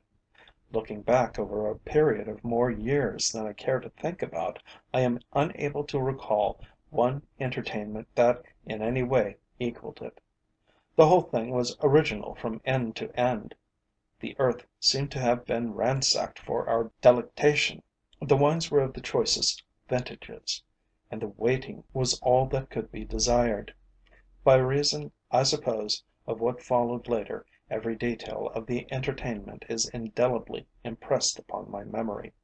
I can recall the smallest items connected with it: the Countess's southern beauty, Rotherhithe's jovial countenance, Mrs. Van Hoden's rippling laugh, the perfect modulation of Lady Susan's voice, even the glitter of a splendid sapphire on one of Lady Deasford's shapely fingers, are as deeply engraved upon my memory as if it were but yesterday. One thing, I must confess, surprised me, while at the same time it added to my pleasure. That was the absence of our hostess's cousin Reiffenburg. Unable to account for it, I was later on induced to inquire after him. "He has gone into the country," she replied. "He has heard of some shooting that would appear to be perfection, and he has gone to prove it. Conrad is rapidly becoming Anglicised." "Consequently, discovering a fine day, he inquires what he shall kill," I put in. "That pleasant illusion, I fear, is fast passing away," said Deasford from across the table. "With the abolition of bull baiting, badger drawing, cock fighting, and similar sports, the old order has changed. Fox hunting is deteriorating before the steady advance of barbed wire. Deer hunting is declared to be an inhuman sport, while pigeon shooting is fast becoming a purely mechanical performance, played with an inverted saucer and a spring." The conversation drifted into another channel, and after that nothing more was said about the Count von Reiffenburg's absence. Personally, I could not help feeling sure that the reason the Countess had advanced to account for it was far from being the correct one. As I have said elsewhere, I had long ago arrived at the conclusion that the young man entertained a more than cousinly regard for the lady. His absence from the dinner, therefore, was merely an arrangement to ensure his not meeting his more successful rival. The engagement by this time was known throughout London, so that I was only voicing a popular sentiment at dessert, when I proposed the health and happiness of the affianced pair.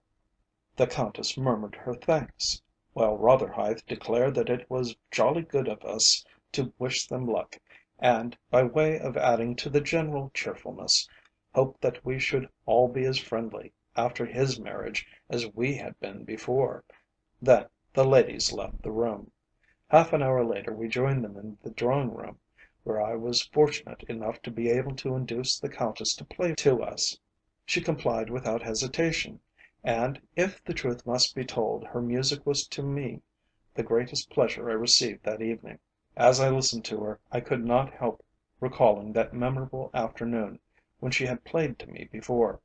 After she had finished, a famous musician, then in London, and whom she had induced to come to her house, played to us superbly.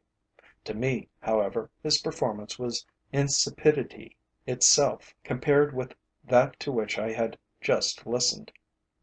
At a quarter to 12 the various carriages were announced and the guests departed until only Rotherhithe and I were left.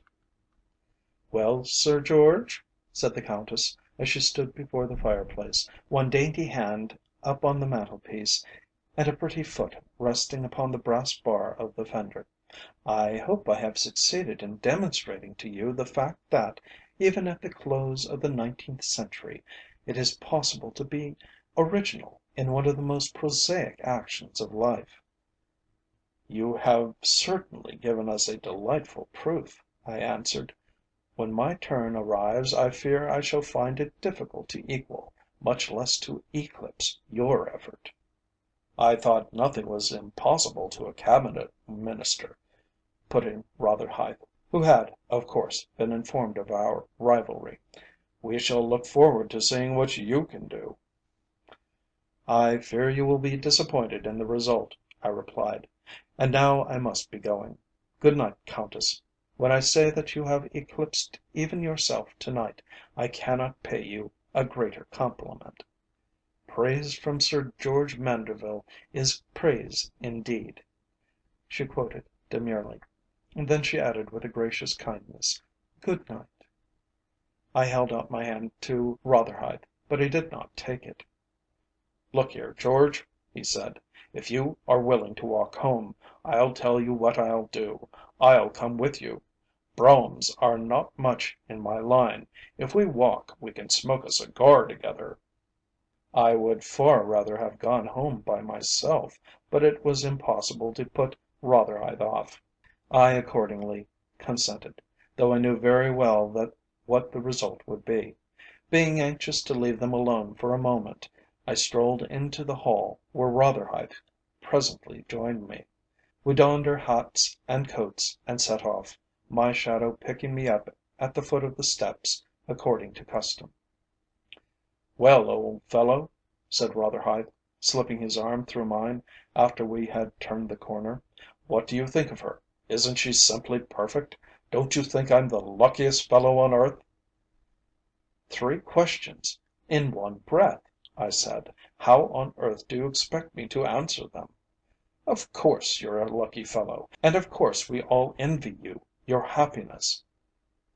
Then, with an air of seriousness, I continued, "I suppose, Rotherhithe, you are quite convinced that she is the one woman in the world for you?"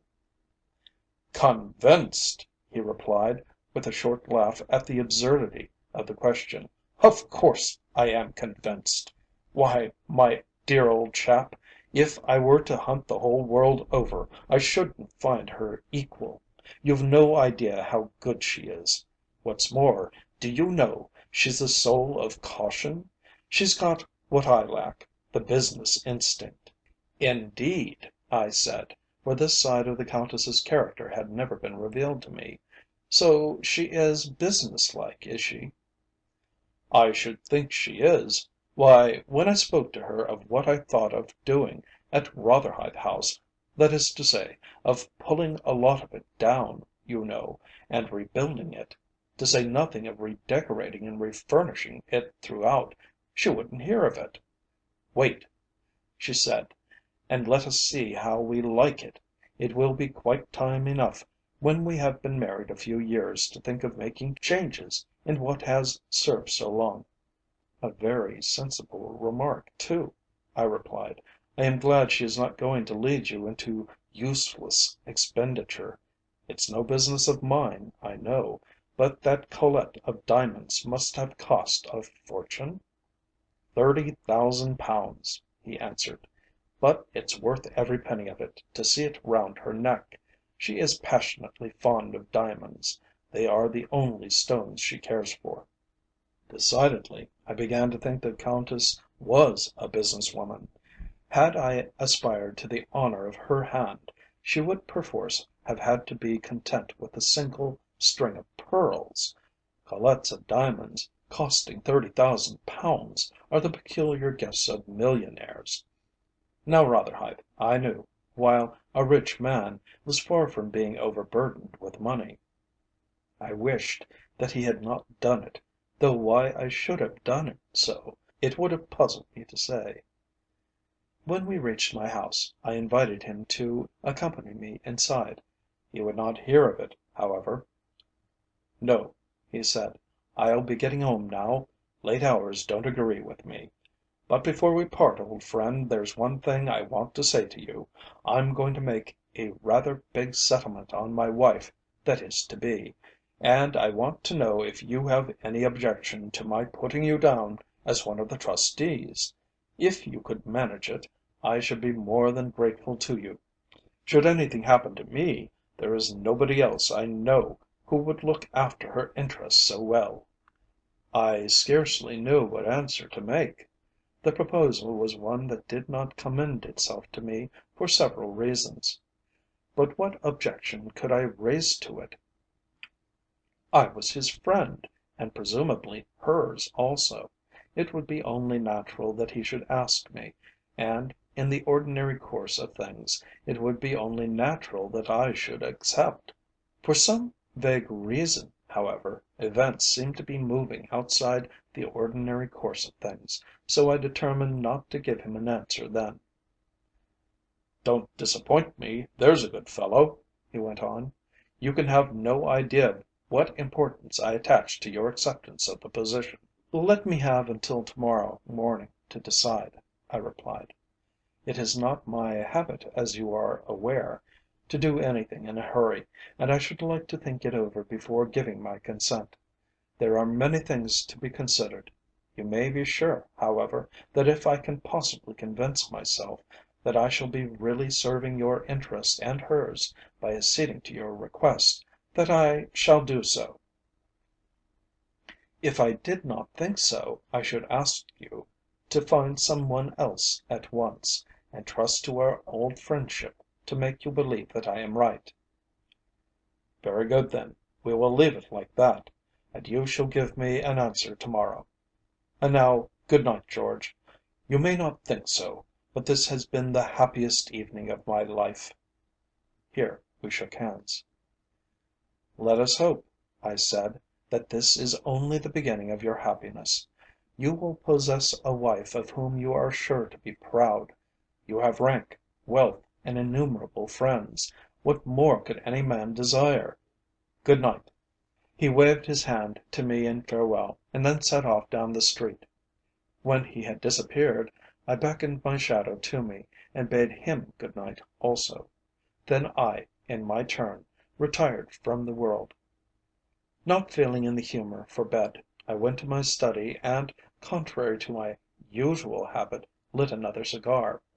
I had a variety of papers to look through, so I seated myself in a comfortable chair and set to work to peruse them. It was a useless endeavour, however, for try how I would to rivet my attention upon them, I found my thoughts reverting continually to the entertainment I had been present at that evening. For more than an hour I remained in my study. Then, feeling that I should be better in bed, I went upstairs. I had scarcely reached my dressing room, however, before the sound of a bell reached my ears. A few minutes later there was a tap upon the door, and Williams entered with a note. I took it from him, and looked first at the address and then at the back. Greatly to my surprise, I found that it was from Rotherhithe.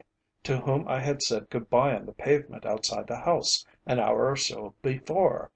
The contents ran as follows: "Dear George, something terrible has happened. For the sake of our old friendship, I implore you to come to me at once. I am sending my carriage to fetch you. For heaven's sake, don't delay a moment longer than you can help. Ever your friend, Rotherhithe." What on earth could be the matter? I asked myself. Had the Countess changed her mind, or had Rotherhithe met with an accident? Not knowing what might be asked of me, I changed my dress clothes for a morning suit as quickly as possible, informed Williams of the fact that I was going to Rotherhithe House, and then descended the stairs. A brougham with servants in the well known Rotherhithe livery was drawn up beside the pavement, and in it I took my place. The door was then closed, and we set off.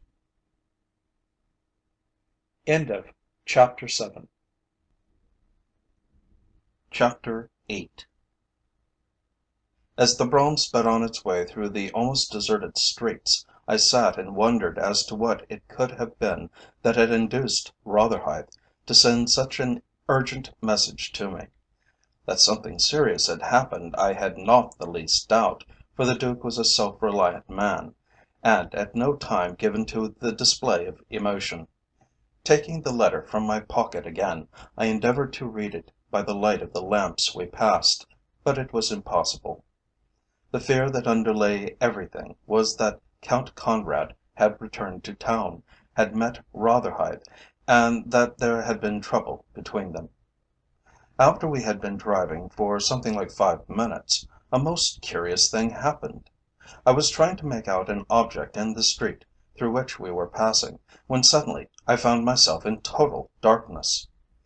Putting my hand up to the right-hand window to see what had occasioned it, I found that a sheet of iron had interposed itself between me and the glass. The same thing had happened in front and on the opposite side, though how it had been arranged I could not for the life of me discover. Then I tried the doors, but the handles refused to turn. I felt that I was trapped indeed, and to make matters worse, a villainous smell of gas was fast taking possession of the carriage. I shouted for assistance with all the strength of my lungs, but no help came. I tried to force the panels of the carriage, but it was a useless endeavour. Still the sickening smell of gas increased until I felt that, unless I could get into the fresh air without delay, I should be suffocated. As a matter of fact, my senses were already leaving me. Was this how Waller and Castellan had died? I asked myself, for in my own heart I felt that my last hour had come.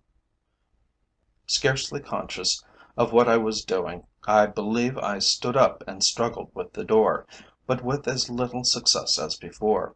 Then I fell back upon the cushions and became oblivious to everything. How long I remained in this condition I cannot say. I only know that my next waking thought was the realization of a spasm of acute pain. It was as if every muscle of my body were being drawn by red-hot pincers. My brain whirred as though to rattle of 1,000 pieces of machinery, while an indescribable nausea held me in its grip. I could not have lifted my head, or have opened my eyes had my life depended upon my doing so. For what seemed an interminable time, I lay like this, totally unconscious of my surroundings, and indeed of everything else save my agony. After a time, however, my senses began to return to me, and I was able to reduce my thoughts to something like order. At first I had no recollection of what had transpired since I had left home, but little by little it all came back to me. I recalled the letter I had received from Rotherhithe, and the haste with which I had complied with the summons it contained. I remembered the drive through the lamplit streets, the sudden darkness that had descended upon me, the overpowering smell of gas, and the sensation, which I could compare to nothing, save that of approaching death, which I had experienced when I fell back upon this street. At last I opened my eyes and looked about me. Had I found myself in a vault, I doubt whether I should have been more surprised. As it was, my astonishment was the greater at finding myself in a comfortable bedroom, not very large, it is true, but cheerful to an eminent degree. The furniture was useful, but not luxurious. It consisted of a washhand stand, a chest of drawers, a toilet table, two chairs, and the bed upon which I was lying. There were also two pictures, I remember, one of German origin, in colours, representing the sale of Joseph to the Ishmaelites, and the other, a print of Exeter Cathedral, in which the façade of that fine building was entirely out of the drawing. There was a fireplace, but no fender, a skylight, but no other window. A strip of Dutch matting covered the floor on the left-hand side of the bed, and when I have recorded that fact, I think I have given you a description of everything in the room. As for myself, when I had taken these things in, I closed my eyes and tried to rest. The clang and whir still echoed in my brain, and when I endeavoured to lift my head I discovered that I was as weak as a baby. Though I tried hard to arrive at an understanding of the situation, the attempt was far from being a successful one. That I was the victim of that same mysterious power which had abducted Walter, Castellan, and the Commander in Chief, I had not the least doubt. But if they had taken me off, where was I now, and what were they going to do with me? Was I to be retained as a perpetual prisoner, or were they only keeping me until a good opportunity presented itself for doing away with me? Either theory, as I think you will agree, was of a nature calculated to render me sufficiently uncomfortable. After a time I must have fallen asleep again, for I remember opening my eyes and feeling much stronger than when I first woke. What was more, I was also conscious of a decided sensation of hunger. From the waning light in my room I gathered that the day was far advanced, and I groaned aloud as I thought of the trouble my absence must be causing my friends. It seemed to me I could hear the cries of the newsboys in the streets as they shouted, "Disappearance of another Cabinet Minister! Sir George Mandeville missing!" I could picture the anxiety of my own household, and Rotherhithe's anger when he discovered, as discover he certainly would, the use that had been made of his name. Then an overwhelming desire to find out something concerning my whereabouts took possession of me, and I rose from the bed upon which I had hitherto been lying. As I did so, a handful of money fell from my pocket. Instinctively I felt for my watch. It was still in its accustomed place. It was certain, therefore, that robbery had no part in the business. With tottering steps I approached the door, only to find, as I expected, that it was locked. I looked at the skylight above my head and reflected that by placing a chair on the chest of drawers it might be possible to reach it. In my present weak state, however, such a feat was out of the question. Even this brief inspection of my surroundings taxed my strength severely, and I accordingly once more laid myself down to rest. I had one source of comfort, however. Captive though I was, I should at least be able to solve a problem which the great world had given up as hopeless. In other words, I should be able to fathom the mystery that surrounded the disappearance of General Waller, of the Colonial Secretary, and also of the Commander in Chief. I should know something of the members of that power, which had for so long a time past been exercising its malignant influence upon England. The unfortunate part of it was that when I had obtained the knowledge, it would be of no use to me. All this time the feeling of hunger, to which I have already alluded, was gradually growing stronger. Imprisonment was bad enough in its way, but imprisonment combined with starvation was intolerable. Unable at last to bear it any longer, I rose from my bed and beat upon the door with my fists in the hope of attracting attention. Loud, however, as was the noise I made, it elicited no response. The house might have been deserted for all the answer I received. I beat upon the panels again and again, continuing my efforts until I was exhausted. Still no attention rewarded me. At last, tired out by my efforts, I returned to my bed and sat down upon it. I had scarcely done so, before the sound of footsteps in the corridor, on the other side of the door, reached my ears. A key was placed in the lock and turned. The door opened, and a man entered the room. It would be difficult for me to express the surprise I felt at seeing him. You will be in a position to realize something of my feelings when I say that the man before me was no less a person than the impoverished music master I had seen appealing to the Countess de Venetza in the park, and whom I had offered to help. That I was not deceived, I was quite certain. I should have known him anywhere by reason of his extraordinary dark eyes and hair. "Good evening, monsieur," he said in French, with an assurance that showed me he was aware of my familiarity with that language. "What may I have the pleasure of doing for you?" His calm insolence surprised me. I had expected rough treatment, possibly abuse. To be a prisoner and yet to be treated with such elaborate politeness was not at all what I had pictured for my portion. "I desire to be set at liberty at once," I replied, with as much firmness as I could muster up. "If you have had a hand in this business, which it seems only right to suppose, let me inform you that it is likely to prove an expensive amusement for you. What treatment you may afterwards receive at my hands will be estimated by the expedition you show in releasing me."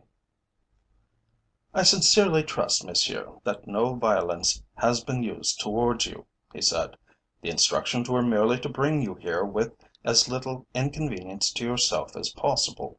You may rest assured that if those instructions have not been complied with, the offenders will be punished.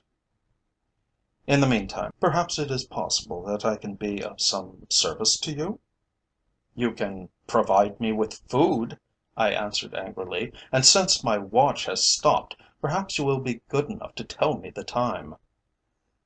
"I will do so with pleasure," he said. "If monsieur will permit me, I will arrange that dinner shall be served at once.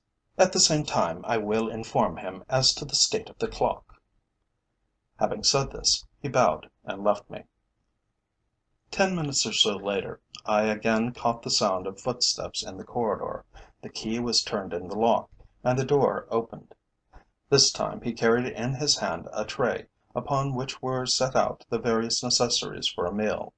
He laid the table in silence, and then again withdrew. When next he returned, he brought with him a number of covered dishes, and what was more, an ice bucket, in which stood a bottle of champagne. "I trust monsieur will find everything to his satisfaction," he said, as he removed the covers. "If the cooking is not exactly what monsieur has a right to expect, perhaps he will remember the inconveniences under which we are labouring. Should he need anything further, there is a bell, which monsieur has not noticed, beside the fireplace, and the summons will be instantly obeyed." "But, my good fellow," I cried, "this sort of thing is all very well in its way, you know, but—" "If monsieur will take my advice, he will dine before his food gets cold," the man replied. "The kitchen is in the basement. The viands have, therefore, been already some time upon the road." I saw that it was useless to argue, or to attempt to extract any information from him. I accordingly allowed him to bow himself out without further words. When he had gone, and the door had been locked behind him, I approached the table and lifted the covers. On the first dish was a pheasant roasted to a nicety. The potato chips were exquisitely crisp, the bread crumbs just what they should be. "It is very evident that they do not intend to starve me," I said to myself as I drew up my chair. "If ever I get out of this mess, what a tale I shall have to tell! Last night the guest of the Countess de Venetza at Wiltshire House. To-night the guest of—well, of whom? Can it be possible that this is the headquarters of a secret society, and that my unfortunate friends are concealed in it?" This should have afforded me food for reflection, but strangely enough, It did not interfere with my enjoyment of the meal. I could not remember ever to have tasted so delicious a bird. Never before had I drunk champagne with such a keen appreciation of its delicacy. When at last I put down my knife and fork, I was a different man, and was able to look my affairs in the face with a greater amount of equanimity than I had yet felt. By this time night was drawing in and very soon it would be dark. I accordingly rang my bell in order that the table might be cleared. The summons was answered with a sufficient promptness to suggest the idea that the man who had brought the meal to me had been waiting outside. "I trust his dinner has been to Monsieur's satisfaction," he said, as he placed the various articles upon the tray. "Upon that score I have no fault to find," I replied. "And now perhaps you will be kind enough to let me have a little talk with you." "It will give me the greatest pleasure to talk with Monsieur, provided he does not touch upon forbidden subjects," he answered. "Should he do that, my lips will be immediately sealed." "I have yet to find out what those forbidden subjects are," I said, affecting a coolness I was far from feeling. "I presume you mean with regard to my detention here?" "Exactly," he replied. "It is with regard to the reason for the detention of Monsieur that I am unable to speak with him." "I know how I got here," I returned. "What I want to know is, who brought me, and what is to be done with me?" He only shook his head. "My lips are sealed. I must beg that Monsieur will put no further questions to me upon this matter." Seeing that it was useless to do so, I complied with his request, contenting myself by asking him if it would be possible to procure me a lamp and a book. He replied to the effect that it would give him the greatest pleasure, and once more left the room, as usual taking care to lock the door behind him. Presently he returned, carrying a lamp in one hand and in the other half a dozen books, which he placed upon the table. "I fear our stock of literature is not extensive," he said. "Doubtless, however, Monsieur will find something here to interest him. Should he require anything further, perhaps he will ring the bell. Our desire, as I said before, is to do all that we can to ensure Monsieur's comfort." "But not his happiness," I replied. "Otherwise he would scarcely be here." "Once more I must remind Monsieur that we are treading upon dangerous ground," he said. Without another word he bade me good night, and left me to derive what amusement and instruction I could from the collection of books he had placed upon the table. They were, in truth, a motley assortment, comprising 2 volumes of sermons by a divine who had flourished at the commencement of the century, a book of poems by a lady of whom I had never heard, Caesar's Commentaries in the original, and the 2nd volume of Pride and Prejudice, with the label of a seaside circulating library upon the cover. I chose the last named for preference, and not having read it before, and knowing nothing of what had taken place in the previous chapters, endeavoured to interest myself in it. The result, however, scarcely justified the labour. Heaven forbid that I should belittle a work that has given pleasure to so many thousands, but that night I was not only unable to derive any satisfaction from it, but found that it produced a feeling that might almost be described as one of prolonged bewilderment. After a time I exchanged it for one of the volumes of sermons, only to be equally bemused. The worthy divine's style was, if I may so express it, of the bigoted yet argumentative order. Never before had my own spiritual outlook appeared so ominous. I could plainly see that I had nothing to hope for in my present or future state. Almost in fear I closed the book and placed it with its fellows. Then I rose from my seat and crossed to the door and examined it. It was as securely fastened as before. Not a sound reached me from the other portions of the house. So quiet indeed was it, that had I not had evidence to the contrary, I could have believed myself its sole occupant. Having convinced myself that I was not likely to be disturbed, and making as little noise as possible, I placed one of the chairs upon the chest of drawers. By standing upon the latter, I found that I was just able to reach the skylight. I tried to open it, but a few attempts were sufficient to show me that it had been made secure from the outside, doubtless in preparation for my coming. So far, therefore, as that exit was concerned, my escape was hopeless.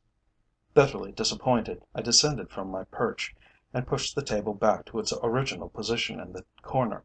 It looked as if I were destined to remain a prisoner. In a very dejected state of mind, I threw myself upon the bed, and it is not to be wondered at if my dreams that night were of a disturbed and depressing condition. Punctual to the stroke of 8 o'clock, my gaoler entered the room, bringing with him the various articles necessary for my toilet. "In case Monsieur would like to see what the world thinks of his disappearance," said the man, with his usual politeness, "I have brought copies of several of the morning papers. Monsieur will see that it has caused quite a sensation in England." He said this with such respect and civility that had a stranger, who was not aware of the real state of the case, been present, he would have found it difficult to believe that the man was in any way concerned in the affair. I am inclined to think that an experience such as mine has never befallen another man. Here I was in captivity, if not in the heart of London, at any rate in one of her suburbs, setting down to peruse, in cold blood, a newspaper account of my own abduction. The first I picked up recorded the fact that I had been present at a dinner at Wiltshire House on the previous evening, and that I had returned to my own abode afterwards. My servant Williams had given evidence as to the receipt of a note by me, which purported to have been written by the Duke of Rotherhithe. In it the latter asked me to come to him at once. "His Grace sent one of his carriages," Williams remarked in conclusion, "and when my master got into it, that was the last I saw of him." Then came Rotherhithe's vehement declaration that the letter was a forgery, and his most positive assertion, corroborated by his head coachman, that not one of his horses or carriages had left the stables after his return from Wiltshire House.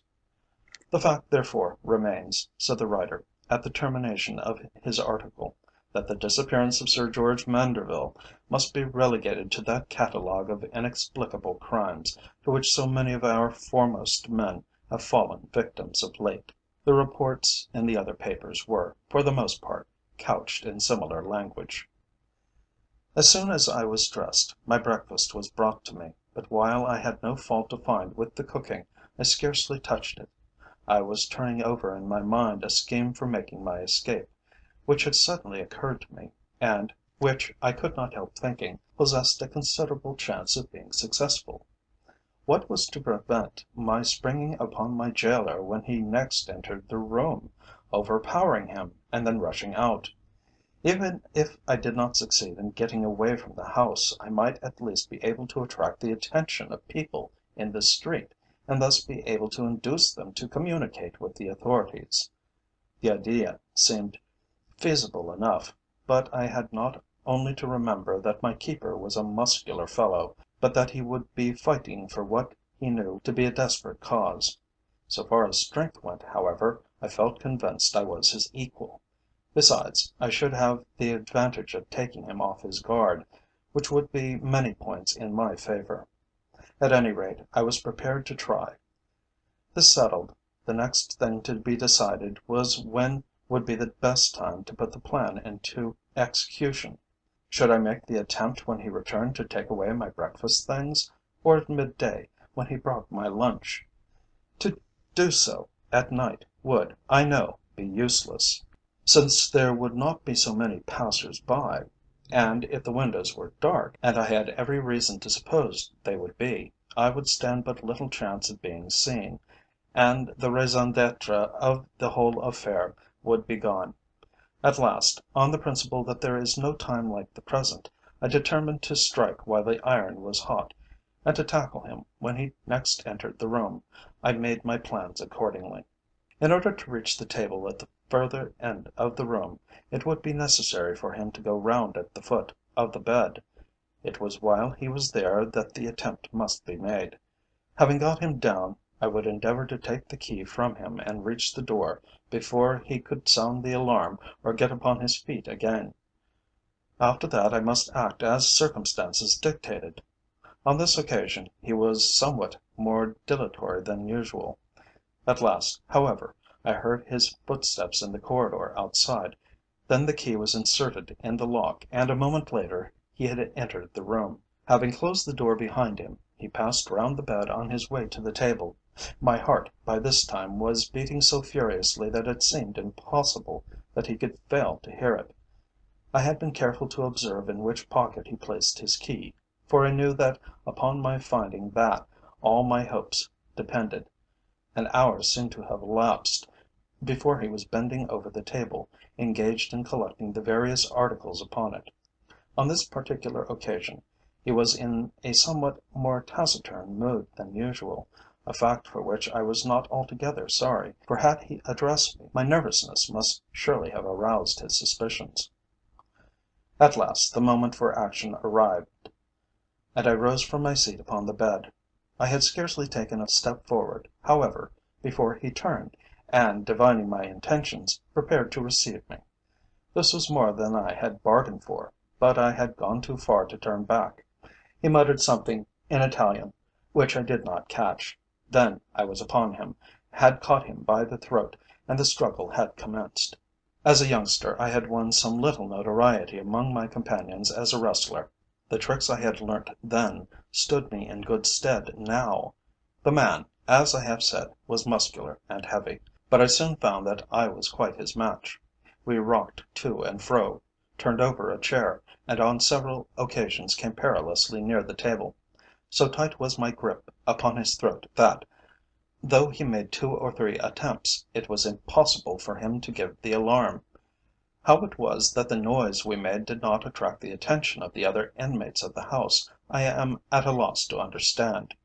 Little by little I began to get the upper hand of him. Then, putting forth all my strength and bringing into play a certain trick that had been an especial favourite in younger days, I threw him heavily backwards. The ruse was a complete success, and so violent was the fall, and with such force did his head strike the floor, that he lay insensible. As soon as I had recovered my own equilibrium, I knelt beside him and searched his pocket for the key. Having obtained it, I went to the door, unlocked it, and got into the passage outside. One glance was sufficient to show me that the house was of the typical suburban pattern: reception rooms on the ground floor, bedrooms on the next, and servants' quarters under the roof.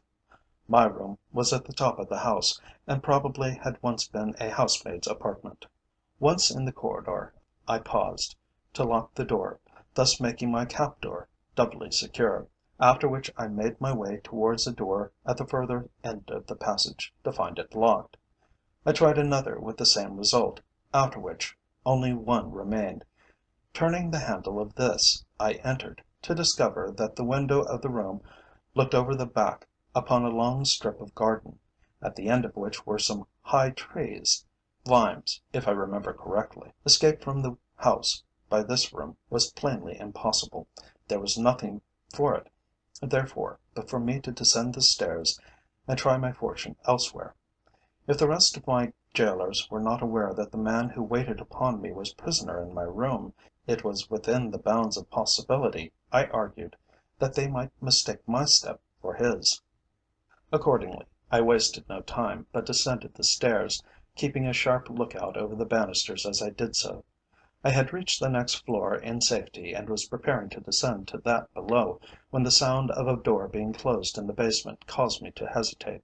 It was followed by a man's laugh, and a moment later someone, who I could not see, began to ascend the stairs. In another second he would have turned the corner and have seen me. I can assure you it was one of the most anxious moments of my life. To go on was impossible, to go back more dangerous still. I had only 2 seconds' grace in which to act, but which door should I choose? Having selected that immediately opposite me, I softly turned the handle and entered the room, to make a discovery which for a moment deprived me not only of the power of locomotion, but even of thought. My readers will appreciate this when I say that, standing beside the fireplace with one elbow resting on the mantelpiece and a cigarette between his lips, was no less a person than Conrad Reiffenburg. While seated in a comfortable chair, her dainty feet resting on the brass fender before her, was his cousin, the Countess de Venetza. "So you have managed to escape from your room, have you?" said Conrad, with the utmost coolness, and without any apparent surprise.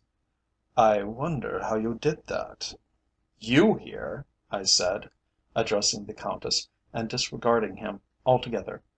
"What on earth does this mean? Have I gone mad?"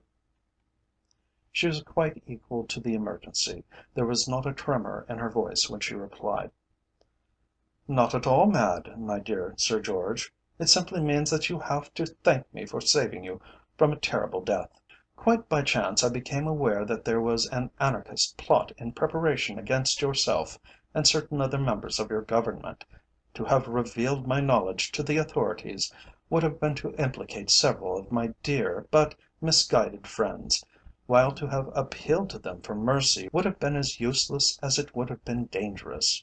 I therefore took what I deemed the next best course, and removed you out of the reach of harm." "Can this be true?" I asked, for the whole thing seemed too wildly improbable. "You surely would not doubt the Countess's word," Conrad put in. I paid no attention to him, however. "But if there was a plot against me, why did you not warn me?" I continued. "I could have then taken steps to ensure my own safety." "Impossible," she replied. "You would have communicated with the police at once. No, the only thing was to act as we did, and I think, since you are still alive, that you have every reason to be thankful that we adopted such prompt measures." I remembered the precautions that had been taken to prevent my leaving the brougham, and the peculiar smell of gas which had caused me to lose consciousness. No, I felt convinced in my own mind that the story the Countess had told me was pure fiction. That is to say, so far as any desire went to save me from harm. However, I was wise enough to control myself, and to appear to credit her assertion. "And now that the danger is over, when shall I be at liberty to go into the world again?" I asked. "To night your freedom shall be restored to you," she answered. "I have every reason to suppose that you will be quite safe now." This was agreeable news indeed, if only I might credit it. But by this time my suspicions were so thoroughly aroused that I did not feel inclined to trust anybody. What was I to do? I had no desire to return to my prison, yet if I ran to the window, there was still a long strip of garden between the house and the street, and it was likely that my cries, even supposing I were permitted to get so far, would not be heard by the passers by. I had already noticed that Conrad's hand was in his coat pocket, and my imagination told me what that pocket contained. Then the sound of some one descending the stairs reached my ears, and next moment my gaoler burst furiously into the room. His relief at seeing me was evident, but he seemed quite unable to understand how it was that he found us conversing so quietly together. He looked from one to the other of us as if for an explanation. "I have put the situation before Sir George," said the Countess, "and I have also told him that the danger is over now, and that to night he will be at liberty to go where he pleases." "And for the present what is to become of me?" I inquired, before the man could say anything. "We shall be delighted if you will give us the pleasure of your company," said the Countess. "Forgive me for not having asked you to sit down before." Having by this time made up my mind as how I should play my part, I did as she suggested, and for the rest of the morning remained in the room, conversing with her on 100 different subjects, and acting for all the world as if our meeting had been of the most casual description. At 1 o'clock luncheon was served, and we sat down to it, still on as friendly terms as ever. As I had noticed with regard to the previous meals of which I had partaken in the house, the cooking was perfect, the wines excellent, and the waiting all that could be desired. On one point, by this time, my mind was quite made up. As soon as I escaped from captivity, I would open Rotherhithe's eyes as to the true character of his fiancée.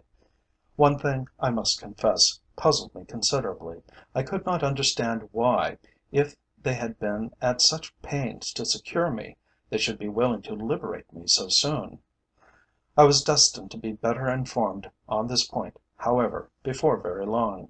During the progress of the meal, the Countess chatted with me as pleasantly as if we were sitting in her dining room at Wiltshire House. It was significant, however, that Rotherhithe's name was never once mentioned. When the meal was at an end, she gave us permission to smoke, and accordingly, after our coffee had been handed to us, Conrad proffered me his cigarette case.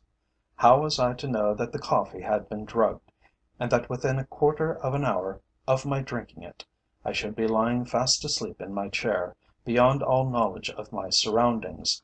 The Countess had scored another trick. End of Chapter 8. Chapter 9. Of all that occurred after I became unconscious, I am quite ignorant. From the moment of my closing my eyes until 6 o'clock next morning, my mind is a perfect blank. All I remember is, that little by little I became aware of a strange oscillation. It was as if my bed were being tossed violently about to the accompaniment of a noise like the groaning of 1,000 tormented souls. It will go off if I lie still, I said to myself, but instead, every moment, it grew worse. At last, when I could bear it no longer, I opened my eyes and looked about me. What I saw was calculated to afford me considerable astonishment. I had imagined myself to be lying in the room whence I had escaped, what I supposed to be a few hours before. I was not there, however. The place in which I was lying was the cabin of a ship, and was some 9 feet long by 6 in width. Opposite the bunk in which I lay was the customary brass bound porthole, with a cushioned settee or locker below it. The door was at the foot of the bed. A washstand with a mirror above it stood against the bulkhead. There was a narrow strip of faded carpet upon the floor, and when I have noted these things I have furnished you with a detailed description of the cabin. What the name of the vessel was and how I had got there were questions I could not answer. One thing, however, was quite certain. Whatever else she might be, the ship was not a good sea boat. She rolled abominably, and from the pounding noise on deck I gathered that she was taking aboard more seas than was altogether comfortable. With my head clanging like a ship's bell, I managed to scramble out of my bunk and approach the porthole. Constantly blurred though the glass was by the waves that dashed against it, I was able to convince myself that there was no land in sight. All I had before me was a confused, tumbling mass of water, an expanse of cloud covered sky, and once, when we rose upon a particularly heavy sea, the fleeting picture of a bark making extremely bad weather of it, 3 miles or so distant. Turning from the dismal scene, I tried the door, to find, as I had expected, that it was locked. It was evident from this that though a decided change had come over my affairs, I was still a prisoner. The situation was both dispiriting and perplexing. My head, however, ached too much to allow me to worry over it for very long. I accordingly climbed back into my bunk and composed myself for sleep once more. Success must have crowned my efforts, for when I woke again, the comparative steadiness of the vessel convinced me that the weather had taken a turn for the better. From a ray of sunlight that danced in and out through the porthole, it was plain that clouds, which had hitherto covered the sky, had disappeared, and that there were hopes of better weather. My headache had almost left me, and I felt that if I could procure something to eat, I should be almost myself once more. On looking at my watch, I found to my annoyance that it had stopped at 5 minutes to 6, so that I was unable to tell what the hour was. Once more I climbed out of the bunk, and this time seated myself upon the settee. I had not been there many minutes before the sound of voices reached my ears. The speakers were in the saloon, so I gathered, and one of the voices sounded strangely familiar to me. I tried to locate it, but for a time was unable to do so. Then, in a flash, it occurred to me, and I wondered that I had not recognized it before. It was the voice of Senor Sargasta, the Countess's father, or at any rate her reputed father. I am still in their clutches, I said to myself, with something that was very like despair, as I realized the meaning of this new discovery. But how on earth did they get me aboard this boat, and what are they going to do with me now that they have got me here? The question was beyond me, however. I was compelled to leave it unanswered. A few seconds later I heard the sound of footsteps approaching my cabin. Then the door was unlocked and opened, and the grey haired, military looking man who had driven up with the Countess to the hotel in Paris, and who had been introduced to London society as her parent, entered the cabin. Behind him was the young Count Conrad, with the same supercilious smile upon his face. "Good morning, my dear Sir George," said the elder man, with one of his extraordinary bows. "I am rejoiced to find that your adventure of last night has had no ill effect upon you. Allow me to offer you a hearty welcome to this gallant vessel. I fear that she has not behaved herself altogether as she might have done since you have been on board, but the North Sea is at the best of times a discourteous host." "So I am in the North Sea, am I?" said I to myself, as I registered that piece of information in my mind. Then I continued aloud. "You have played me a scurvy trick between you, and one that, if I ever get out of this, will be likely to cause you a considerable amount of trouble."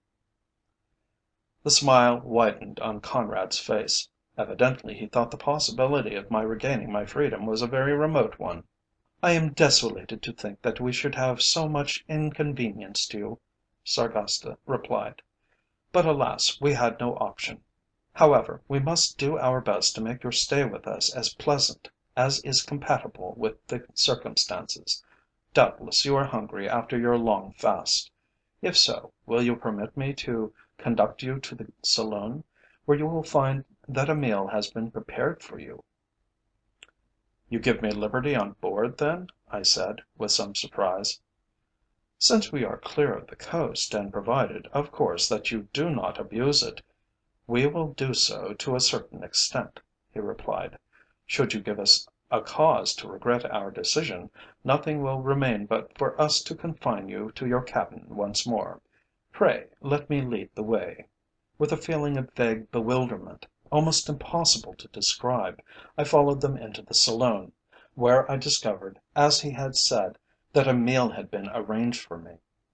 In spite of my sorry position, I found that I possessed an excellent appetite, and in order that they might not think that they had overawed me, I fell to work upon the joint before me with an avidity that I flatter myself considerably surprised them. Meanwhile the steamer rolled incessantly, until it looked as if even the fiddles upon the table would be unable to keep my plate and glass in position. Fortunately I am an excellent sailor, otherwise I am doubtful whether I should have been able to continue my meal. During its progress the older man had seated himself near me, as if to make sure that I did not cut my throat, or do myself any other mischief with the knife I held in my hand. When I had finished, he pointed to the deck above. "Perhaps you would like to take a little fresh air," he shouted politely, for the noise below was such that we could scarcely make each other hear. "If so, permit me to be your escort." In reply I bowed, and followed him along the saloon to the small companion ladder which led to the deck above. It was a fine scene that met our gaze as we opened the door and stepped out. I have already said that the violence of the gale had abated somewhat, but there was still a sufficiently high sea running to make it difficult to retain one's footing without holding on to something. After the stuffiness of my cabin, however, the pure air was vastly refreshing. As I stood in the hatch, I took stock of the vessel. She could not have been more than 1,500 tons, and was ancient a tub as could be safely trusted to put to sea. She was the possessor of an old fashioned poop, from which two brass railed ladders led down on either side to the deck below. On the small bridge for'ard I could catch a glimpse of the officer of the watch, pacing to and fro, but at the distance I was from him it was impossible to say whether I was acquainted with him or not. I accordingly turned and staggered with him as far as the taffrail, then forward again to the sheltered side of the deck. Here a surprise, to which my discovery of the Countess in that suburban house was as nothing, was in store for me. You will realize what I mean when I say that, comfortably stretched out on the deck chairs on the lee side of the hatch were three men, who one and all uttered exclamations of astonishment on seeing me. As for me, I stood clutching the rails, and staring at them as if they were spirits from the grave come to mock at me.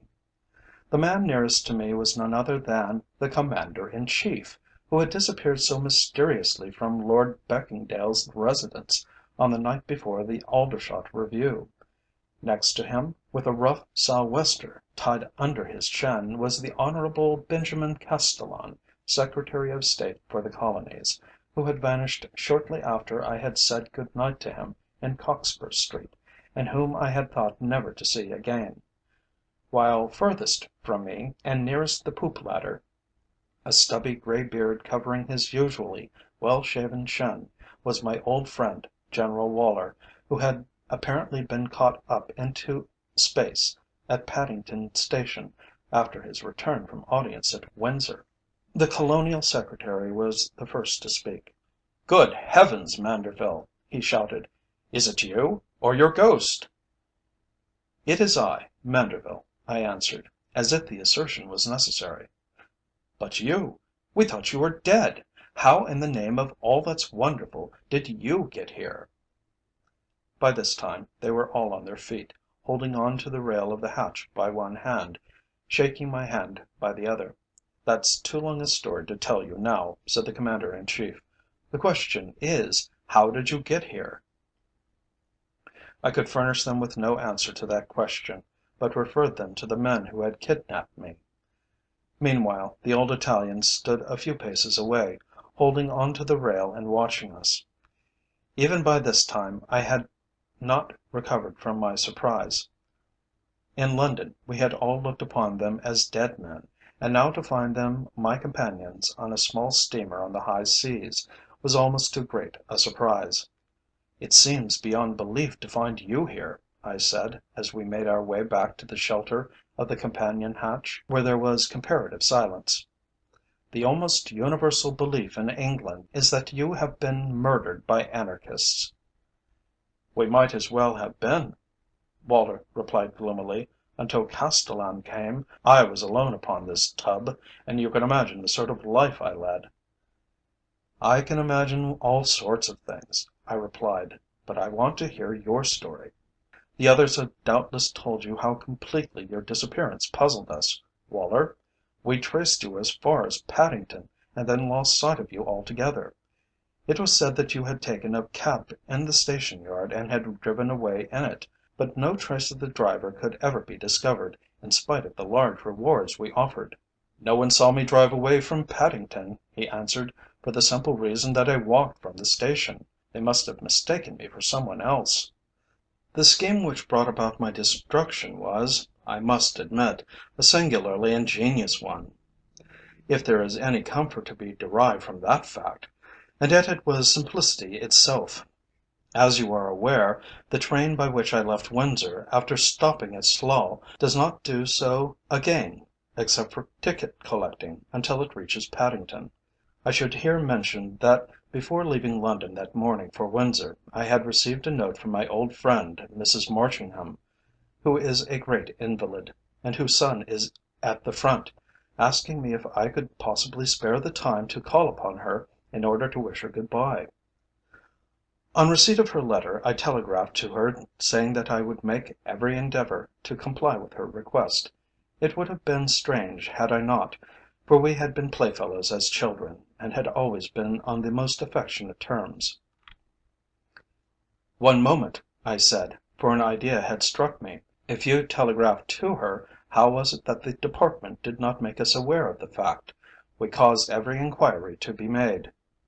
"Because I signed the telegram with my Christian name, and I am quite certain that no one recognized me at the post office," he replied, and then continued his story. Well, as soon as I reached Paddington on my return from Windsor, I alighted from the train, and remembering that Exminster Terrace, where my old friend's residence is situated, is only a short distance from the station, I did not take a cab. On reaching the house, the front door was opened to me by a neat maidservant, who informed me that Mrs Marchingham was at home, and was expecting me. I accordingly followed her upstairs to the drawing room, where I waited, while the maid informed me that she would acquaint her mistress of my arrival. I might here explain that the drawing room is a double one, and that the portion into which I was shown was at the back of the house, and overlooked the garden. The double doors were closed and heavy curtains draped either side of the window. Having no thought of treachery, I was standing beside the fire, waiting for my old friend to make her appearance, when two men suddenly emerged from behind the curtains and pointed revolvers at me. One was the young Count Reiffenburg, cousin to the famous Countess de Venetza, of Wiltshire House. The other I had never seen before. In answer to my demands to be informed what their conduct meant, they told me that I was their prisoner, that Mrs Marchingham was abroad, and that they were her tenants for the time being. The letter I had received was a forgery. Had there been the least chance of escape, or had it been possible for me to defy them, I should have done so, but one glance was sufficient to show me that the case was hopeless. That night I was drugged, and when I recovered my senses I found myself on board this vessel, though how I got here I cannot say. Such is the unvarnished record of my adventures. Turning to the Colonial Secretary, I asked him to make me acquainted with his story. "I am afraid that mine is rather more prosaic," he answered. "You will remember that on the night of my disappearance you and I walked together as far as Cockspur Street. There we stood talking upon the pavement for a short time, after which I wished you good night and went down one of the side streets leading to Carlton House Terrace. I do not know whether you can recall the occurrence, but just before we bade each other good night, an old woman passed us?" I admitted that I remembered the fact, whereupon he continued: "That old woman's presence in the passage had escaped my memory when I entered it. I had not advanced 20 paces, however, before I saw her turn and come towards me. I was quite prepared for her to beg, and I was not disappointed. She implored me to give her a trifle in order that she might obtain a lodging for the night. Producing a coin, I was about to hand it to her when something was slipped over my head from behind, and tightened round my neck. In such cases thought is quicker than action, and in a flash I realized that I was being garroted. I have a vague recollection of being picked up and carried into a house close by, and then my senses left me, and I remembered no more until I found myself on board this ship. My astonishment at finding Woller here to greet me may be better imagined than described. One night we came to anchor off the coast, though at what particular spot I cannot say, and next morning we discovered that the Commander in Chief had become one of our party. Now you had better ask him for his story." I was about to do so when Sargasta, who, as I have said, had all the time been standing near us, stated that it was time for us to return to our cabins. I wondered at the ready obedience that was given to his orders, but my wonderment did not last long, when a man stepped from a spot alongside the mizzenmast, and I saw that he carried a rifle in his hand. We accordingly descended the companion ladder in single file, and once more entered the saloon. It was then that I discovered that two of our state cabins were on one side and two on the other, all of which, when we were in them, were kept securely locked. When I was once more a prisoner in my cabin, I sat myself down upon the locker and endeavoured to appreciate my position. In whatever way one looked at it, it was far from being an enviable one. What our fate was to be, it was difficult to see. Was it possible our captors intended to maroon us in some desolate region, or did they intend doing away with us altogether on the high seas? In the latter case, we should perish without a chance of helping ourselves, and our friends would remain in ignorance of our fate forever. If we could only manage to communicate with the outside world, it might then be possible to capture the diabolical woman who was at the head of the affair. I felt that I could almost meet death complacently were I able to bring about that happy circumstance. When I thought of all that had happened to me through her agency, I was nearly beside myself with contempt for having allowed myself to be so easily trapped. So old fashioned was the vessel that when darkness fell, instead of the electric light, an oil lamp was inserted in the receptacle outside the door. It had not been there very long before the door was unlocked, and a man whom I had not before seen informed me that supper was upon the table. Eager to meet my comrades once more, I hastened into the saloon, to find the Commander in Chief seated on one side of the table, with Conrad beside him. I was invited to take my place on the other side, next to that occupied by Senor Sargasta. The violence of the sea had abated considerably, though the use of the fiddles had still to be retained.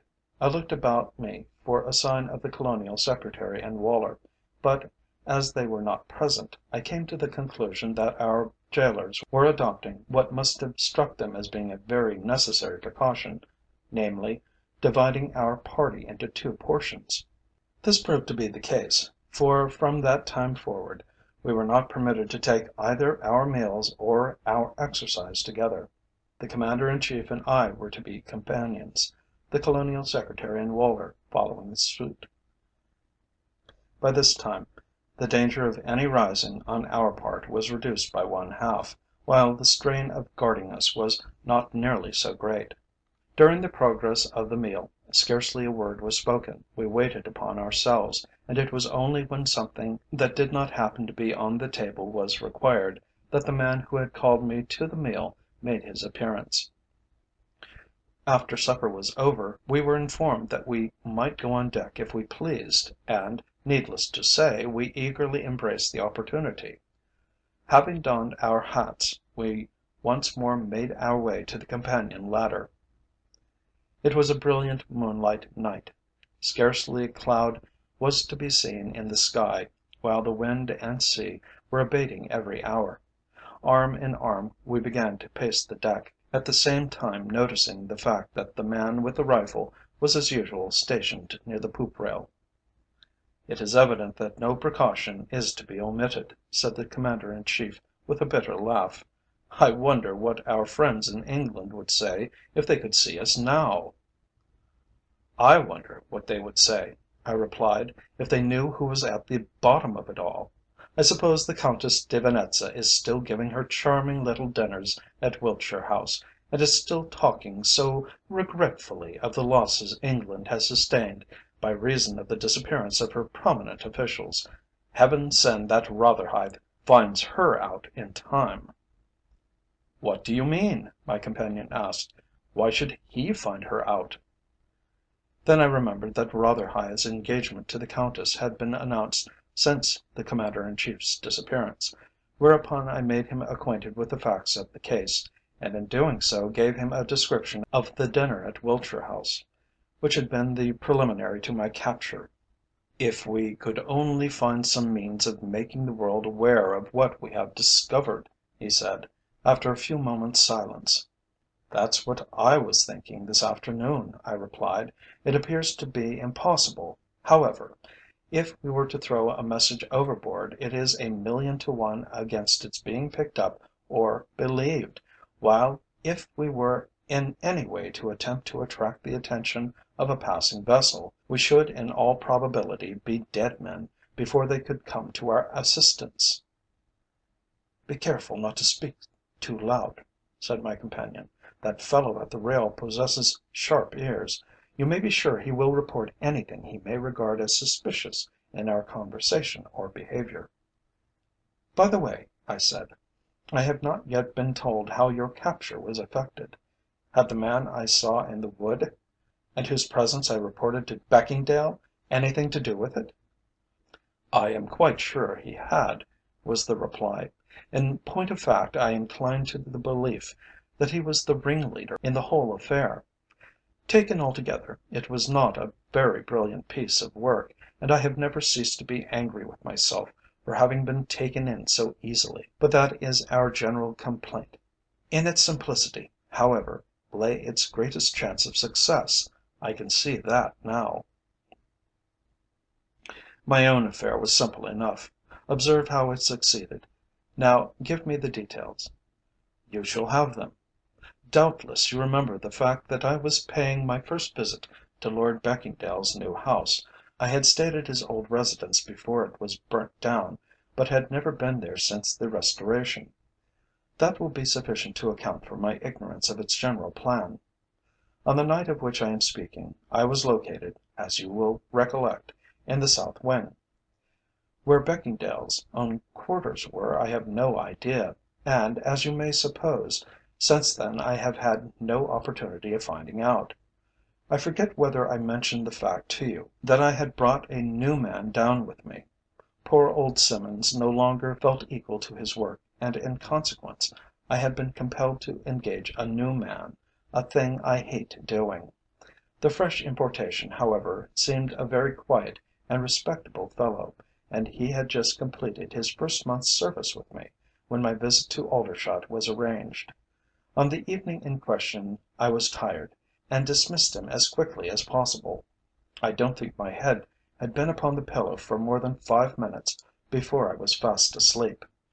How long I slept I have no idea. I only know that I suddenly awoke to find my servant standing beside my bed, looking as if he himself had been hastily aroused from sleep. "What is it?" I asked as soon as I was able to say anything. "What brings you here at this hour of the night?" "A message from his lordship, sir," the man replied in a low voice. "His servant called me up to come and tell you that his lordship would be glad if you would go to him as soon as possible in his study. A messenger has arrived from London with most serious intelligence. The other gentlemen have been roused, and his lordship begs that you will not lose a moment in joining them.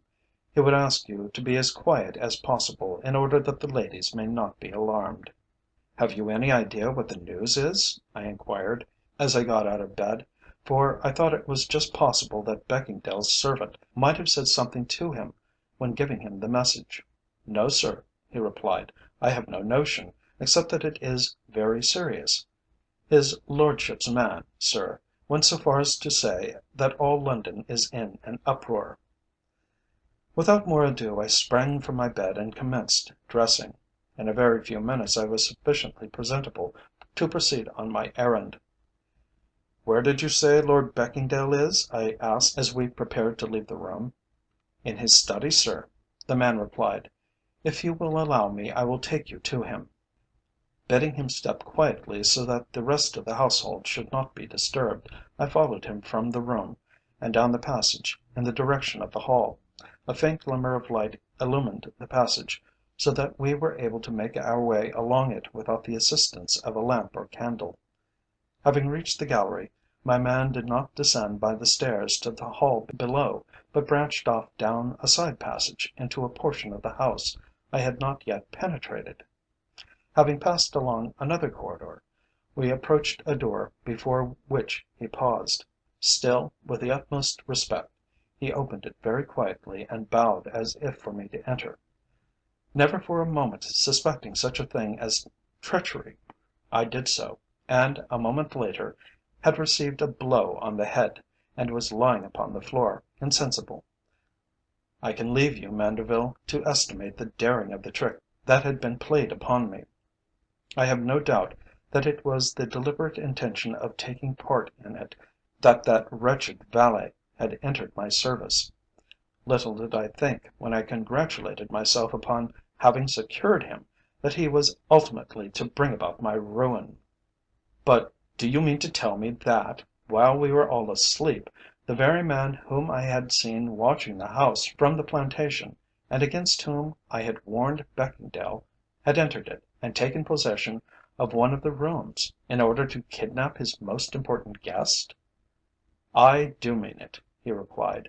"Improbable, impossible though it may appear, it was certainly the case." "And what happened to you afterwards? Remember, the house was guarded by the police, and that, as soon as your disappearance was made known, the country for miles around was scoured in search of you." "It was not of the least use, for I did not leave the place until 2 days later," he replied. "As a matter of fact, for more than 48 hours I lay concealed, wishing myself dead, between the roof and the ceiling of that quaint old summer house on the little knoll at the further end of the lake. How they got me there I cannot say, but that I was there and was prevented from making my presence known, even though my friends searched the room below for me, is as true as I am talking to you now. Then, when the search must have lost some of its energy, I was brought down in the dead of the night, carried through the wood, and placed in a conveyance of some sort, which immediately drove away with me. Shortly before daybreak we arrived at a house standing a good distance back from the road. From what I could see of it, it was a ramshackle old place, but the man who owned it, or at any rate the individual who came out to meet us, seemed to be on familiar terms with my guards. He helped them to escort me into the house, and, if I am not mistaken, he himself locked the door of the small room in which I was to be confined for the next 20 hours. At the end of that time, still powerless to help myself, I was once more brought downstairs and placed in the cart. Again we drove off, and for 6 hours I suffered every imaginable torture. My hands and feet were tightly bound, and my mouth was secured so that I could not utter a cry for help. The cords used lacerated my wrists and ankles, while my head ached from the violence of the blow it had received on the night of my abduction. At last the cart stopped, and one of the men sprang out. A voice asked a question in Italian, then there was the sound of some one moving away, after which not a word was spoken for upwards of half an hour. At the end of that time, the man who had absented himself returned, and said in English, "It is all right." An interval of whispering followed, and then I was lifted out and placed upon the ground. "Not a word as you value your life," said a voice, which I recognized as belonging to Count Reiffenburg. "If you speak, you're a dead man." Another man took his place beside me, and we entered a small field, crossed it, and then passed through a thick pine wood, which in its turn led up to some sandhills, whence we could see the moonlit waters of the bay. A fishing boat was being put out, and towards it my captors hurried me. Where the place was, or whither they were taking me, I could not imagine, nor did I dare to offer any expostulation. I merely took my seat in the boat and waited to see what would happen. A quarter of an hour or so later, under the influence of a steady breeze, we were outside the bay, making for the open sea. As the sun was in the act of rising, we saw a steamer heading in our direction. It proved to be this vessel, and when we were alongside I was immediately transferred to her, Reiffenburg returning to the shore. You must picture for yourself my surprise at finding Wohler and Castellan aboard her. Now you know my story. If any one had told me a month ago that I should figure in such an affair, I should not have believed them. "Another illustration of the old saying that the unexpected always happens," I replied. "If we are fortunate enough to see our friends again, we shall have some extraordinary stories to tell," said the Commander in Chief. "The question is, however, shall we ever see them again?" "That remains to be proved," I answered. "We must put our wits to work to see what can be done." The words had scarcely left my lips before young Reiffenburg appeared upon the scene and abruptly informed us that our promenade was at an end, and that it behoved us to return to our cabins, in order that our companions, who had just finished their meal, might take our places. We followed his instructions, and made our way slowly to the saloon below, half hoping that we should have a chance of exchanging a few words with our friends. They were not there, however, having been ordered to their cabins so that we should not meet. There was nothing for it, therefore, but to bid each other good night, and to retire to our respective state rooms with as good grace as possible. Next morning, after breakfast, we were allowed on deck again for an hour, also after luncheon, and again in the evening. During the progress of the latter meal, I was struck by the expression on the Commander in Chief's face. It was as if he were suffering from a severe attack of suppressed excitement. He fidgeted uneasily in his seat, and seemed to experience great difficulty in eating the food set before him. This excitement found vent while we were in the companion ladder, on our way to the deck above. Half way up, he took me by the arm and said in a hoarse whisper: "My God, Manderville! Quite by chance today, I have discovered the most diabolical plot ever hatched by mortal man." "Then be careful," I returned, "that they do not suspect you of knowing it. Wait until we are safely out of earshot before you say anything to me on the subject." When we reached the deck, we found the sentry on guard as usual. We accordingly walked aft, and had paced the poop 2 or 3 times before I would permit the Commander in Chief to unfold his tale. Then, leaning upon the taffrail, and looking at the white streak of our wake, I asked him what he had discovered. "The most villainous plot imaginable," he replied. "You will remember that Reiffenburg left the saloon before we had finished luncheon this afternoon, and that I was the first to go up on deck. You will also recall the fact that the fellow with the rifle kept close to us while we were on deck, so that it was impossible for me to tell you what I had heard. On reaching the top of the companion, I found Reiffenburg and the dark man who acts as steward, and yet who seems to be on such familiar terms with them, in close conversation beside the door." "What were they talking about?" "Even now I can only hazard a conjecture," he answered. "What I heard Reiffenburg say was this, word for word: 'Fully wound up, she will run for an hour.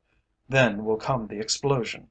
60 minutes exactly after it has been placed in the stoke hole, it will blow the bottom out, and she will go down like a stone.'" On hearing this, the other paused for a moment. Then he said: "When do you think it will be?" "The day after tomorrow," Reiffenburg replied. "If all goes well, and she keeps to the arrangement, she should be in sight." When he had said this, he strolled away towards the poop ladder, while the other took up his position with his rifle alongside the mizzen mast, preparatory to our coming on deck. Chapter 10. For some minutes after the Commander in Chief had finished speaking, I stood staring down at the white whirl of water below me, wrapped in what I might term, for want of a better simile, an overwhelming bewilderment of terror. There could be no doubt that the construction he had placed upon what he had heard was a correct one. Yet it seemed beyond belief, as I reviewed it in my mind, that there could exist men in the world so base, so callous, as to even contemplate putting such a scheme into execution. And yet, what other construction could we place upon it? "Are you quite sure that you have told it to me exactly as you heard it?" I said, trying to speak calmly. "As you are aware, the mere substitution of one word for another, or the change of a sentence, might make all the difference." "Oh no," he said. "I am absolutely certain that I have repeated the conversation word for word as I heard it. In fact, I should be prepared to stake my life upon it." "Very well. Now let us look at the matter from every point of view. You say that Reiffenburg asserted that a certain something, when fully wound up, would run for an hour. Is that not so?" The Commander in Chief nodded. "In that case," I continued, "we may believe ourselves to be right if we describe that something as a clockwork machine. We may also be sure that if the explosion to which he referred is to take place, it will be when the machine has run for the allotted time. In other words, it is an anarchist bomb, of superior construction and capable of being set, like an alarum clock, to go off at a given time. The mere fact that it is to be placed in the stoke hole shows that it is to be used on board a steamer, and it is scarcely likely to be on any other than this boat. Putting all these things together, we arrive at this conclusion. The day after tomorrow, another vessel is due to join us. Our captors and the crew of this boat will leave her and go aboard the newcomer, having previously set the machine going, and we shall be left locked in our cabins to drown like rats in a trap," said my companion in an awed whisper. "That, I take it, is the idea," I answered slowly. "My God, Manderville, how can you speak so quietly? Don't you realize what an awful position we are placed in?" "I realize it perfectly," I answered. "I am trying to think what we can do to save ourselves."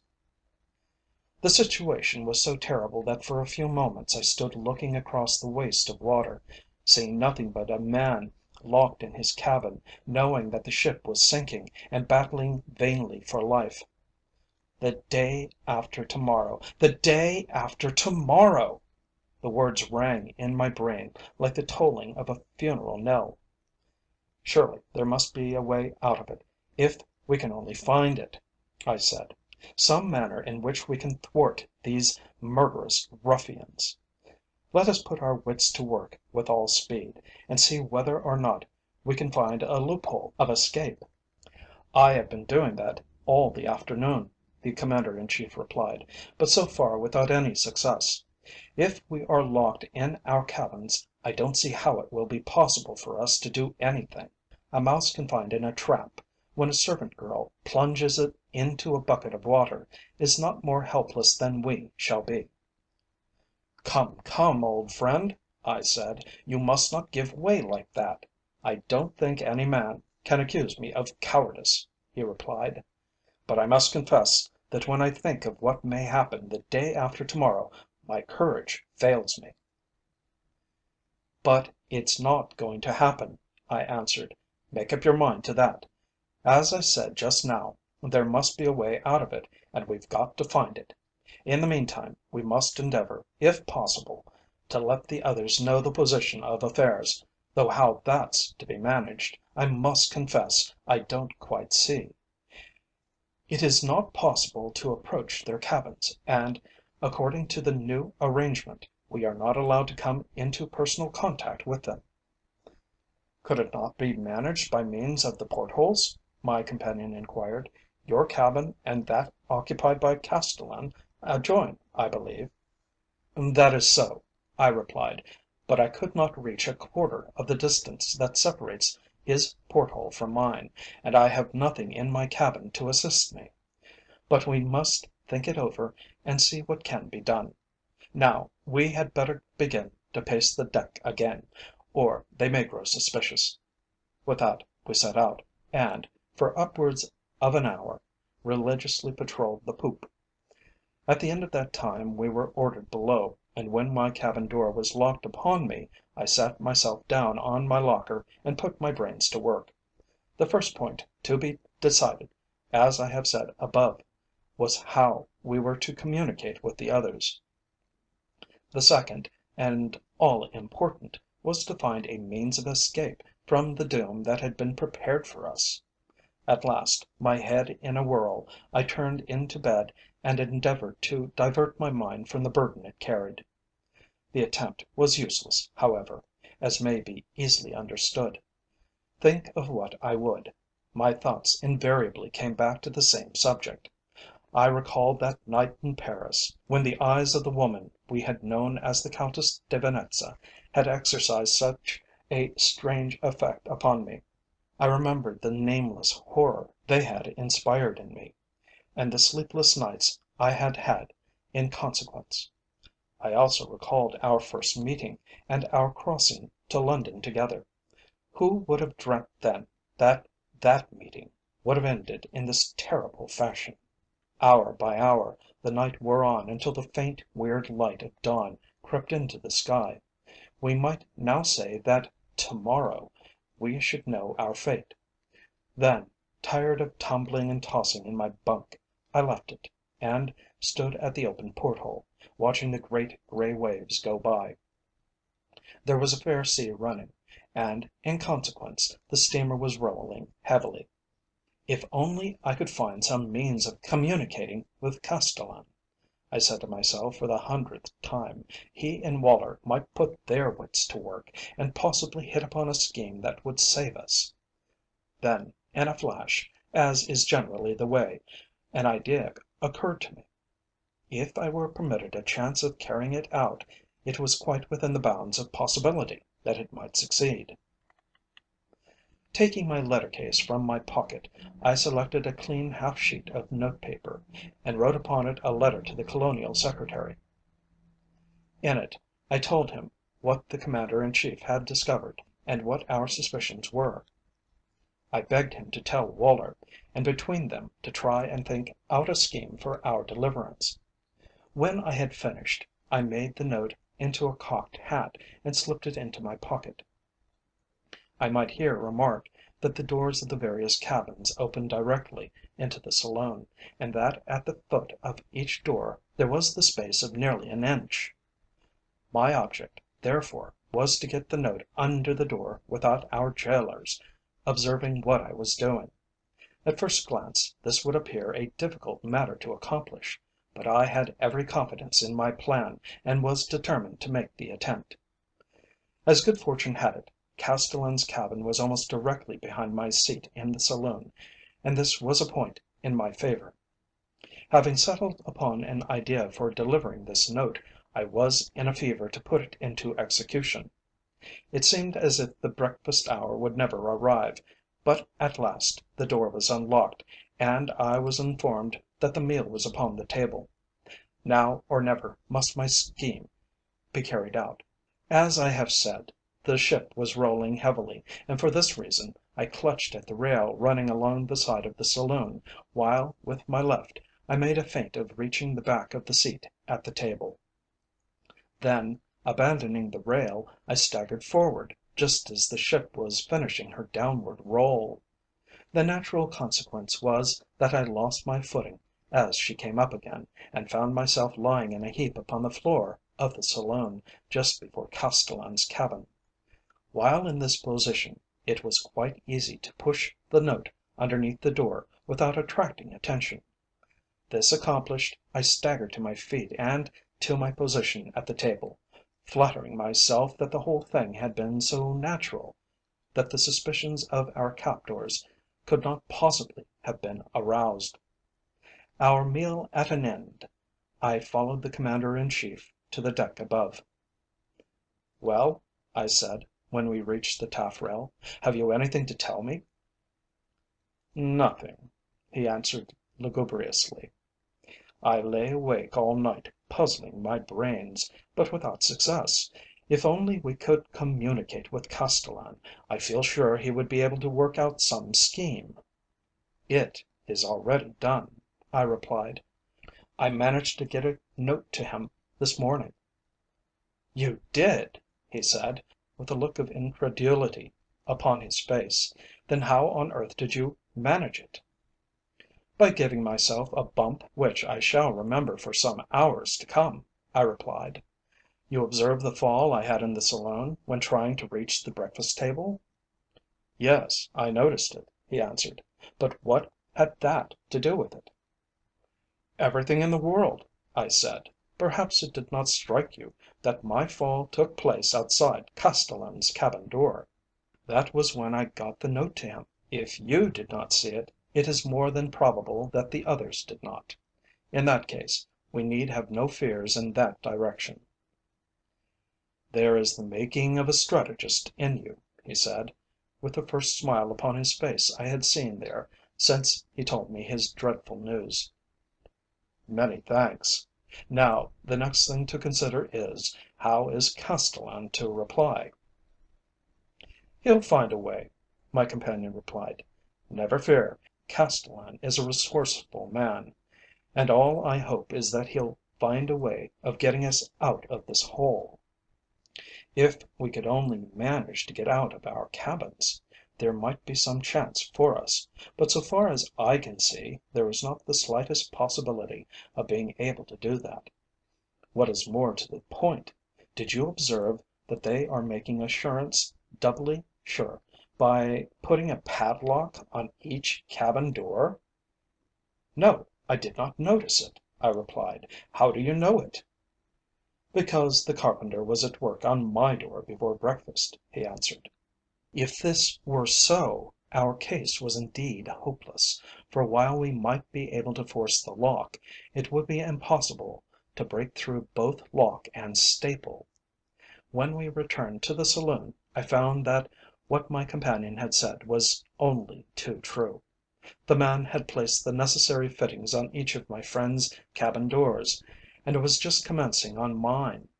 He stood aside to let me pass, and as he did so, I noticed that behind the flap of his tool basket, and less than a couple of inches from the door, lay a small gimlet, which doubtless he had been using for the work he had been engaged upon. As I saw it, a longing to possess it, such as I never had for anything in my life, came over me.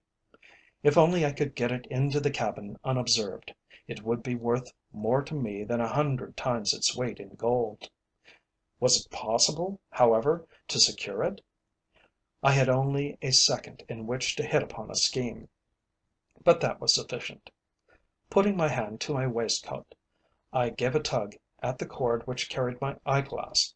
It snapped, and the glass rolled away across the floor towards the spot where the man was standing. He stooped to pick it up, but before he had time to stand upright again, I had given the gimlet a push with my foot, and it was inside the cabin. When the man returned the glass to me, I gave him a coin for his trouble, thanked him, and then walked into my cabin and shut the door. Once that was closed behind me, I picked up my treasure and thrust it under the mattress of my bunk. The question the next few minutes would have to decide was whether the loss would be discovered, and, if so, whether the man would accuse me of taking it. So invaluable would it be to me that I felt as though I would have fought the world for its possession. I could plainly hear him driving in the last screws, and afterwards placing the tools he had been using in his basket with the others. A moment later the padlock was placed on the door and locked, and then my hearing told me that he was leaving the saloon. When all was safe, I took the gimlet from its hiding place once more, and regarded it with an interest that, I can assure you, no article of that description had ever inspired in me before. Now, if only it were not discovered that I had it in my possession, I felt that I should be able to make my escape from the cabin when the proper time arrived. When we went on deck after luncheon, I informed the Commander in Chief of my good fortune, and of the use I intended putting it to. His delight was as sincere as my own, and we were about to discuss the possibilities it opened up for us, when I felt compelled to take off the yachting cap Reiffenburg had lent me on the morning after my arrival on board. Hitherto it had been tolerably comfortable. Now it did not fit at all. A nasty lump was pressing upon my forehead, and in order to discover what occasioned it, I lifted the strip of leather inside, to find a piece of paper there that had certainly not been in the cap when I had last worn it. 1 second's consideration was sufficient to convince me that this was Castellan's method of conveying a message to me. He must have worn my cap when on deck, and have placed the strip of paper in a place where he knew I should be well nigh certain to find it. Leaning on the taffrail, with our backs turned to the sentry, I opened it, and eagerly scanned the contents. It ran as follows: "Dear Manderville, your letter astounded me. The plot you speak of only serves to show what a set of fiends we have fallen in with. Since receiving it, I have been puzzling my brains for a solution of the difficulty, but so far have discovered no plan that could have the remotest prospect of success. As you will by this time have noticed, our enemies have taken double precautions to ensure our remaining prisoners. Unless we can manage to force our way out at the last moment, I fear that our fate is sealed. Should any idea occur to either of us, I will communicate with you again by the same means that I have employed on this occasion. God bless you both, and may He help us in our trouble. Your friend, B.C. When we had read it, I tore it into small pieces and threw the fragments overboard. Half an hour later, when we went below, I wrote him a brief note in which I told him to be of good cheer, for I thought I had hit upon a scheme which might very possibly prove successful. This, when next we were on deck together, I placed in the hat, and on the following morning had the satisfaction of finding it gone. Try, if you can, to imagine with what feelings we greeted the dawn of the day that was to mean so much for us. Who knew what the end of it would be? The mere idea was quite bad enough, but the uncertainty as to when the event we dreaded would take place was much worse. It might not be until towards evening, or it might be at any moment.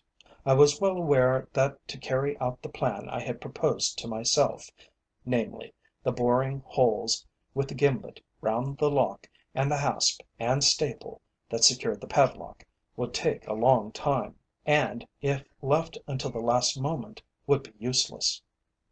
On the other hand, for all our sakes, I dared not begin the work while there was even the remotest chance of our enemies discovering it.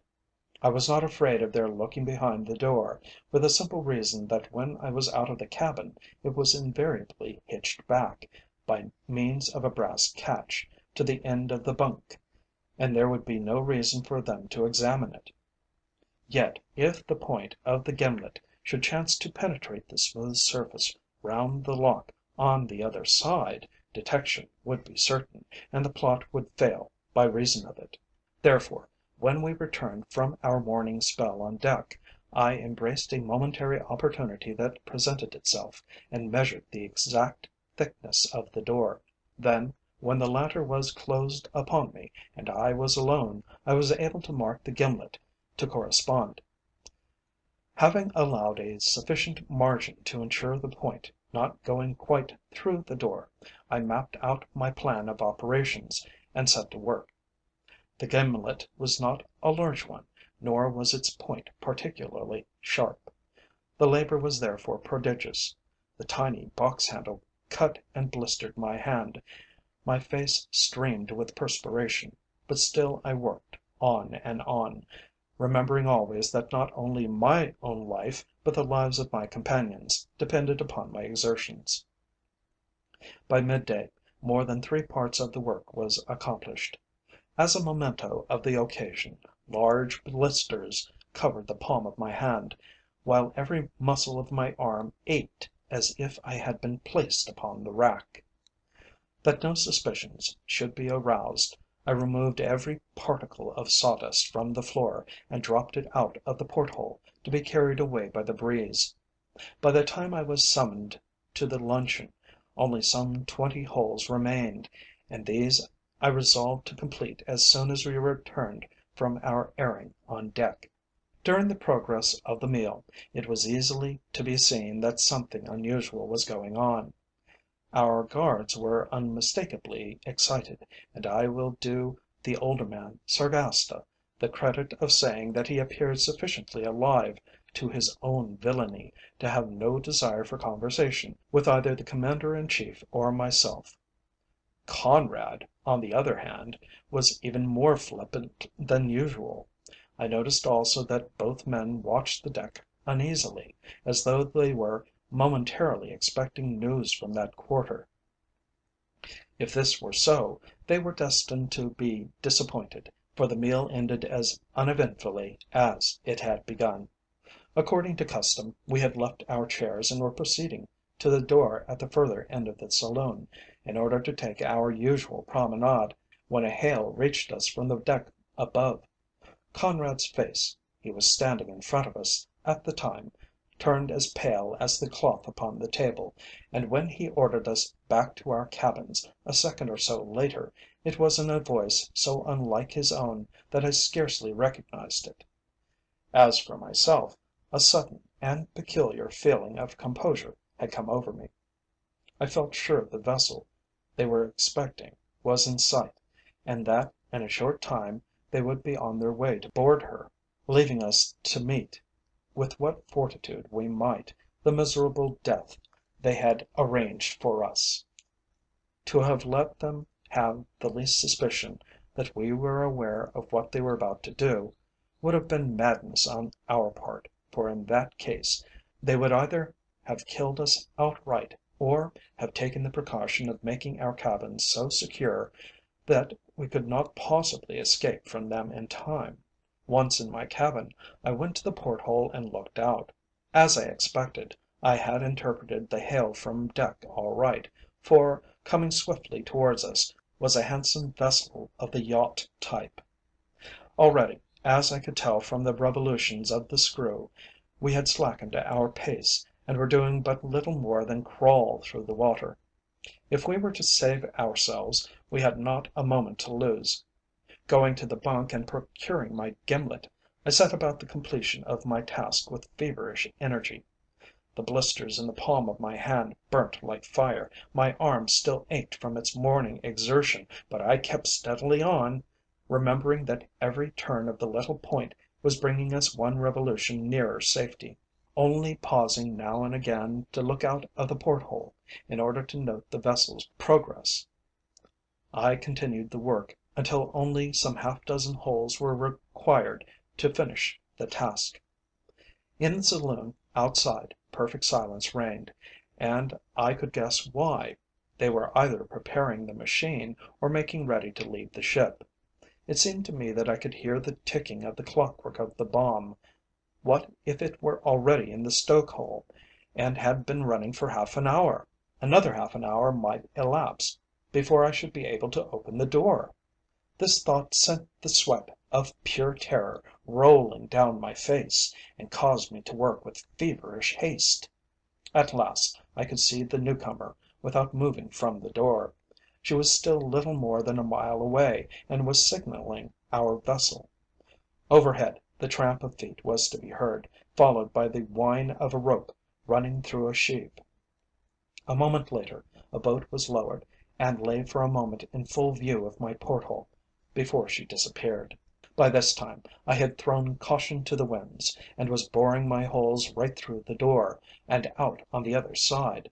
I had just finished the last but one, and was about to withdraw the gimlet, when, without warning, the frail shaft broke off near the handle, and the little instrument, which at a moment before had been our connecting link with life, lay at my feet as useless as a straw. I gazed at it for a moment, and then threw the handle from me with a gesture of despair. If I had not already done enough to make the door yield, my work would be of no avail. Suddenly a voice from the deck above called through the skylight in the saloon, "Conrad!" "Well?" cried the voice of Reiffenburg in answer from his cabin on the port side. "What is it?" "What are you about, that you do not come? Don't you know that the time is half gone?" On hearing this, I sank back upon the locker almost beside myself with terror. My suspicions were correct after all. The machine had already been running for half an hour. A few seconds later, a light step sounded in the saloon and went clattering up the ladder. I waited a few moments, and then, with agonizing curiosity, got on to my feet and looked out the porthole once more. I was just in time to see three boats leave the side, and push off in the direction of the stranger. Reiffenburg, Sargasta, and the man who had waited upon us were in that nearest me. The rest were filled with the officers and crew. As they drew further away they looked back at our doomed vessel, while Reiffenburg, upon whose face I can quite imagine that devilish smile to be playing, took off his hat and waved it to us as if in ironical farewell. Then I sprang off the locker, and, seizing the handle of the door, pulled with all my strength. To my horror it stood the test. I tried again, with the same result, and then fell back against the wash hand stand, hopeless for the moment, to the very centre of my being.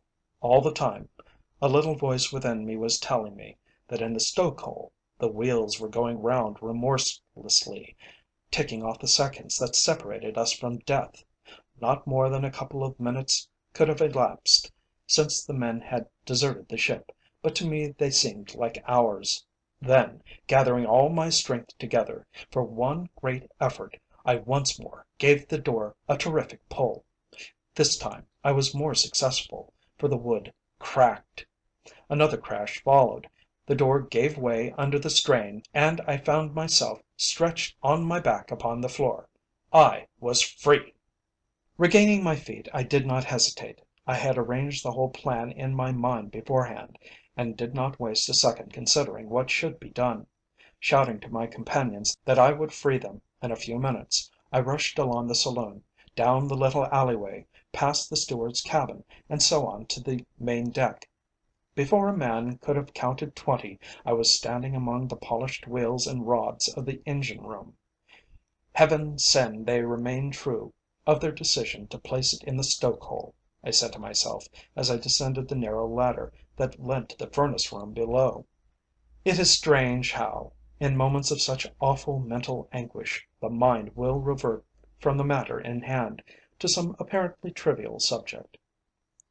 On this occasion I remembered how, many years ago, the chairman of a great steamship company had been kind enough to take me over one of their new vessels, and had shown me the engine room and the stoke hole below. How little I had thought then that my next visit to a similar place would be in search of an infernal machine that was intended to take my life! Rung by rung I descended the ladder, and at last found myself in the stoke hole. The furnaces were still alight, the men not have taken the trouble to draw the fires. Their rakes and shovels lay just as where they had thrown them down, but not a trace of the object I was searching for could I discover. Like a madman, I ran hither and thither, hunting high and low. Indeed, it was not until I was almost giving up the search in despair, and was going off to look elsewhere, that my diligence was rewarded.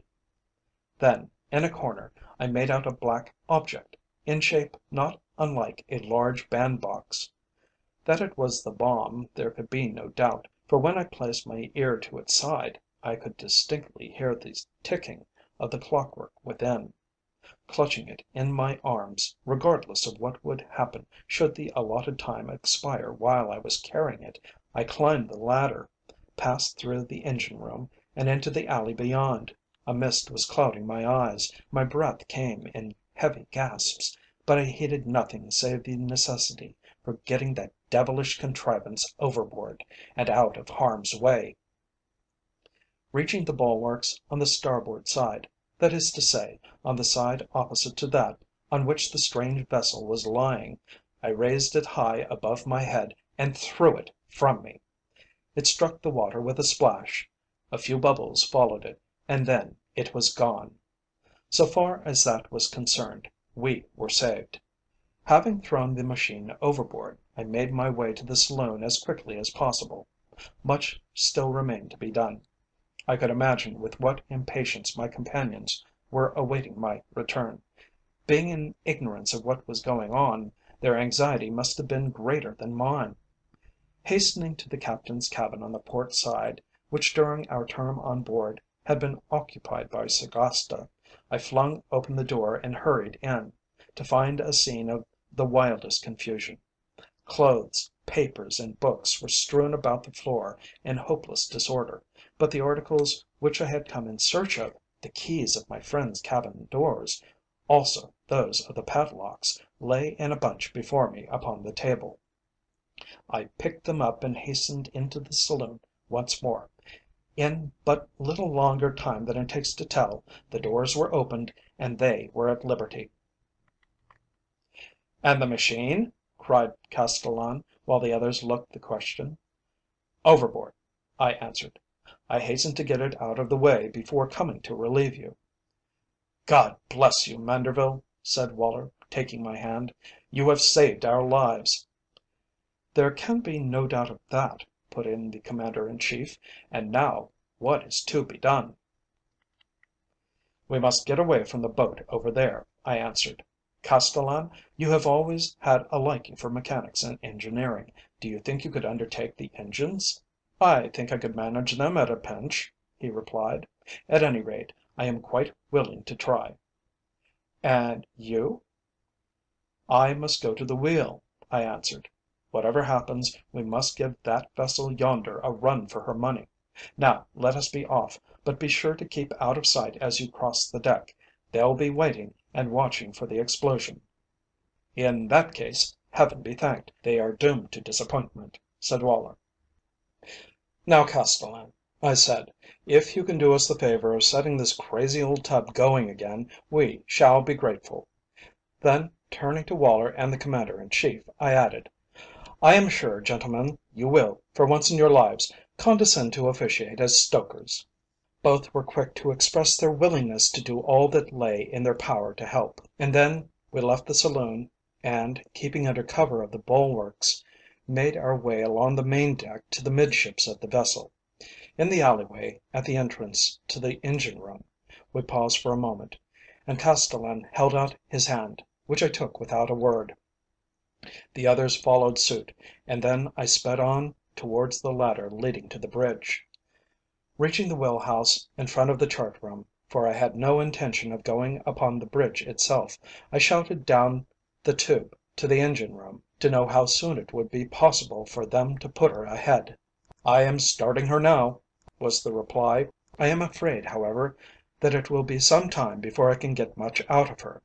True to his word, a moment later the vessel began to draw slowly ahead, but her speed was so slow as to be scarcely perceptible.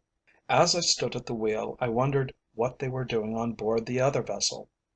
Fully half an hour had elapsed since they had left the ship, and yet there had been no explosion. I could distinguish the boats lying alongside her, and could well imagine how puzzled their occupants must feel. Then a thought came into my mind which almost brought my heart into my mouth. What if they should suppose that something had gone wrong with the mechanism of the bomb, and should return to the vessel to make sure of our destruction by scuttling her themselves? Under the impulse of this new fear, I applied my mouth to the speaking tube again. "For Heaven's sake, get all the speed you can on her!" I cried. "I am afraid of their coming back." "We are doing our best," was the reply. "The pressure is rising steadily." I prayed that it might rise in time to save us, and turned my attention to the wheel once more. Then a sudden and very natural curiosity came over me to discover, if possible, our whereabouts on the seas. When I had first come on board they had talked about the North Sea, but I had now quite convinced myself that this was not the case. At the slow pace at which she was travelling, the vessel required little or no watching. So, leaving her to her own devices, I went out of the wheel room by the starboard door, in order that I should not be observed by the people on board the other vessel, and so entered the old fashioned chart room. I quite expected to find the chart there, with the run marked out upon it, and I was not disappointed. The navigator, whoever he was, must have been both a careful and conscientious man, for I found that he had pricked off his run up to midday. I found it very easy, therefore, to settle our position. It proved to be as I expected. We were not in the North Sea at all, and so far as that chart was concerned, had never been there. Our true position was 3° or thereabouts west of Achil Head, on the west coast of Ireland. I had just convinced myself on this point when I chanced to look out of the window on the port side. Almost before I had time to think, I was back in the wheel room once more. "The boats are returning!" I shouted down the tube, in a voice that might have been heard a couple of hundred yards away, and then added illogically, "Can you do nothing?" I looked again, and sure enough, two of the boats were heading directly for us. It was plain that they had noticed something suspicious, either from the smoke escaping from the funnel, or the splashing of the screw astern. Otherwise they would not have deemed it necessary to send a second boat. They must have guessed that we had escaped from our cabins, and that we had taken charge of the ship. For a moment a feeling of exultation seized me as I thought of the disappointment and rage which must be filling their hearts. The feeling, however, was short lived. Let them once get aboard, I reflected, and I did not see how we were to prevent them, and the end, so far as we were concerned, would be the same as though the bomb I had thrown overboard had been allowed to do its deadly work. I looked out again to discover that the leading boat was now less than a quarter of a mile away. So close indeed was she that I could plainly see the men in her, the dark man who had officiated as steward in the bows, and Sargasta and Conrad in the stern. Every stroke of the oars was bringing her nearer, and already the man in the bows was getting his boat hook ready to hitch on to the accommodation ladder. In another 2 or 3 minutes, at most, they would have been aboard. Then, in a voice which at any other time I should not have recognized for my own, I shouted down the tube, "For heaven's sake, give her steam! They are close alongside!" Then came back the answer I shall not forget as long as I live. "It's all right now. I can let her go." I had scarcely withdrawn my ear from the tube before I felt a throb run through the vessel, and she was going ahead at a speed that could scarcely have been less than 8 knots an hour. Throwing prudence to the winds, I ran out to the deck and looked at the boats, now lying motionless upon the water some considerable distance astern. One of the occupants of the first boat was standing up watching us through a pair of glasses. Then, realizing that it was hopeless for them to think of catching us, the boat's head was turned, and they pulled back at a fast pace towards the yacht. That it would be necessary for the latter to remain in order to pick them up was quite certain, and in this lay our chance of obtaining a good start. Through the medium of the speaking tube I shouted words of encouragement to the engine room below. It needed only a glance over the side to be assured that our speed was materially increasing. If only we could manage to keep it up until nightfall, it was just possible we might manage to escape after all. At one time or another I have sailed many an exciting race, but never one for such a big stake as that we were now contesting. It was nearly 5 o'clock by this time, and the afternoon was rapidly drawing in. In half an hour it would be dark. Then, if we were not overhauled and captured before, our opportunity would come. Kind, however, as Providence had so far been, even greater good fortune was still in store for us. I remember that I had just called down to the engine room to know if one of them could come up to me for a consultation. The Commander in Chief was selected, and it was not long before he made his appearance before me, collarless, with his shirt sleeves rolled up, and begrimed from head to foot with coal dust. "Where is she?" he asked, as soon as he reached me.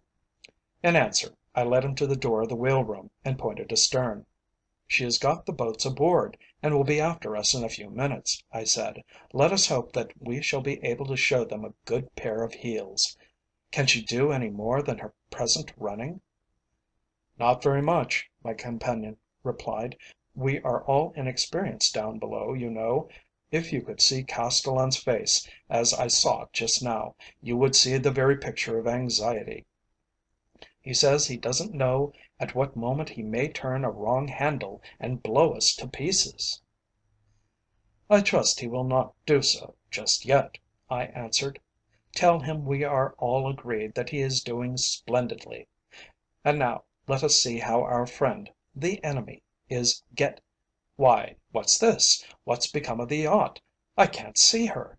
We stood at the wheelhouse door, but we could see no sign of the yacht. Providence had sent to our assistance one of those extraordinary fogs which spring up so quickly on the west coast of Ireland, and this was the stroke of good fortune to which I have already referred. A moment before the sea had been as open as a mill pond. Now it was covered with an impenetrable blanket of mist.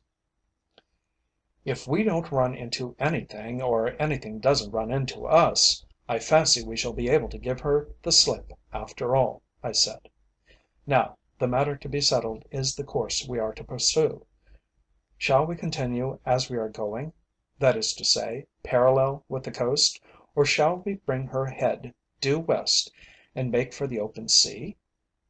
"There can be no doubt that under the present circumstances the open sea is the right place for us," my companion replied. The western coastline of Ireland is proverbially treacherous, and if this fog continues, we ought to have plenty of sea room about us." "I agree with you. And the others, what do they say?" "They are willing to fall in with anything we may decide," he answered. "In that case, let us steer for the open sea," I said, and put the wheel over as I did so. The vessel's head turned slowly round, and when I had got her into the position I wanted, I resigned the wheel to my companion, telling him to keep her as she was going, while I went into the next cabin to look at the chart. On examining it, I was relieved to find that, according to the course we were now steering, and the speed at which we were travelling, it would be all straightforward sailing for some hours to come. By this time the vessel was encompassed in a white shroud, so that it was impossible to see more than a few yards ahead. As an example, I might remark that from the wheelhouse even the foremast was invisible. Not a sound was to be heard save the throbbing of the engines and the dripping of the moisture upon the deck. Nevertheless, regardless of consequences, we steamed steadily on, trusting to the good fortune which had followed us so far to keep any vessel out of our way. When I returned to the wheel room, the Commander in Chief left for below, promising, on his arrival there, to send Woller to the cuddy in search of food. The necessity for husbanding our strength, in view of the work we had before us, was apparent to all. That the General was successful in his search was proved by the fact that when he joined me a quarter of an hour later, he brought with him a bottle of claret, some excellent ham, and enough bread and cheese to have satisfied two men with appetites bigger than my own. After he had left me, I lighted the lamps in the binnacle, and then fell to work upon the food. So far as that night is concerned, there is little else to chronicle. Hour after hour, that is to say until 10 o'clock, we continued our due westerly coast, and then left the fog behind us, as suddenly as it had overtaken us. Overhead the stars shone brilliantly, while the sea, save for the long Atlantic swell, was as smooth as glass. Though I searched the waste of water as far as my eye could reach, not a sign of a vessel could be discovered. Having satisfied myself upon this point, I made the wheel secure and set off in search of the ship's lights. These I discovered in the forecastle, and when I had placed them in position I lighted them, and then returned to the wheel room. I had not been there many minutes before the sound of a footstep on the deck outside attracted my attention, and a minute later Castellan stood before me. No one would have recognized in the figure he presented the trim, well-dressed Colonial Secretary of a few months before. "All well so far, Manderville," he said cheerily, "but I can tell you it's terribly anxious work below. I've just run up to obtain a breath of fresh air, and to see what you are doing. I am afraid you must be very tired." "Not more tired than you are, I expect," I answered. "I intend bringing her head round to south west in a few minutes. That should put us in the track of ships by daylight. Our luck will have deserted us indeed, if we cannot find one and get them to take us aboard. Do you think you can manage to hold out below until then?" "We must," he replied. "There is nothing else for it. This has been a terrible day, Manderville. We ought to be thankful that we have come so well out of it." "Hear, hear to that," I answered. "And now I must be getting back to the engine room," he said. "Call through the tube if you want anything, won't you?" I promised to do so, and then with another good wish he bade me farewell and disappeared. When he had gone, I brought the vessel's head round to the course indicated, and then settled myself down to a long night's vigil. How wearying it was I must leave my readers to imagine. The night was bitterly cold, but I was so wrapped up in what I was doing that I paid small heed to that. At regular intervals I left the wheel room and went to the bridge above, to make sure that no vessel was in sight. Then I would return to my post and remain there for another quarter of an hour. It was wearying work, and more than once I was so nearly overpowered by sleep that it became necessary for me to stamp my feet and pinch myself in order to keep awake. At last, After what seemed an eternity of waiting, the first signs of approaching day were to be observed in the sky. Then a faint grey light overspread the sea, touching the little waves until they had the appearance of frosted silver. When it was quite light, I left the wheel and made my way up to the bridge. Still no sail was in sight, and for all I could see to the contrary, ours might have been the only vessel upon the ocean.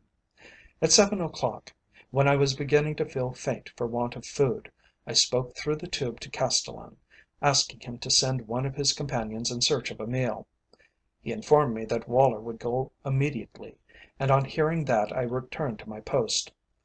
I had not been there many minutes before I heard a shout outside, and Woller, excited beyond measure, made his appearance at the wheelhouse door. "A ship! A ship!" he cried. "A man of war, if I'm not mistaken, and not more than 5 miles away." Before he could say anything more, I was out on the deck beside him, holding on to the rail and watching a large black man of war coming up hand over hand. She was certainly not more than 5 miles distant, and every moment brought her nearer. Hastening to the engine room tube, I called to Castellan to stop our vessel, then, asking Woller to take the wheel, I ran aft to the signal locker in the companion hatch. To pick out the Union Jack and to bend it on the peak halyards occupied scarcely more time than it takes to tell. Then I ran it up to half mast as a signal of distress, and, having done so, went off to the taffrail and waited for the other vessel to come up to us. She made an imposing picture in the bright morning light as she came cleaving her way through the water, and when I remembered all that her coming meant to us, I could have kissed her very decks in thankfulness. Returning to the bridge, I found Castellan, the Commander in Chief, and Woller awaiting me there. Not a word passed between us for some moments. We stood gazing at the Queen's ship in silence, waiting to see what she would do. Then a stream of signals broke out at her masthead, but as it was impossible for us to interpret them without the necessary code, we were obliged to disregard them. She must have understood this, for she gradually drew closer until she was less than half a mile distant, when she came to a standstill. Shortly after we distinctly heard a boat piped away, saw it leave her side, and watched it come towards us. A large lump was steadily rising in my throat as I saw the bluejackets at the oars, and the officer seated in the stern, and I felt that I was getting perilously near making a fool of myself. Churning the water under her bows into snow white foam, the boat drew alongside. Then the handsome young officer ascended the accommodation ladder. We had by this time descended to the main deck to receive him. That he did not recognize us, and he might very well not have done so, was evident from the fashion in which he addressed us. "Well, my men," he began, glancing from one to the other of us, as if to satisfy himself as to which was the leader, "what is the meaning of your distress signals? From what I can see of her, your boat looks right enough." "There is no fault to be found with the boat," I answered, realizing in an instant the position of affairs. "The truth is, we want to be taken off her. It is impossible to work her with only 4 men." "But what has become of the rest of the crew?" he asked, looking round as if he expected to see them somewhere about. "They left her yesterday," I answered, unable, despite the gravity of the situation, to refrain from mystifying him. The youth was so full of his own importance, and so inclined to be overbearing, that I could not help myself. "And pray what rank do you 4 hold on board her?" he asked, evidently not a little surprised by our appearances. "We are passengers," said the Commander in Chief, "and, as my friend says, we are extremely anxious to leave the ship and go aboard your vessel." "That's all very well," he answered curtly, "but I don't think it will do. The skipper won't hear of it, don't you know. But, for the present, what are your names?" Here was the opportunity for which I had been waiting. "This gentleman is the Right Honourable Benjamin Castellan, Secretary of State for the Colonies," I said, pointing to Castellan. "This is the Commander in Chief of the British Army, and my friend on your left is Sir William Woller, who some little time ago was appointed Commander in Chief of the British forces in South Africa." "Stow that!" the officer answered angrily. "You'd better not play the fool with me. What do you take me for?" At the same time I noticed that he looked curiously from one to the other of us, as if he could not altogether trust his own judgment. Then he added: "You know very well that the four gentlemen you speak of are dead." "You will find, my friend, when you come to know us better, that there is likely to be a difference of opinion on that score," said the Commander in Chief quietly. "My own is that they are very much alive." "Perhaps it would be as well for one of us to write a note to the Captain," Castellan put in. Then turning to the Lieutenant, he continued: "I think it would be better for you to believe our story, my friend. What you have been told, as you will admit when you have heard all we have to say, is quite correct. That we are the people in question I shall soon hope to convince you. Will you accompany us to the saloon, or do you prefer to remain here?"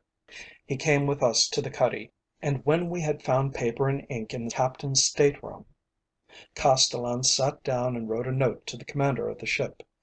This was dispatched by the boat that had brought the lieutenant, and in less than half an hour Captain Breatford was ascending the steps of the accommodation ladder. In the meantime we had made ourselves as presentable as possible, and had quite succeeded in convincing the lieutenant of the truth of our story. He was profuse in his apologies for his manner towards us, but we bade him think no more about it. He might very well have been forgiven for not having recognized us. I must leave you to imagine the captain's surprise at finding us in such a strange position. He prophesied a tremendous sensation in England when our story should become known. "You are quite certain, I suppose, that it was off Achil Head that you parted company with the yacht?" he asked when he had heard our adventures. "Quite certain," I replied. "But if you would care to convince yourself on that score, and will come with me to the chart room, I will show you the chart worked out by the officer of the watch up to noon yesterday." He did so, took certain notes, and then invited us to accompany him to the warship.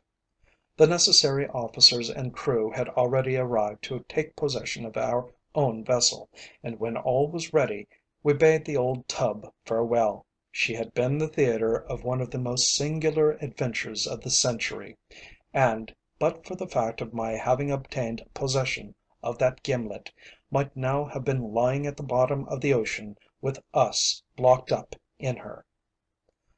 On board the man of war a consultation was held, and as a result the captain decided to set off at once in search of the mysterious yacht, and afterwards to land us at a port whence we could easily reach London. "In the meantime, gentlemen, permit me to offer you the best hospitality in my power," he said. "I think, in being permitted to rescue you, I should deem myself the most fortunate man in the British Navy to day. To rescue four such gentlemen is not a chance that falls to a man's lot very often." Needless to say, we quite agreed with him.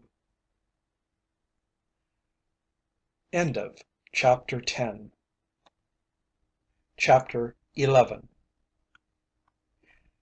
The tale of our adventures has occupied a long time in the telling. There remains but little more to be added. What there is, however, I venture to think may be of interest to you. According to the captain's arrangements, we explored the sea for a considerable distance around Achil Head, but without discovering any sign of the yacht. The peasantry, we learnt, had seen nothing of her, and it was not until we reached the little harbour of Gallisheen that we learnt how swift and entirely unexpected had been her fate. How it happened no one will ever know, though it is conjectured that the fog was responsible for the catastrophe. At any rate, the fact remains that, when little more than 8 miles from Gallisheen, she went ashore on that terrible coast, and in less than an hour became a total wreck. You would be quite justified in asking how we knew that it was the same vessel. Let me explain. When we landed to make inquiries concerning the wreck, an old man informed us that only one body had been recovered, that of a woman. If we cared to inspect it, he added, it was at that moment lying in his cabin awaiting burial. Impelled by a feeling that was something more than curiosity, we entered the rough hut on the cliff. I think we all knew what we should see. When we came out into the sunlight again, Castellan, whose face was very pale, put his hand on my shoulder. "Manderville, old friend," he said, "Shakespeare was right when he said that there are more things in heaven and earth than are dreamt of in our philosophy. That woman lying in the hut planned our ruin, and but for you she would have accomplished it. Now she is dead while we are alive. There is a moral in it, if one cared to look for it." "And Conrad, Sargasta, and the other man, what can have become of them?" "Drowned, you may be sure," he answered, in the same curious voice. "Poor wretches! They have received their punishment sooner than they expected. When all is said and done, we can afford to forgive them." As he finished speaking, we heard the snarl of the waves on the rocks below. They were telling their own tale, and I shuddered as I heard it. The outburst of excitement, the furor, I might say, which greeted our arrival in London, will be well remembered by everyone. For this reason, it is not necessary for me to touch upon it here.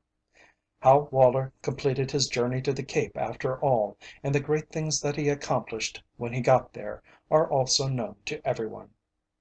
I think it only right, however, in conclusion, to add that, in giving this record of our strange adventures to the public, I have done what I consider to be my duty, and with the hope that no public men will ever again be called upon to endure so much, I make my bow, and bid my readers a polite farewell. The End. End of Chapter 11. End of A Cabinet Secret by Guy Boothby.